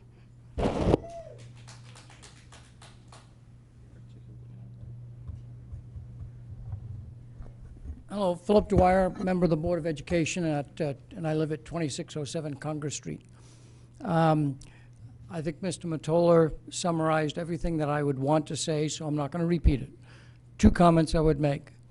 I don't think we're asking you, Mr. Brown, to make a $22 million decision, because I think this board has already decided this school needs to be renovated. I think this board has already decided that the specialized instruction spaces are needed, that the site plan that improves traffic is needed, that the deficiencies in the building are needed, that the portables have to go. And so the difference that we're talking about is whether those extra 3 classrooms will provide for the flexibility, especially on the west side of town, to meet the future needs. So it's a $1 million decision. Yes, it's $22 million, $23 million in total, but I think this board has consistently shown that they're in favor of renovating schools to meet today's standards, and that extra $1 million, using it rounded, is really, are we planning for the future? How many of you remember when we wanted to have 8 classrooms at Sherman, we put 6 in, and we're having difficulty because we don't have those extra 2 classrooms. We built an ECC center thinking this will work, and a decade later, the explosion of students requiring those students causes us to have to find a new solution. We have to plan for the future in more flexibility, and so I would ask you to do that. Second comment I would make about a plan. There is a sequence that you have to do, and our board decided that the ECC solving that issue was number 1. And so we have a recommendation from the superintendent that says these are the 2 schools that match the matrix of where we should put the ECC center in the 2 elementary schools. As the chairperson said, by the end of this school year, we will have voted that plan. We need to know where those students are going to go, and then we need to know what size Mill Hill is going to be before we can then say, tell the demographer, based on these 2 decisions, show us some redistricting plans that alleviate the facility utilization issues.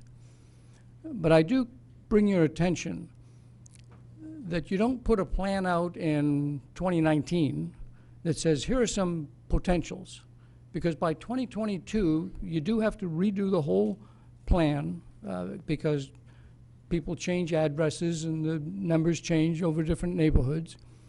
And so you do wait until you get closer to the time. and put together a plan that you can implement based on the most current information. So decisions have been made in a very methodical manner to move us from point A to point B. And so I would ask you to consider that. Thank you.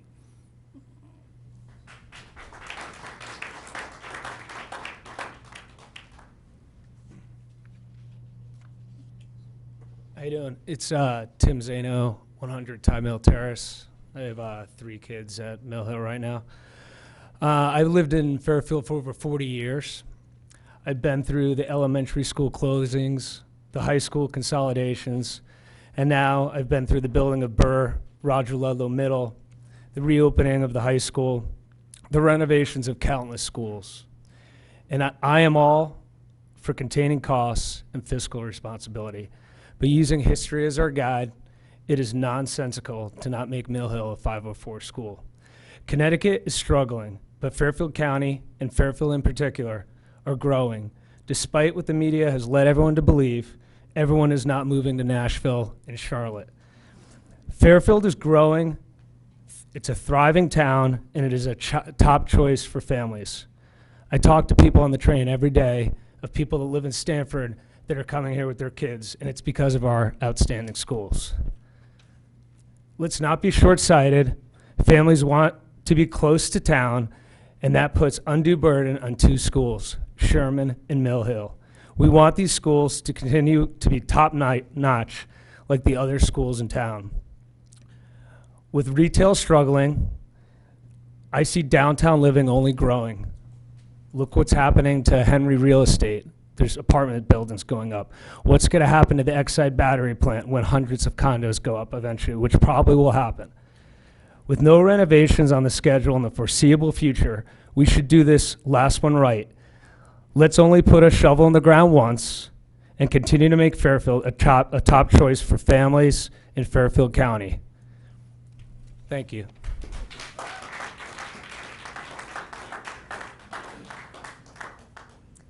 Callie Acker, South Pine Creek Road. I have 2 kids at Mill Hill. I have not heard a strong argument for why the Board of Finance would not vote in favor for the 504 motion before you. By doing so, you are refuting the town experts and their recommendations. Enrollment decline, birth rates, if that is your reason, let's take a look back at our history real quick.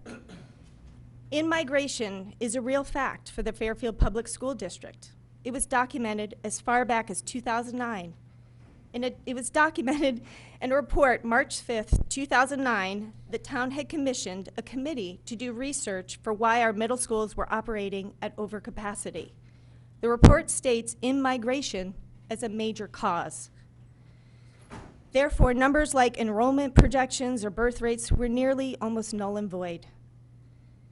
In that same report, they projected ECC numbers to be 45 for 2018 to 2019. Now, here are the recent actual numbers for ECC. September 2018, enrollment, 103. May 2019, enrollment, 137. June, 165. 504 is just 5% more for brick and mortar, safe, air-conditioned classrooms. You are a Board of Finance. Learn from Fairfield's past mistakes that has led us to overcapacity numbers, portables in the past. Exercise prudence for this long overdue renovation. It is a wise and justifiable decision to make for the future of Fairfield. Thank you.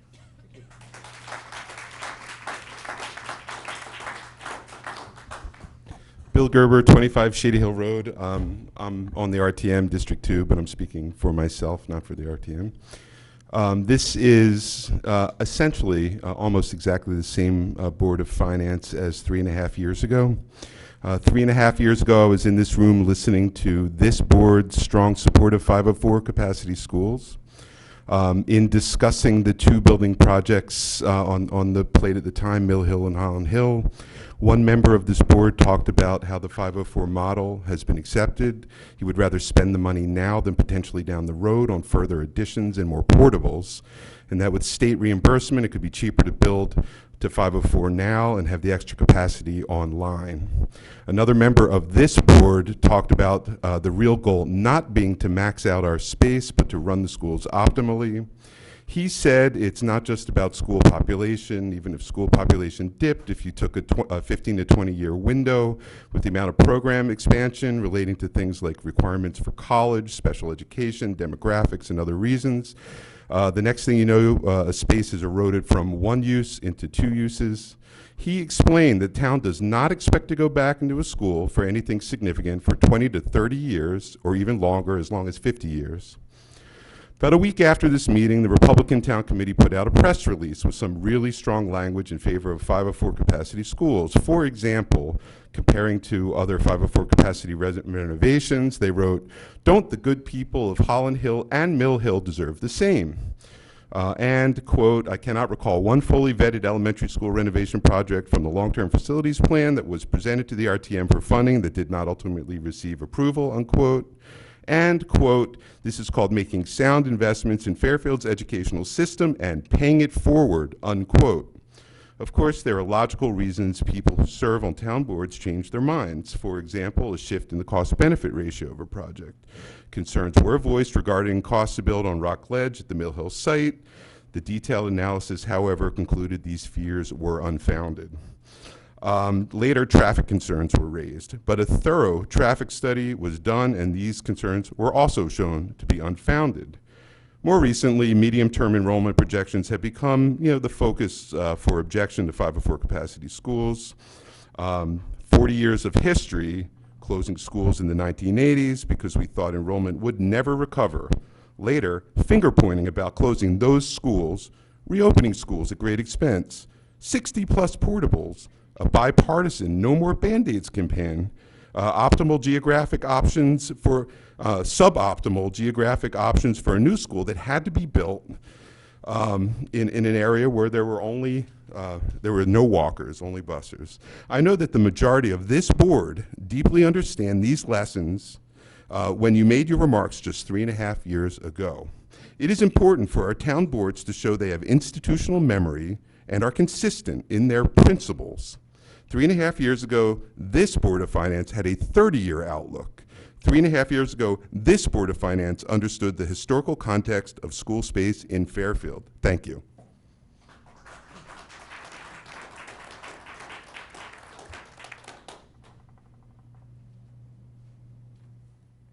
Good evening, everybody. I sent this earlier, but I'm assuming not everybody had a moment to read it. I'm speaking to ask for the reversal of the Board of Selectmen. Introduce yourself. Oh, I'm please. sorry. I'm Melanie Ruggieri. I live on Warner Hill Road in Southport. For you to reverse the Board of Selectmen's decision to fund the renovation at a 441 capacity. Financing a project less than a 504 capacity would be extremely short-sighted and fiscally irresponsible to our town in the long run. A 5% increase in the project budget, approximately $900,000 with reimbursement, will provide additional space that the district will need in the years to come. There will be shifting of children in the district due to increased enrollment at the ECC, overcrowding at Sherman, and racial imbalance. I am a fourth-generation, lifelong Fairfield resident, Mill Hill parent of a third grader, and incoming kindergartner in the fall of 2019. I am also vice chair of the Mill Hill Building Committee, but again, these are my personal comments. Fairfield's history of educational excellence was one of the main reasons my husband and I moved back to Fairfield. We certainly hope that our girls will do the same with their future families. It's hard to believe, but the decision to fund a school project now will impact these future generations of Fairfielders and hopefully draw them back to our community when they are ready to have their own families. Mill Hill School was built in 1955. There have been roof replacements and window upgrades over the years, but the last major renovation, the current kindergarten wing, was done in the 1970s. This decision is a 1 in 50-year opportunity to invest in the future of our schools. It seems crazy to think that the last major renovation in addition to Mill Hill was done many, many years before I was even born. I would like to point out that our town is falling off the mark in terms of educational spending per student compared to our surrounding towns.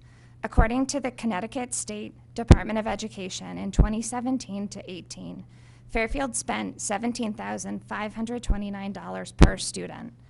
Easton, Wilton, Darien, Westport, Weston, and Greenwich spent between $20,172 and $22,374 per student. Making these larger capital investments in our educational infrastructure is essential to maintaining current populations and drawing new people to our community. I look forward to the discussion this evening and urge you to support Mill Hill as a 504 to serve the future needs of our town. I understand that you have an obligation to make decisions that reflect the financial needs and abilities of our entire community, old and young. However, I hope that we can all agree that an additional $900,000 for the 504 maximizes the investment in the academic future of Fairfield. Thank you for your time and service to our community. Thank you. Anybody else?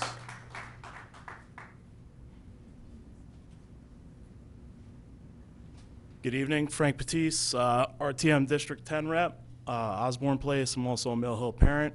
I will be one for 7 more years. And I just want to point out a couple things. One is it's been stated that the buses are at about 50% capacity, and increasing to a 504 school will only add 6 to 10 vehicle trips. So we are assuming that the additional students coming from outside of our district, 85 to 90% of them will be taking the bus. It seems pretty optimistic to me. Prior to May 24th, I had heard very little about a 504 school at Mill Hill. On May 24th, Dr. Jones sent a letter home to our families telling us that if we voted for a 441 school, we would be more likely to be redistricted. I've yet to see a plan that substantiates this claim that's been approved. In conclusion, I'm extremely disappointed that you're forced to be making this decision that impacts so many of our families and taxpayers without an overall updated approved plan that combines the impacts of redistricting, racial imbalance, and ECC for both 441 and 504 school options. However, we cannot delay this project any longer. The longer we delay it, the longer this building's going to deteriorate. I ask you to please move it forward and make your decisions based on facts and approved plans for the town, not on speculation that comes from plans that are either not approved or simply do not exist. Thank you. Hi, Cassandra Marshall, Holland Hill mom. I have two boys that are going into Holland Hill School, and I just wanted to point out that I do feel this decision affects more than just Mill Hill parents. We have ECC potentially coming to Holland Hill, and that affects the quality of student life at Holland Hill as well. So I urge you to make the decision that will help increase the quality of life for all students, including Mill Hill. Thank you. Thank you very much. Anybody else?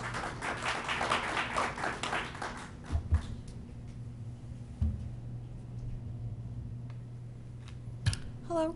Heather Nokta. I'm on Warner Hill Road in Southport as well. And I'm not going to repeat, so I've eliminated quite a few paragraphs here.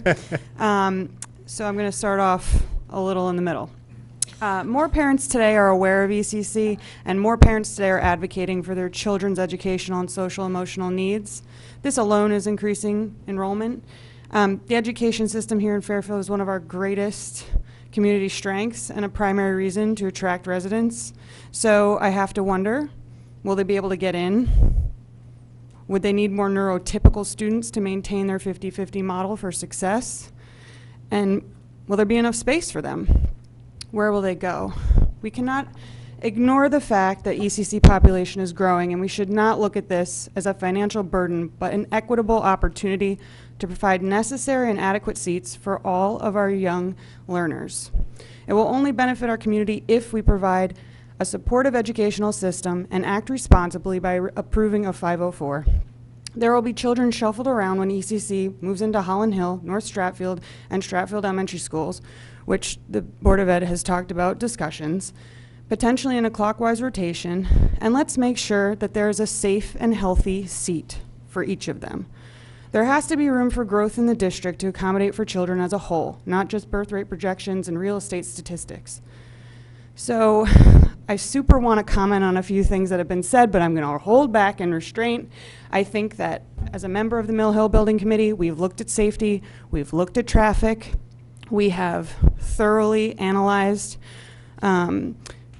this way and that. I think that for our young drivers who are learning, we have driving schools and we have mentors that can help us learn the ropes. We are removing Mill Hill Road complications of U-turns. We are not going to have buses crossing over double yellows anymore. This road will be open and clear for our young drivers. We are doubling our queue by making it a two-way. So the queue that you see currently on the terrace, you know, it might still be there on a rainy day like we all discussed, but it's not going to be significantly worse. If anything, we're safely providing a solution.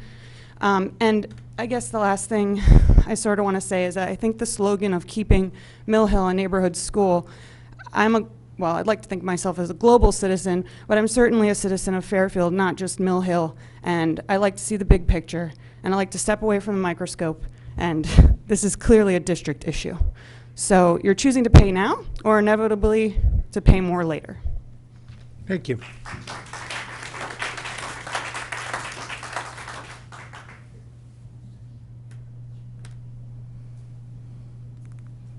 Hi, Jessica Gerber, 25 Shady Hill Road. I'm the Board of Ed liaison to the Mill Hill Building Committee. And I agree with what those who came up in support of the 504 plan have said. As a board member, I voted in favor of that over a year ago. I still support it. I support it as a board member, but I also support it as a parent who actually has no skin in this game. My children are almost out of the system. But I remember what it was like for 10 years when my children were in an overcrowded elementary school, where some years there were choices between raising class sizes and having music on a cart because there weren't enough spaces. Children in portables with no fences around them. On air-conditioned buildings. And a lot of the reasons why my children were in that facility, which was a wonderful facility thanks to the people who worked in it and the students who attended it, but it was the way it was because bad decisions were made 30 years ago. And I just really don't like the idea that 30 years from now, there are going to be students and parents saying, why didn't they just build Mill Hill to a 504? And you know what, maybe I'm wrong. I hope I'm wrong, because I think you guys are going to approve a 441, not a 504. And I sincerely hope that I'm incorrect and you are correct, and that we will not have to look at getting portables or not getting portables and having overcrowded classes, or having students getting services in art supply rooms and hallways and on the stage of the APR. I hope that none of that comes to pass again. But based on, again, as some people have mentioned, the past history and bad decisions being made, this is the last school that has any expansion attached to it. So I hope that you might change your minds, and if you don't, I hope I'm wrong. Thanks. Thank you. Anybody else? So with that being, stood up at the last minute. Got me. How you doing? Eric Sunman, RTN District 10, 51 French Street. Well, a lot of what I was going to say has already been said, but I just want to be clear that, you know, at this specific location, for the last 12 years being on the RTM, holding several constituent meetings multiple times a year, the top concern here is Mill Hill Terrace, with the speeding, lack of signage, the congestion, you know, and now in the age of Waze, we've got this as a thoroughfare, and it's a dangerous situation. And we have to understand the town needs to, you know, I appreciate what the building committee has done in trying to make improvements on the site, but it has to extend much further than that site, because that everything from Bronson Road down Mill Hill Terrace to the Post Road, Mill Hill Road down to Post Road and up Warner Hill, all of that has to be, something's got to be planned by the town from an infrastructure standpoint, on sidewalks, proper signage. You can't, maintenance of tree branches on signs, you know, cover signs, there's mold on signs, there are I mean, it is nothing's really taken seriously. We have to figure out a way to make it safe. I mean, I appreciate what's going on site now, but we're talking about the overall area needs a plan by the town, which is separate from this project. But no matter what size goes in here, it's going to have to happen. Thank you for your time. Anybody else?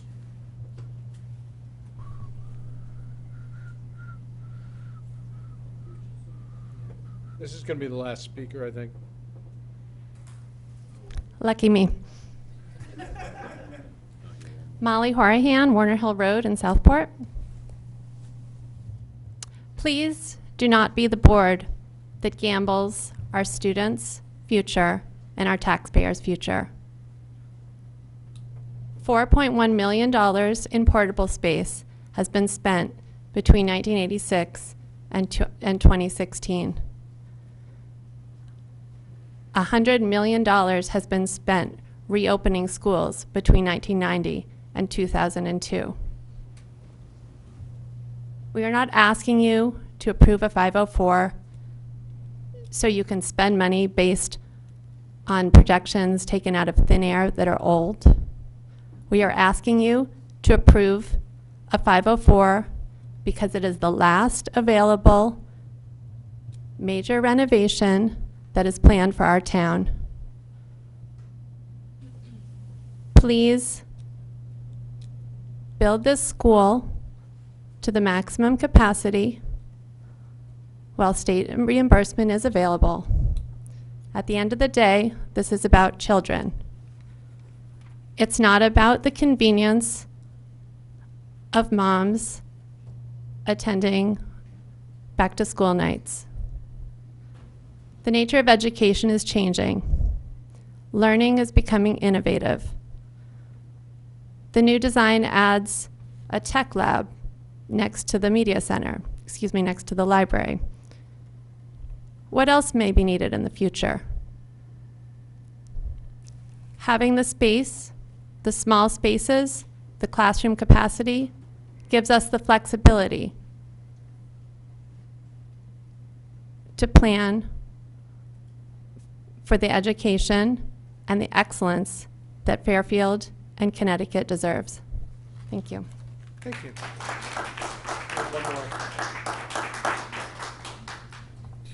This was a very interesting meeting. I'm glad you have a strategic plan, the first presentation, which is interesting. Our town has a bicycle walking committee. What's the vision for this town? You can't have it all, and I'm willing to compromise for a middle renovation until you can figure out where sidewalks will be, where it'll be safe for people. And you have experts, demographers, Board of Education people. I would have liked to seen the expert opinion of our police department. I'd like to know how much does it cost every time a police officer has to be called for the illegal parking in the neighborhood. That is a call wasted. You're combining resources with Westport. Use your resources wisely as well. And like I said, I would have liked to hear more from the police department about neighborhood safety, the post road, and the future of no one's going to want to drive into this town if they can't get to it. Thank you. Thank you very much. 441. Thank you very much. Let me give you a programming note before we continue and go back to the board for discussion on this amendment that is now before us. We did receive legal opinion. Our bond counsel is here, and our town attorney also sent us a letter. This is the way this works. The Board of Selectmen approved funding. Now, if we raise that funding, as has been amended, that does not go directly to the RTM. That goes back to the Board of Selectmen, where they can either vote that up or vote that down. It does not go from us unilaterally to the RTM and get approved. If we deny this just in totality, deny everything, it goes back to the Board of Education to start again. And they need to submit to the first selectman a plan. Then it goes back through the process again through the Board of Selectmen. If we lower the cost, or we just approve this at the cost that was passed to us, in either of those scenarios, it goes to the RTM for their action. So I just wanted to clarify that, because when things happen like this, when it's emotionally charged and the town is very engaged, which is great to see on both sides of the issue, there's a lot of misinformation over what we can and can't do. There's a lot of half information out there.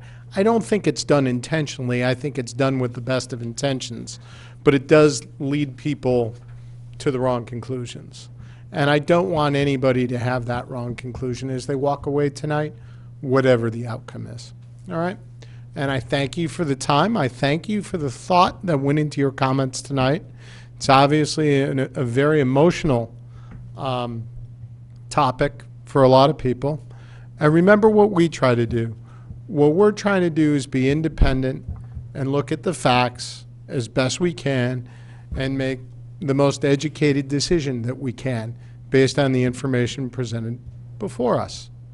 And all of us, all 9 of us, whatever side of this issue or other issues, we try to do what we think is in the best interest of the town, as well as the children and the Board of Education. And as Mr. Mottola said, all of us have voted on significant capital expenditures throughout our tenure on this board to support funding schools, funding renovations of many schools, funding additions to many schools, funding the reopening of a couple schools, funding the rebuilding of a couple of schools, or one school in particular, actually 2, McKinley and Burr. So there's a long history of us working together with that. And it's not an obligation that we take lightly, any of us. And we try to do it with the best available information, and that's what we try to gather as we have these meetings. So I thank you for your time. It's late in the evening. I'm going to turn it back to the board for questions and discussions on this amendment. We'll go through the amendment, might take a break, and then we'll go to the regular vote as to however it goes. So do we have questions, comments from board members? Mr. Walsh. Mr. Mayor, maybe you're the best person to answer this. What is the process on reimbursement? When do we have to have everything in? I thought there was a deadline. Can you fill us in on that? I would prefer to have Sal Morbillo respond to that question. Okay. Come on up, Sal. Thank you for being here tonight, Sal. Yeah, see, thought you were going to get out of here. Get out of here. How are you? Good, how are you? Good. Reimbursement, we need to be in. Deadline is the end of this month, which is actually the 29th is when they shut off the computer. That is so that they can organize these applications not only from our municipalities, but the other 168 municipalities into categories A, B, C. Better. A, B, C, and send it off to the legislature. So there's steps that happen in October, steps that happen by December 15th, and then in the early part of the next year, 2020, they'll the legislature would vote on the bond package for the school construction projects. So it has to be all approved by the town bodies by June 30th? Yes. And if we pass this resolution, it's got to go back to the Board of Selectmen, correct? That's bond council, that's not Mr. And the answer to that is yes. Yes. Okay, does it have to come back to the, I'm asking bond council, does it have to come back to the RTM, the Board of Finance again? If you approve the amendment would go to the Board of Selectmen. The Board of Selectmen approved the increase in the size of the school, that would go directly to the RTM. Okay. But if they amended it all, it'd have to come back to us. If they decided they wanted to go with the original size of the school, Mm-hmm. then it would have to come back to you. Okay. Originally approved size was the middle option. Sal, how much are we going to get as reimbursement? What percentage are we going to get back in reimbursement? On eligible items, our reimbursement rate is 25.39%. Roughly speaking, these types of alteration extension projects, about 20% of the cost is ineligible, so that roughs out to around 20 to 21% net. In regards to, I was asking a lot of questions earlier tonight in regard to the core facilities and the size of them. Does it matter to the reimbursement people who make these decisions what the size of those core facilities are based on a 378 model or a 441 or a 504? No, they don't actually, the standard does, the state reimbursement standards does not look at the number of classrooms per enrollment. It looks at enrollment, peak enrollment within an eight-year period against the square footage. Against the square footage. So many they don't- square so- feet So per they don't want to student. reimburse us for 8 years. Is that what you're saying? You look out at the enrollment projections, and you pick the highest enrollment Okay. in 8 years. Okay. And then there's so many square feet per student, Sure. and it comes up to a building size that they'll reimburse on. So they're going to look at our number, right? We're going to go 8 years out, right? Our projections, because you have to submit our 10-year projection, right? We heard Correct. the superintendent talk about that earlier. So let's see, in Mill Hill, do you start in 18, 19 year? It would start, what they would look at as year one is 1920. Okay, 1920. So that's 1, 2, 3, 4, 5, 6, 7. So it'd be 382. Correct. And they'd be seeing square footage in that building if we chose the 504 model that Mr. Mottola suggested, the increase that it equals the dollar amounts for that scenario, a lot higher. Because we'd be looking at 382, and that's what a square footage would be. And meanwhile, we'd have a lot more square footage. Did you want to take that?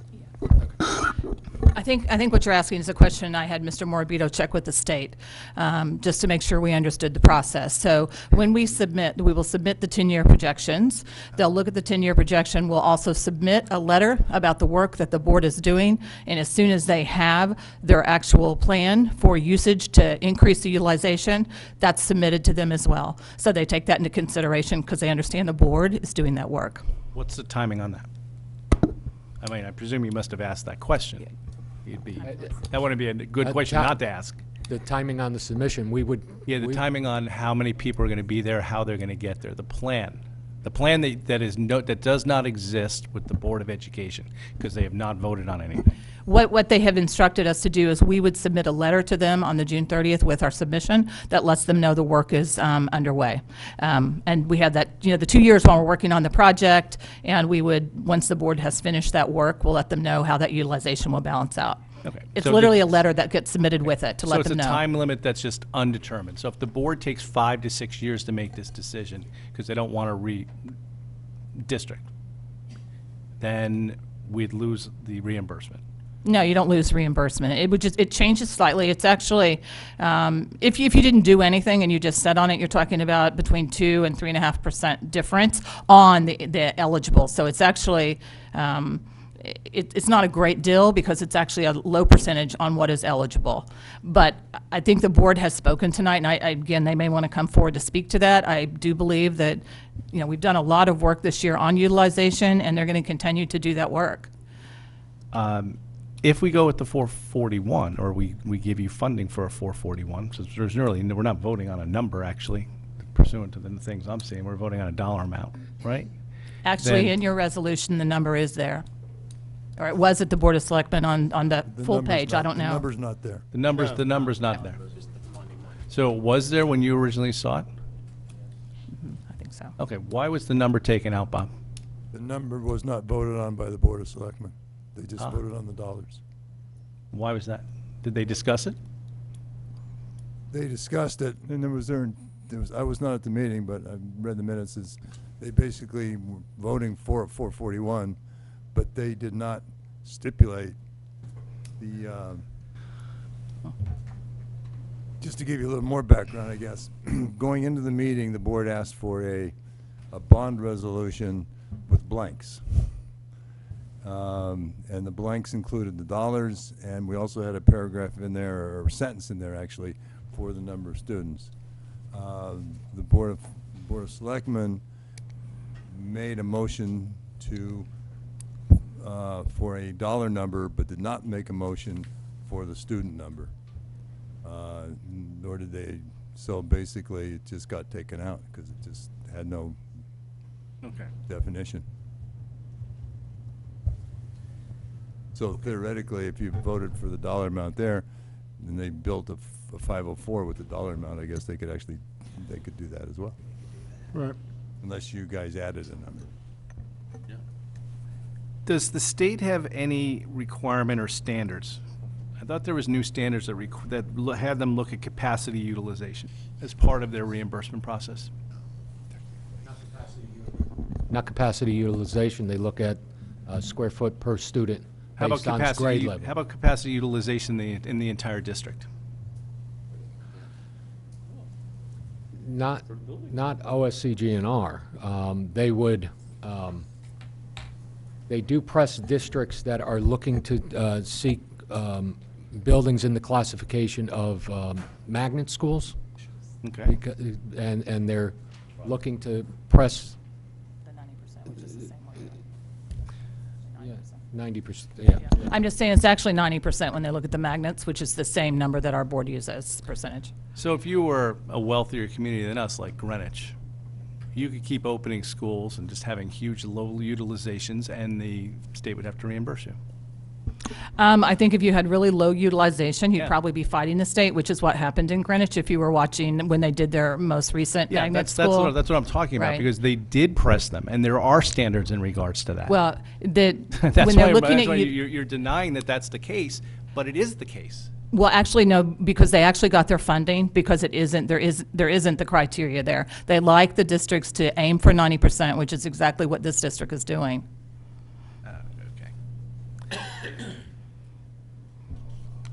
Okay. So you're saying that no matter what the size of our core facilities are, even if we go with the model that's currently before us, that there's a motion to amend to, that the core facilities can be any size, and they'll reimburse you on it, The square footage. based on square footage. Per student. But if there's larger core facilities, then doesn't that put that into question? There's an what you're An saying. adjustment. There's an adjustment There's down. an adjustment factor. So we'd have an adjustment down. Correct. Okay. But you could still be. So we're paying actually, 20% net. so we're losing a little bit, we will be losing a little bit of money for having The- core facilities that are really designed for a 504. Really, we're going to go back to that core facility, but there is no difference for a 378, 441, or 504 on core facilities. You're talking about the 3 additional classrooms. That's not considered a core facility. You're talking about 3 additional classrooms in the square footage. Your core is not going to change. So it sounds like you're saying that we're overbuilding a certain core to be a 504 versus like a 441, but we are not. Well, you're going to have a bigger square footage, or you could have had a lesser square footage if the core facilities were more designed. Not for Mill Hill, because the cafeteria portion APR is already the smallest in the district. What we are doing is appropriate, whether it's 378, 441, or 504. Okay. All right. Okay. My issues with the amendment have to deal with, a lot to do with the enrollment numbers. So even at the highest projection of 384 students in the year 2025, a 441 school leaves Mill Hill at 87% capacity. On average, the elementary schools are running at 86%. So a 441 puts it right near the district average. A build out of 504 with our highest enrollment in the year 2024 puts us at 76%, which is 10 points below the district average. It's hard to justify a financial expenditure that leaves that much exposure on the table. In a slide presentation, I believe it was by McBroom Company, and I have it here. I don't know if you guys remember this page. You have it says other considerations. In order to maximize the reimbursement from the state for school construction grant, the district needs to hit the target capacity for a new school. Additional students need to be moved into the Mill Hill district in order to support the 504 student school. This begs the question, if we commit to a 504 school, where's the plan that fills Mill Hill to a 504 student school? The answer to that question is that there is no plan.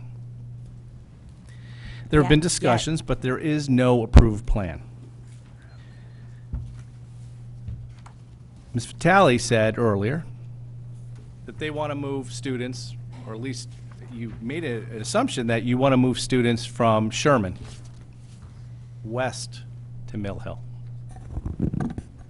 which begs the question of whether that's meets your requirement of being a neighborhood school. Well, between that and Ms. Jones' letter to the community talking about redistricting, which has now caused the other end of the Sherman community to get all up in arms, you've basically, the two of you have pitted and torn apart Sherman district, because you're both basically saying the one end's of being afraid that they're going to be redistricted to Holland Hill. The other end's saying they're going to be redistricted to Mill Hill with the additional space. And it's kind of unfairly pitted this community against themselves. And that should never be done. That's your decision. We're here to give facilities, but now that's being put on us.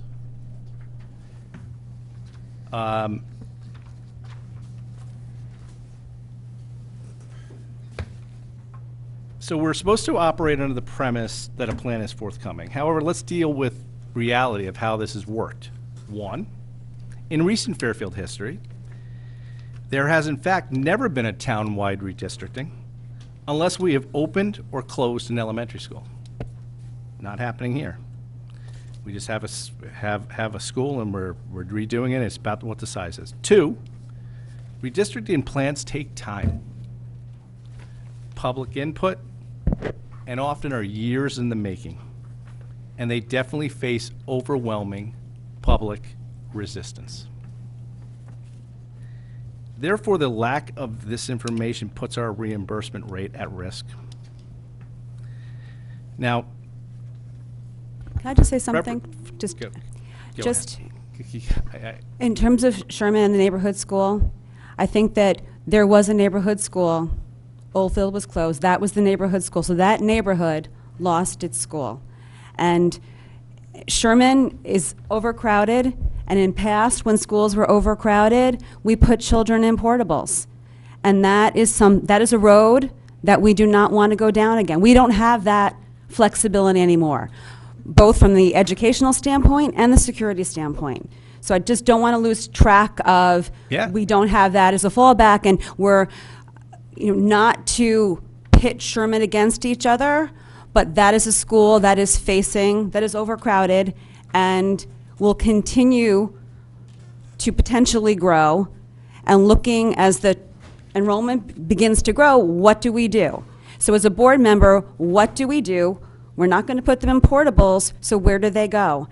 And it's just, they're either going to go to the west, they're going to go to the north, or they're going to go to the east. And the current feeder pattern, Sherman is in line with Riverfield and Mill Hill.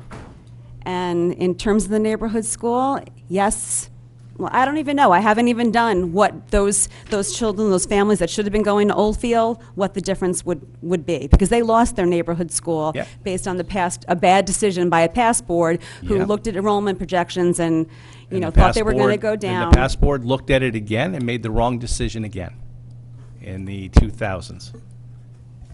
And maybe that's something you guys need to take a look at.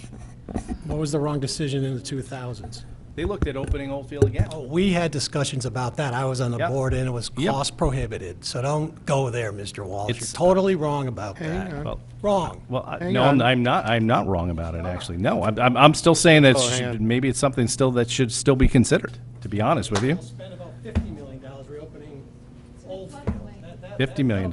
I don't know about $50 million, but whatever. Number two, the current long-range plan that your board has was written a decade ago. I don't know why, with all the changes, it's never been rewritten. We're sitting here without that plan as well. Some of the plans Mr. Brown talked about, we're also sitting here with an outdated long-range plan. It was written based on a model for building schools Point of where order, the children Mr. are. Chairman. Point of order. Can we stick to If we the follow- issue at hand, I which think he's- is Oh, I think he's talking about addressing- Mill Hill? I think he's addressing, We've been talking about all the schools here tonight. we've been talking about all the schools, is right. Because And I'm not the one bringing them up. It's part of our superintendent's plan. We talked about high schools and middle schools and all those numbers And were in there. ECC. ECC, Sherman. Sherman. Go ahead. The current long-range plan was written a decade ago. So it was written based on a model for building schools where the children are. If we follow that model, which is all we really have to work from, the children are not at Mill Hill School. They're at Sherman School. They aren't projected to be at Mill Hill School anytime in the foreseeable future. Why isn't the Board of Education advocating for an addition in some way or shape or from the Sherman School so that the neighborhood school can stay together? You could do another annex there. You could do other things. Changes to Yeah, conservation as long as they're not attached. Changes to conservation rules would. Excuse me? Changes to conservation rules would prohibit a large You might have addition. to lose or some of that field, but there are ways to do it.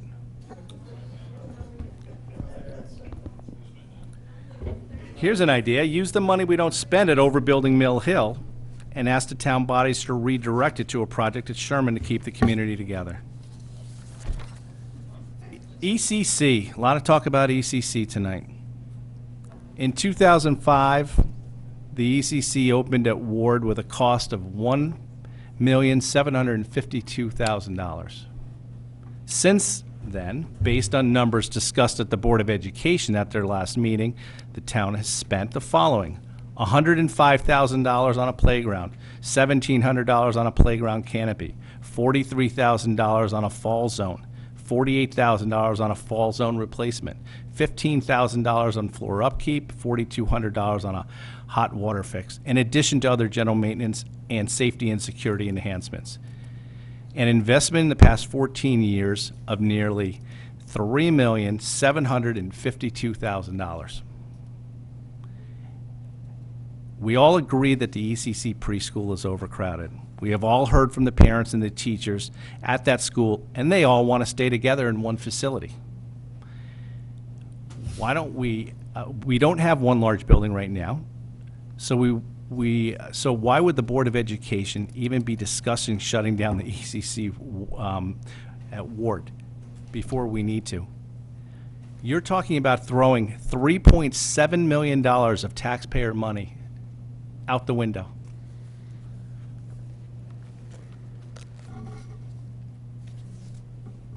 Now we're being told the ECC is going to Holland Hill. Well, that's great, because the ed specs never say anything about that. It says for general education. It doesn't say it's for a special program. It says for general education is what the ed spec calls for.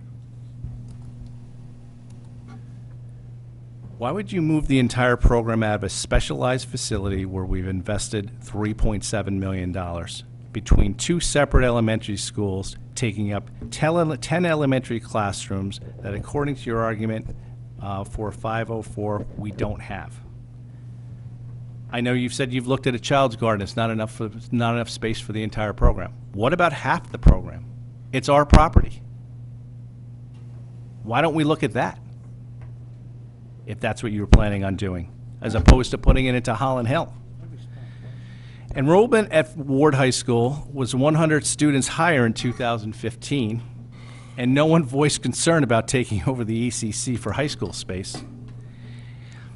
And to move the specialized Walter Fitzgerald Alternative High School back to the high school, which I know, Dr. Jones, I've heard you're in favor of, and you've pushed the board on a little bit with the resistance. Seems like a bad decision for the students who deserve and need their own off-campus facility. And high school enrollment is going to be declining even further, so there's no immediate need to vacate the ECC at Ward altogether, unless you want to feed a narrative that we need Mill Hill to build a 504. I know there's been recent talk in that you're going to be having a math academy, something else that's going to take up another 1 to 2 classrooms. I don't know why we wouldn't invest in the gifted program we already have, as opposed to just trying to benefit 22 students, but I guess that's your decision on programming. More programming, more room that we need to have. The students for a math academy are elementary school students, so they would be in a classroom regardless. Some of the upgrades that happened at Ward for the ECC, you know, mechanical means of French air, electrical, those, you're not going to lose that investment. That's investment in the building that stays with the building. The board has not voted on the final future locations of the ECC. Dr. Jones really was not recommending moving it out of Ward. That conversation came from the board. Again, haven't voted, in part just to try to keep consistency of programs, because if you put, I mean, we're talking about every single educational issue, it seems like, right now, but just to give you, I mean, just to give you, I know, just to give you, well, no, but I want,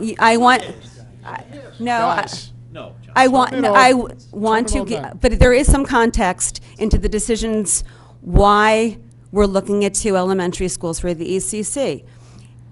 The programs would be somewhat different.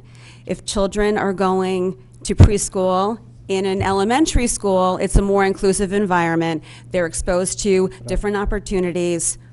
Not saying one is necessarily better than the other, then they're just different. The board, doing its due diligence, is discussing trying to have similar programs which would put them in an elementary school during this period of time where we have space in schools such as North Strathfield.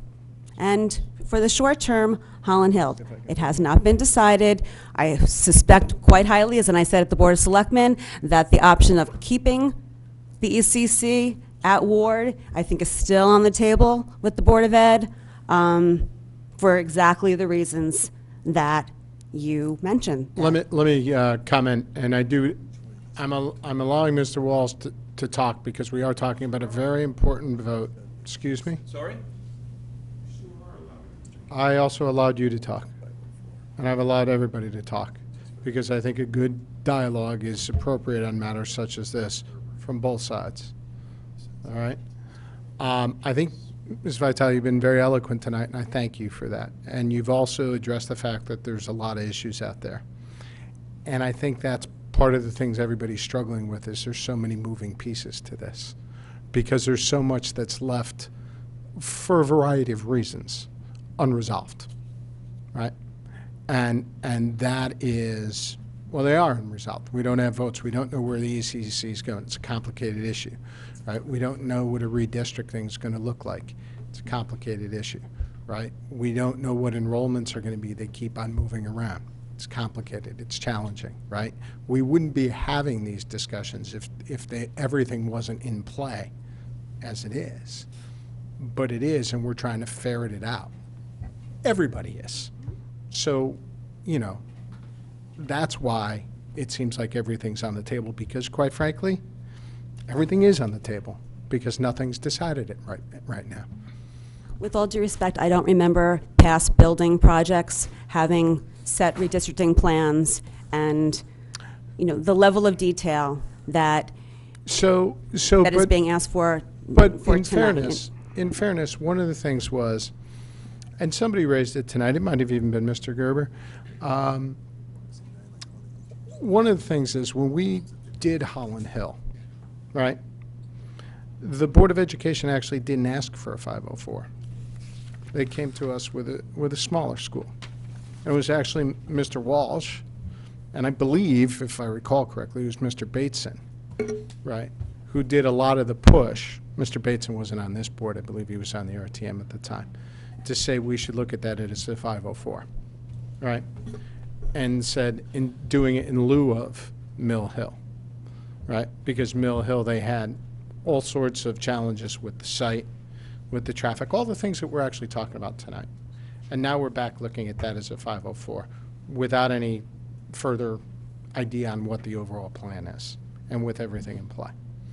That's why I think this gets overly complicated. It's my own personal opinion. There's a lot of moving pieces. I think there's a lot of other things on the town side that we haven't even discussed, which further complicates the issue. And for Right, the that's amount of money that we're talking about, going back to, this is the last school renovation expansion that is on the books right now, based on the long-term facilities plan, which was updated in 2015, which we have used for the capital planning waterfall schedule that has been gone before this board. For the differential between the two schools, I am still struggling with why you would not embrace that flexibility, given the various conversations that are going on across town that don't have a set plan either, that we're not going to know on the town side either what the plan is going to be and where the people are going to be. We're assuming that it's going to go down. It could be up. I mean, hopefully a 504 is big enough for that area of town. It could go we could argue and argue and argue. That's right. So let's wrap it up. So I mean, there is flexibility we built in. I mean, that argument made earlier that Mr. Flynn just mentioned was, yeah, when they came to us, Holland Hill, they wanted a 462 student school. The same night, they wanted 441. The magic 441 at Mill Hill. That's what they wanted. I was terribly concerned about topography and ledge, and I did say, let's increase Holland Hill where we know it's flat, we have more information on the school, to make it a 504. But it wasn't to give additional space. It was an argument about, why don't we look where building could be cheaper? So in essence, based on that 3-year-old model, you've gotten 2 more classrooms out of there. Look at Riverfield. We were sold that 504. We all approved it. 417 kids there this year. We don't get, even at 10 years, we get to 462. Okay? That's with outside projections, But the which have turned to be 462 that would be have turned out to be 90%. unreliable. The 462 at Riverfield would be 90% capacity, and there's a specialized classroom there. Which is that's in only later years that are turned out to be unreliable. So, we have built flexibility in, and I know that the community uses the 4 extra, one's a CLCS, I believe it is. Because, I know, and I've told that on the record, I had no problem with the CLC.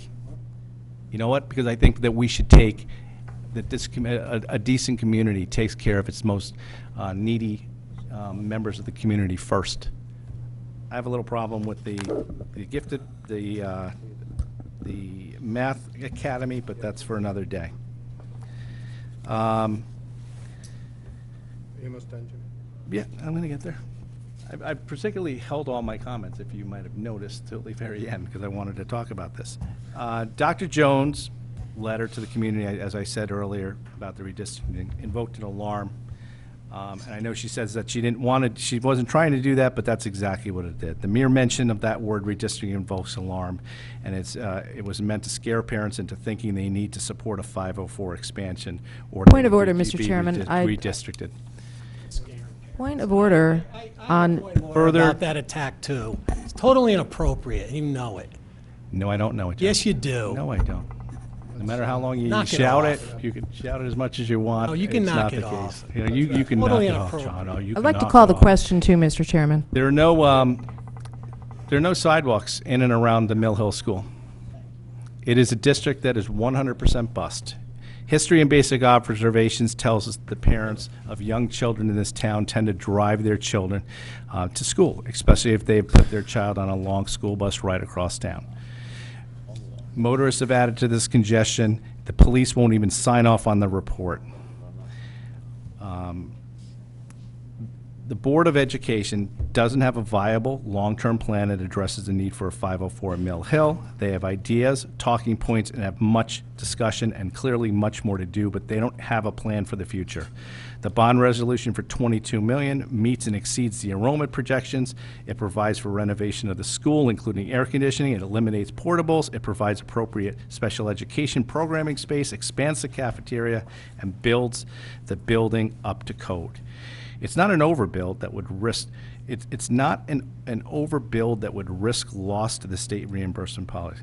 It's not an overbuild that would burden the neighborhood with increased traffic and idling cars. It's a good solution for the Mill Hill community and deserves its own renovated neighborhood school. Thank you. Mr. Walsh, thank you. Did you have a, Yes, I wanted to call the question. do I have a second for that? All right. All in favor of calling the question at this point in time? Do you want to say something? I didn't even get to speak. We have 3 opposed right now. I want to make sure we get the stories out. Mr. DeWitt, did you have something you wanted to say, or Mr. Becker? Mr. Becker and Mr. Brown, did you have something? Thank you. I'll try to make it brief. My first opportunity to speak on this. I do have a question on the specialty space in the buildings. I know that you've been adding some. You had mentioned, I'm going to forget the acronyms, but I think there's some things at Riverfield. And I know that there's a lot of the outplaced students. You've been working to try to come up with programs to move them in. If you could just sort of lay that out as succinctly as you can at this late hour.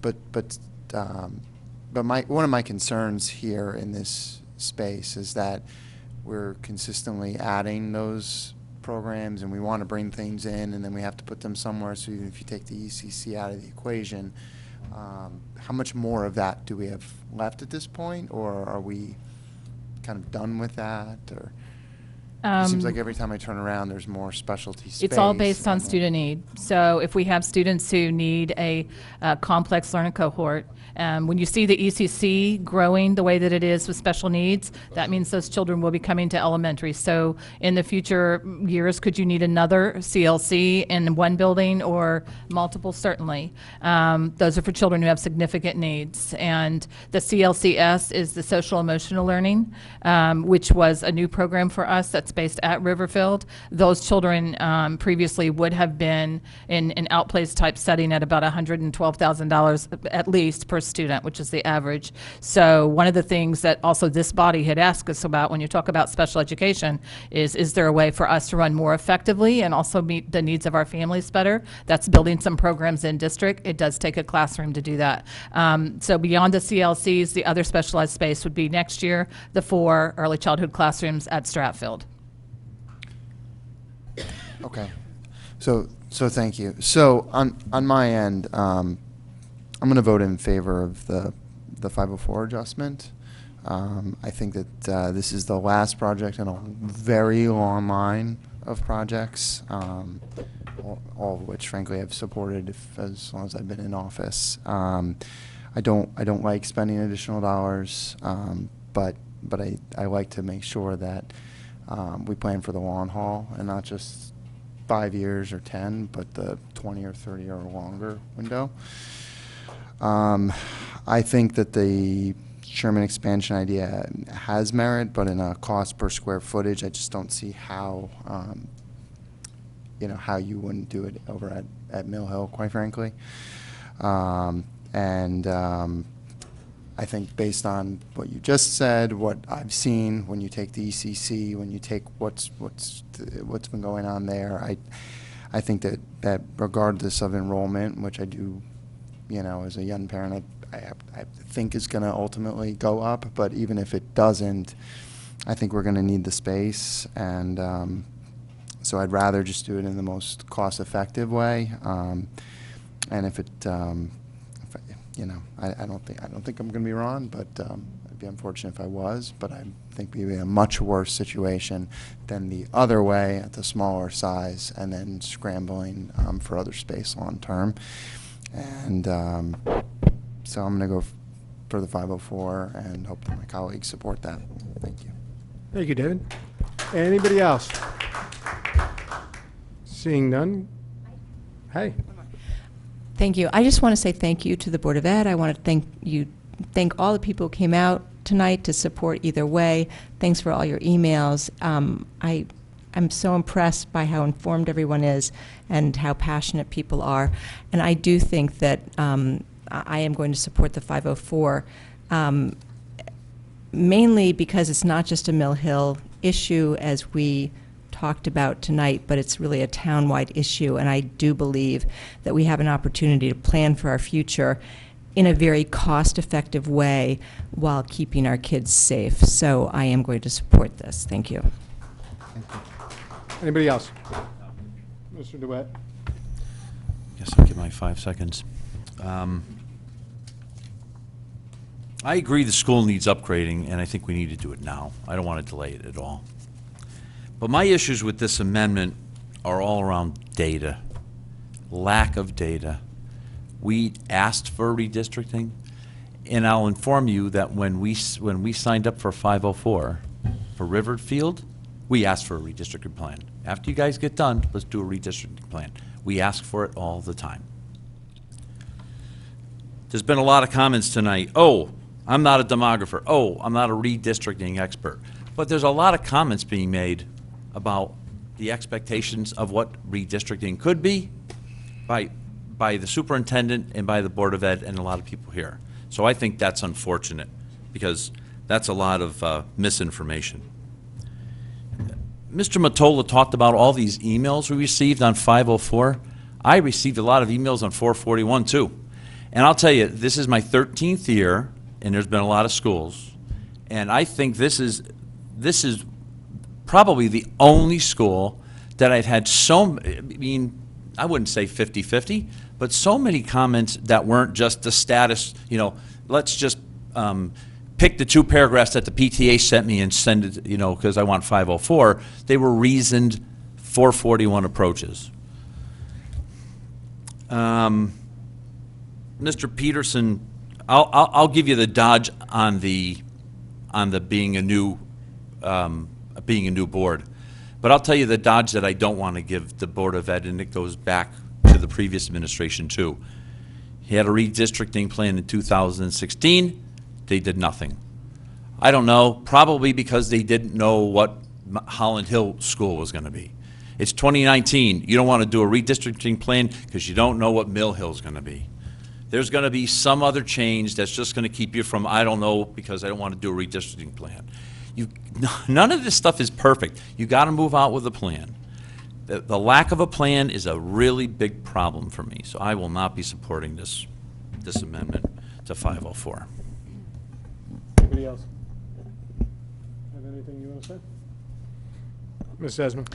Thank you. I want to follow Ms. Marmion's comments to thank everyone who took the time to write us, come here and speak.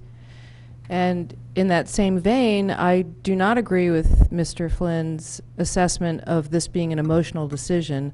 I would actually agree with Mr. DeWitt.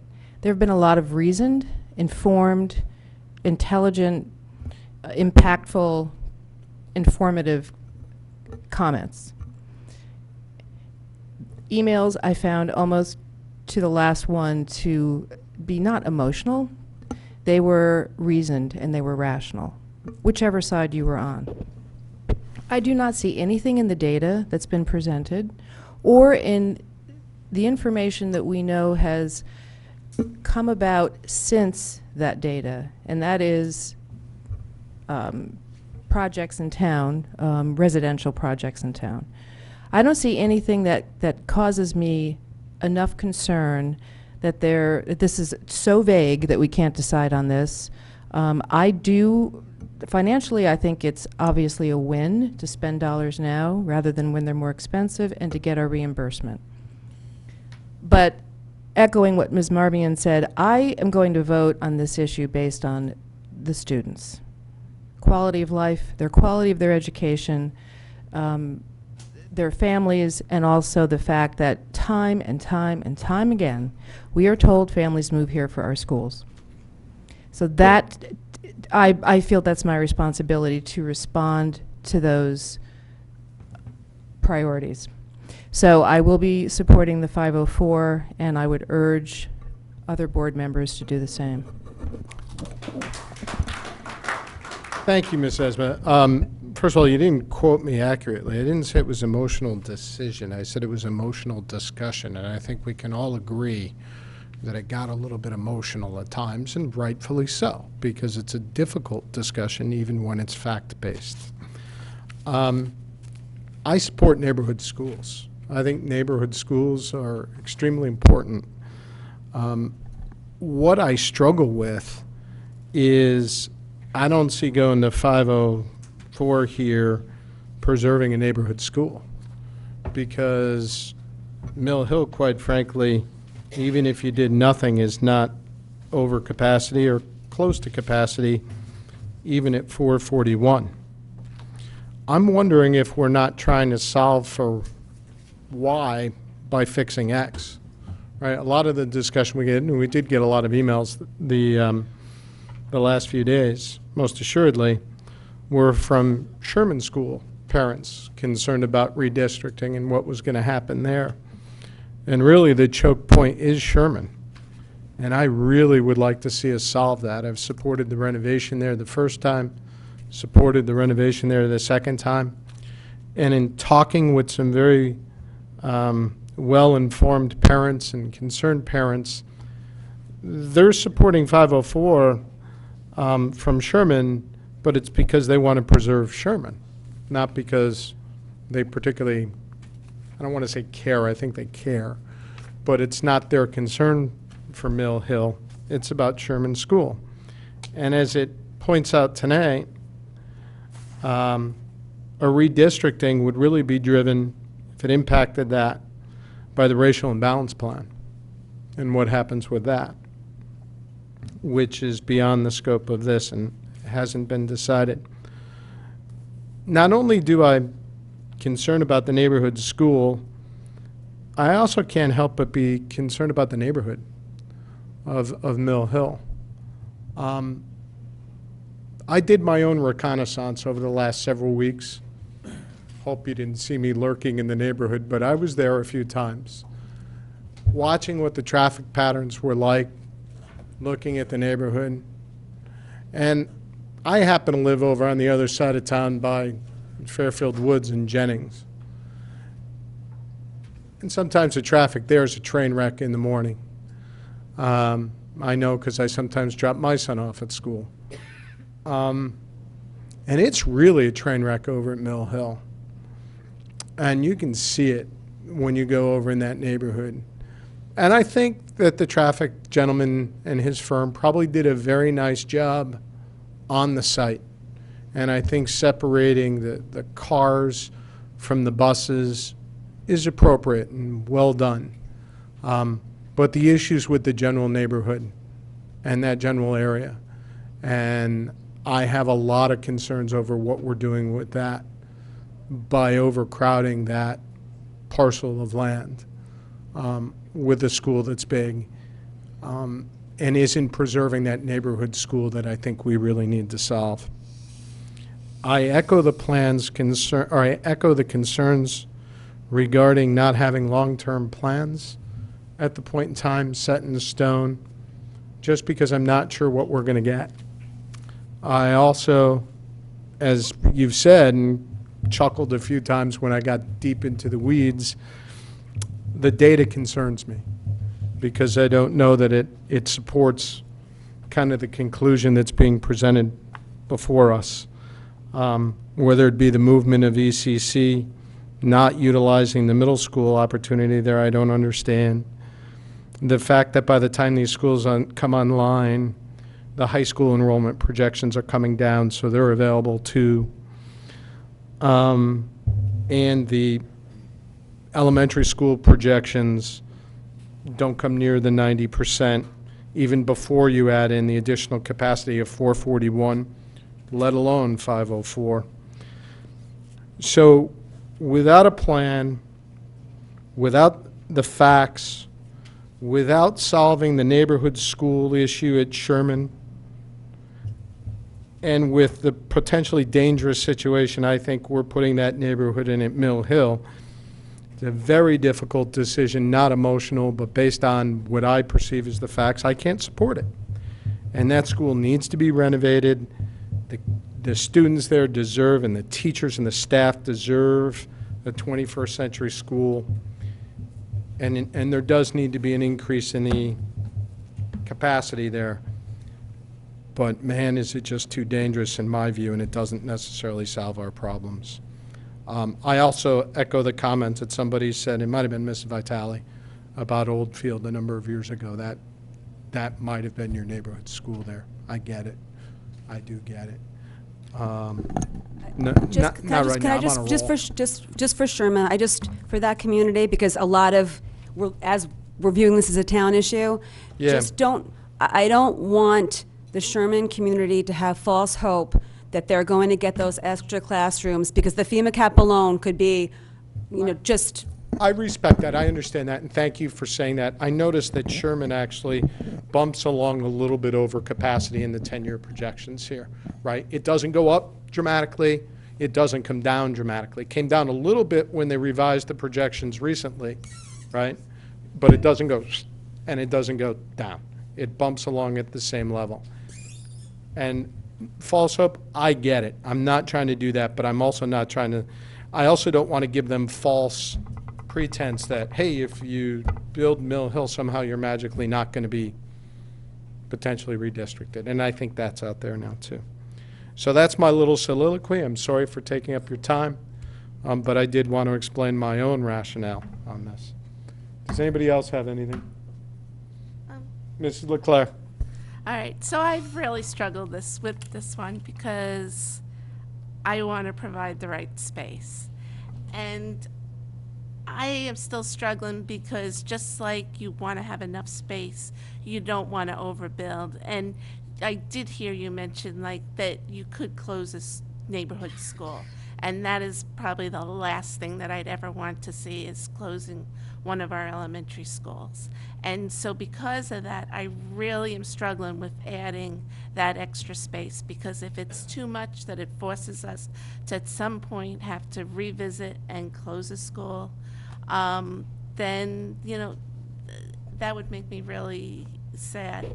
And it's opportunity costs. We've talked about sidewalks. We've talked about possible things we could do with Sherman. There's so many things that we could spend money on, and I don't see us really needing the space at Mill Hill in the immediate future. When I look at these projections, their enrollment, it seems to be fine. My kids are a little bit older, and I went through the schools with way over capacity, and they got an excellent education. So I'm confident that the Board of Ed has the ability to provide an excellent education no matter what the space situation is, and we find a way. I don't like portables, and I never want to see another one again, I can assure you. But I just want to let you know where I stand and why I'm thinking the way I am. Thank you, Mrs. Leclerc. Anybody else? Seeing none, I'll call this for a vote. We're voting on the amendment to increase the funding on this bond resolution, and this is just the amendment, to $23,163,600. Again, this has nothing to do, we do not vote on the enrollment. We're voting purely on the dollars. All in favor of this amendment? All opposed? The item fails, so the item is back before us as the original item, which is, and if it's okay, I will go right into a vote on this. To hear, consider, and act upon the following resolution as recommended by the Board of Selectmen. Resolved that the bond resolution entitled, "A Resolution Appropriating $22,600,000 for costs associated with the renovation and expansion of Mill Hill Elementary School and authorizing the issuance of bonds to finance such appropriation, be and hereby is approved." Further resolved that the first selectman be and hereby is authorized to execute it on behalf of the town such documents as may be necessary to effectuate this resolution. I'm going to call this item. All in favor? Opposed? Abstentions? That item carries, and the item goes on to the RTM.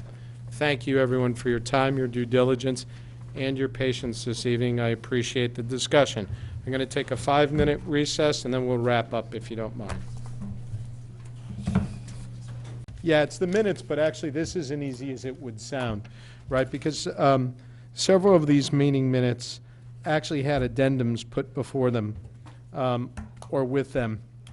The first one, January 8th, which is the bigger one, and you'll recall that was the discussion about the senior citizen tax relief that we all wanted to make sure was well documented.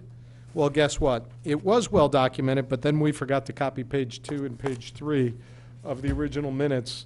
So therefore, we don't have the entire minutes here, so we can't vote on them. And that's what we were just looking up, which is why we needed the break in the action. So I'm going to postpone voting on January 8th until the next meeting. Till August. And then, do we have April 3rd? Right. Okay, oh, yeah. We have April 3rd, and there's a one-pager handed out. Did you get a chance to read through that? The one-pager? Mm-hmm. That was kind of what our last Oh, it's this. I'm sorry. The one-pager was what I requested at our last meeting, and I read it, and I think it perfectly reflects what happened at the meeting, so I'm fine with it. Perfect. Anybody else? Thank you, Mr. Mattone. Anybody else? Anything on that? Just, the only thing That's I the would say, paving. I don't want any further changes. I would just say that some comments I remember making did not make it into this, and I understand that this isn't an actual transcription, word for word, but. Right. So, just making Are the you comfortable with comment. it? I'm fine. Okay. So I'm going to call that one for a vote. Can I put that before us? I'll make the motion. Do I have a second? So this will replace what the language under 5030, Public Works Operation. Right. Correct. So all in favor of the minutes for April 3rd, 2019 as amended? Opposed, abstentions, there are none. May 9th. Any questions, comments, concerns regarding May 9th? Seeing none, I'm going to ask that that be put before us. Mr. Mattola, you want to do that? Sure. Seconded by Mr. Brown. I'm going to call that one for a vote. All in favor? Opposed, abstentions, that one carries. The last item is to hear, consider, and act upon any communication. I do not have any. Mr. Mayor, do you have any communications? You have none. Seeing none, does anybody have anything else to bring up at this point? I don't believe our next meeting is actually until September. I thought we had an early August meeting. We do not have an August meeting. Yeah, so, assuming nothing goes on, enjoy the summer. Enjoy your summer, everyone. I have a motion.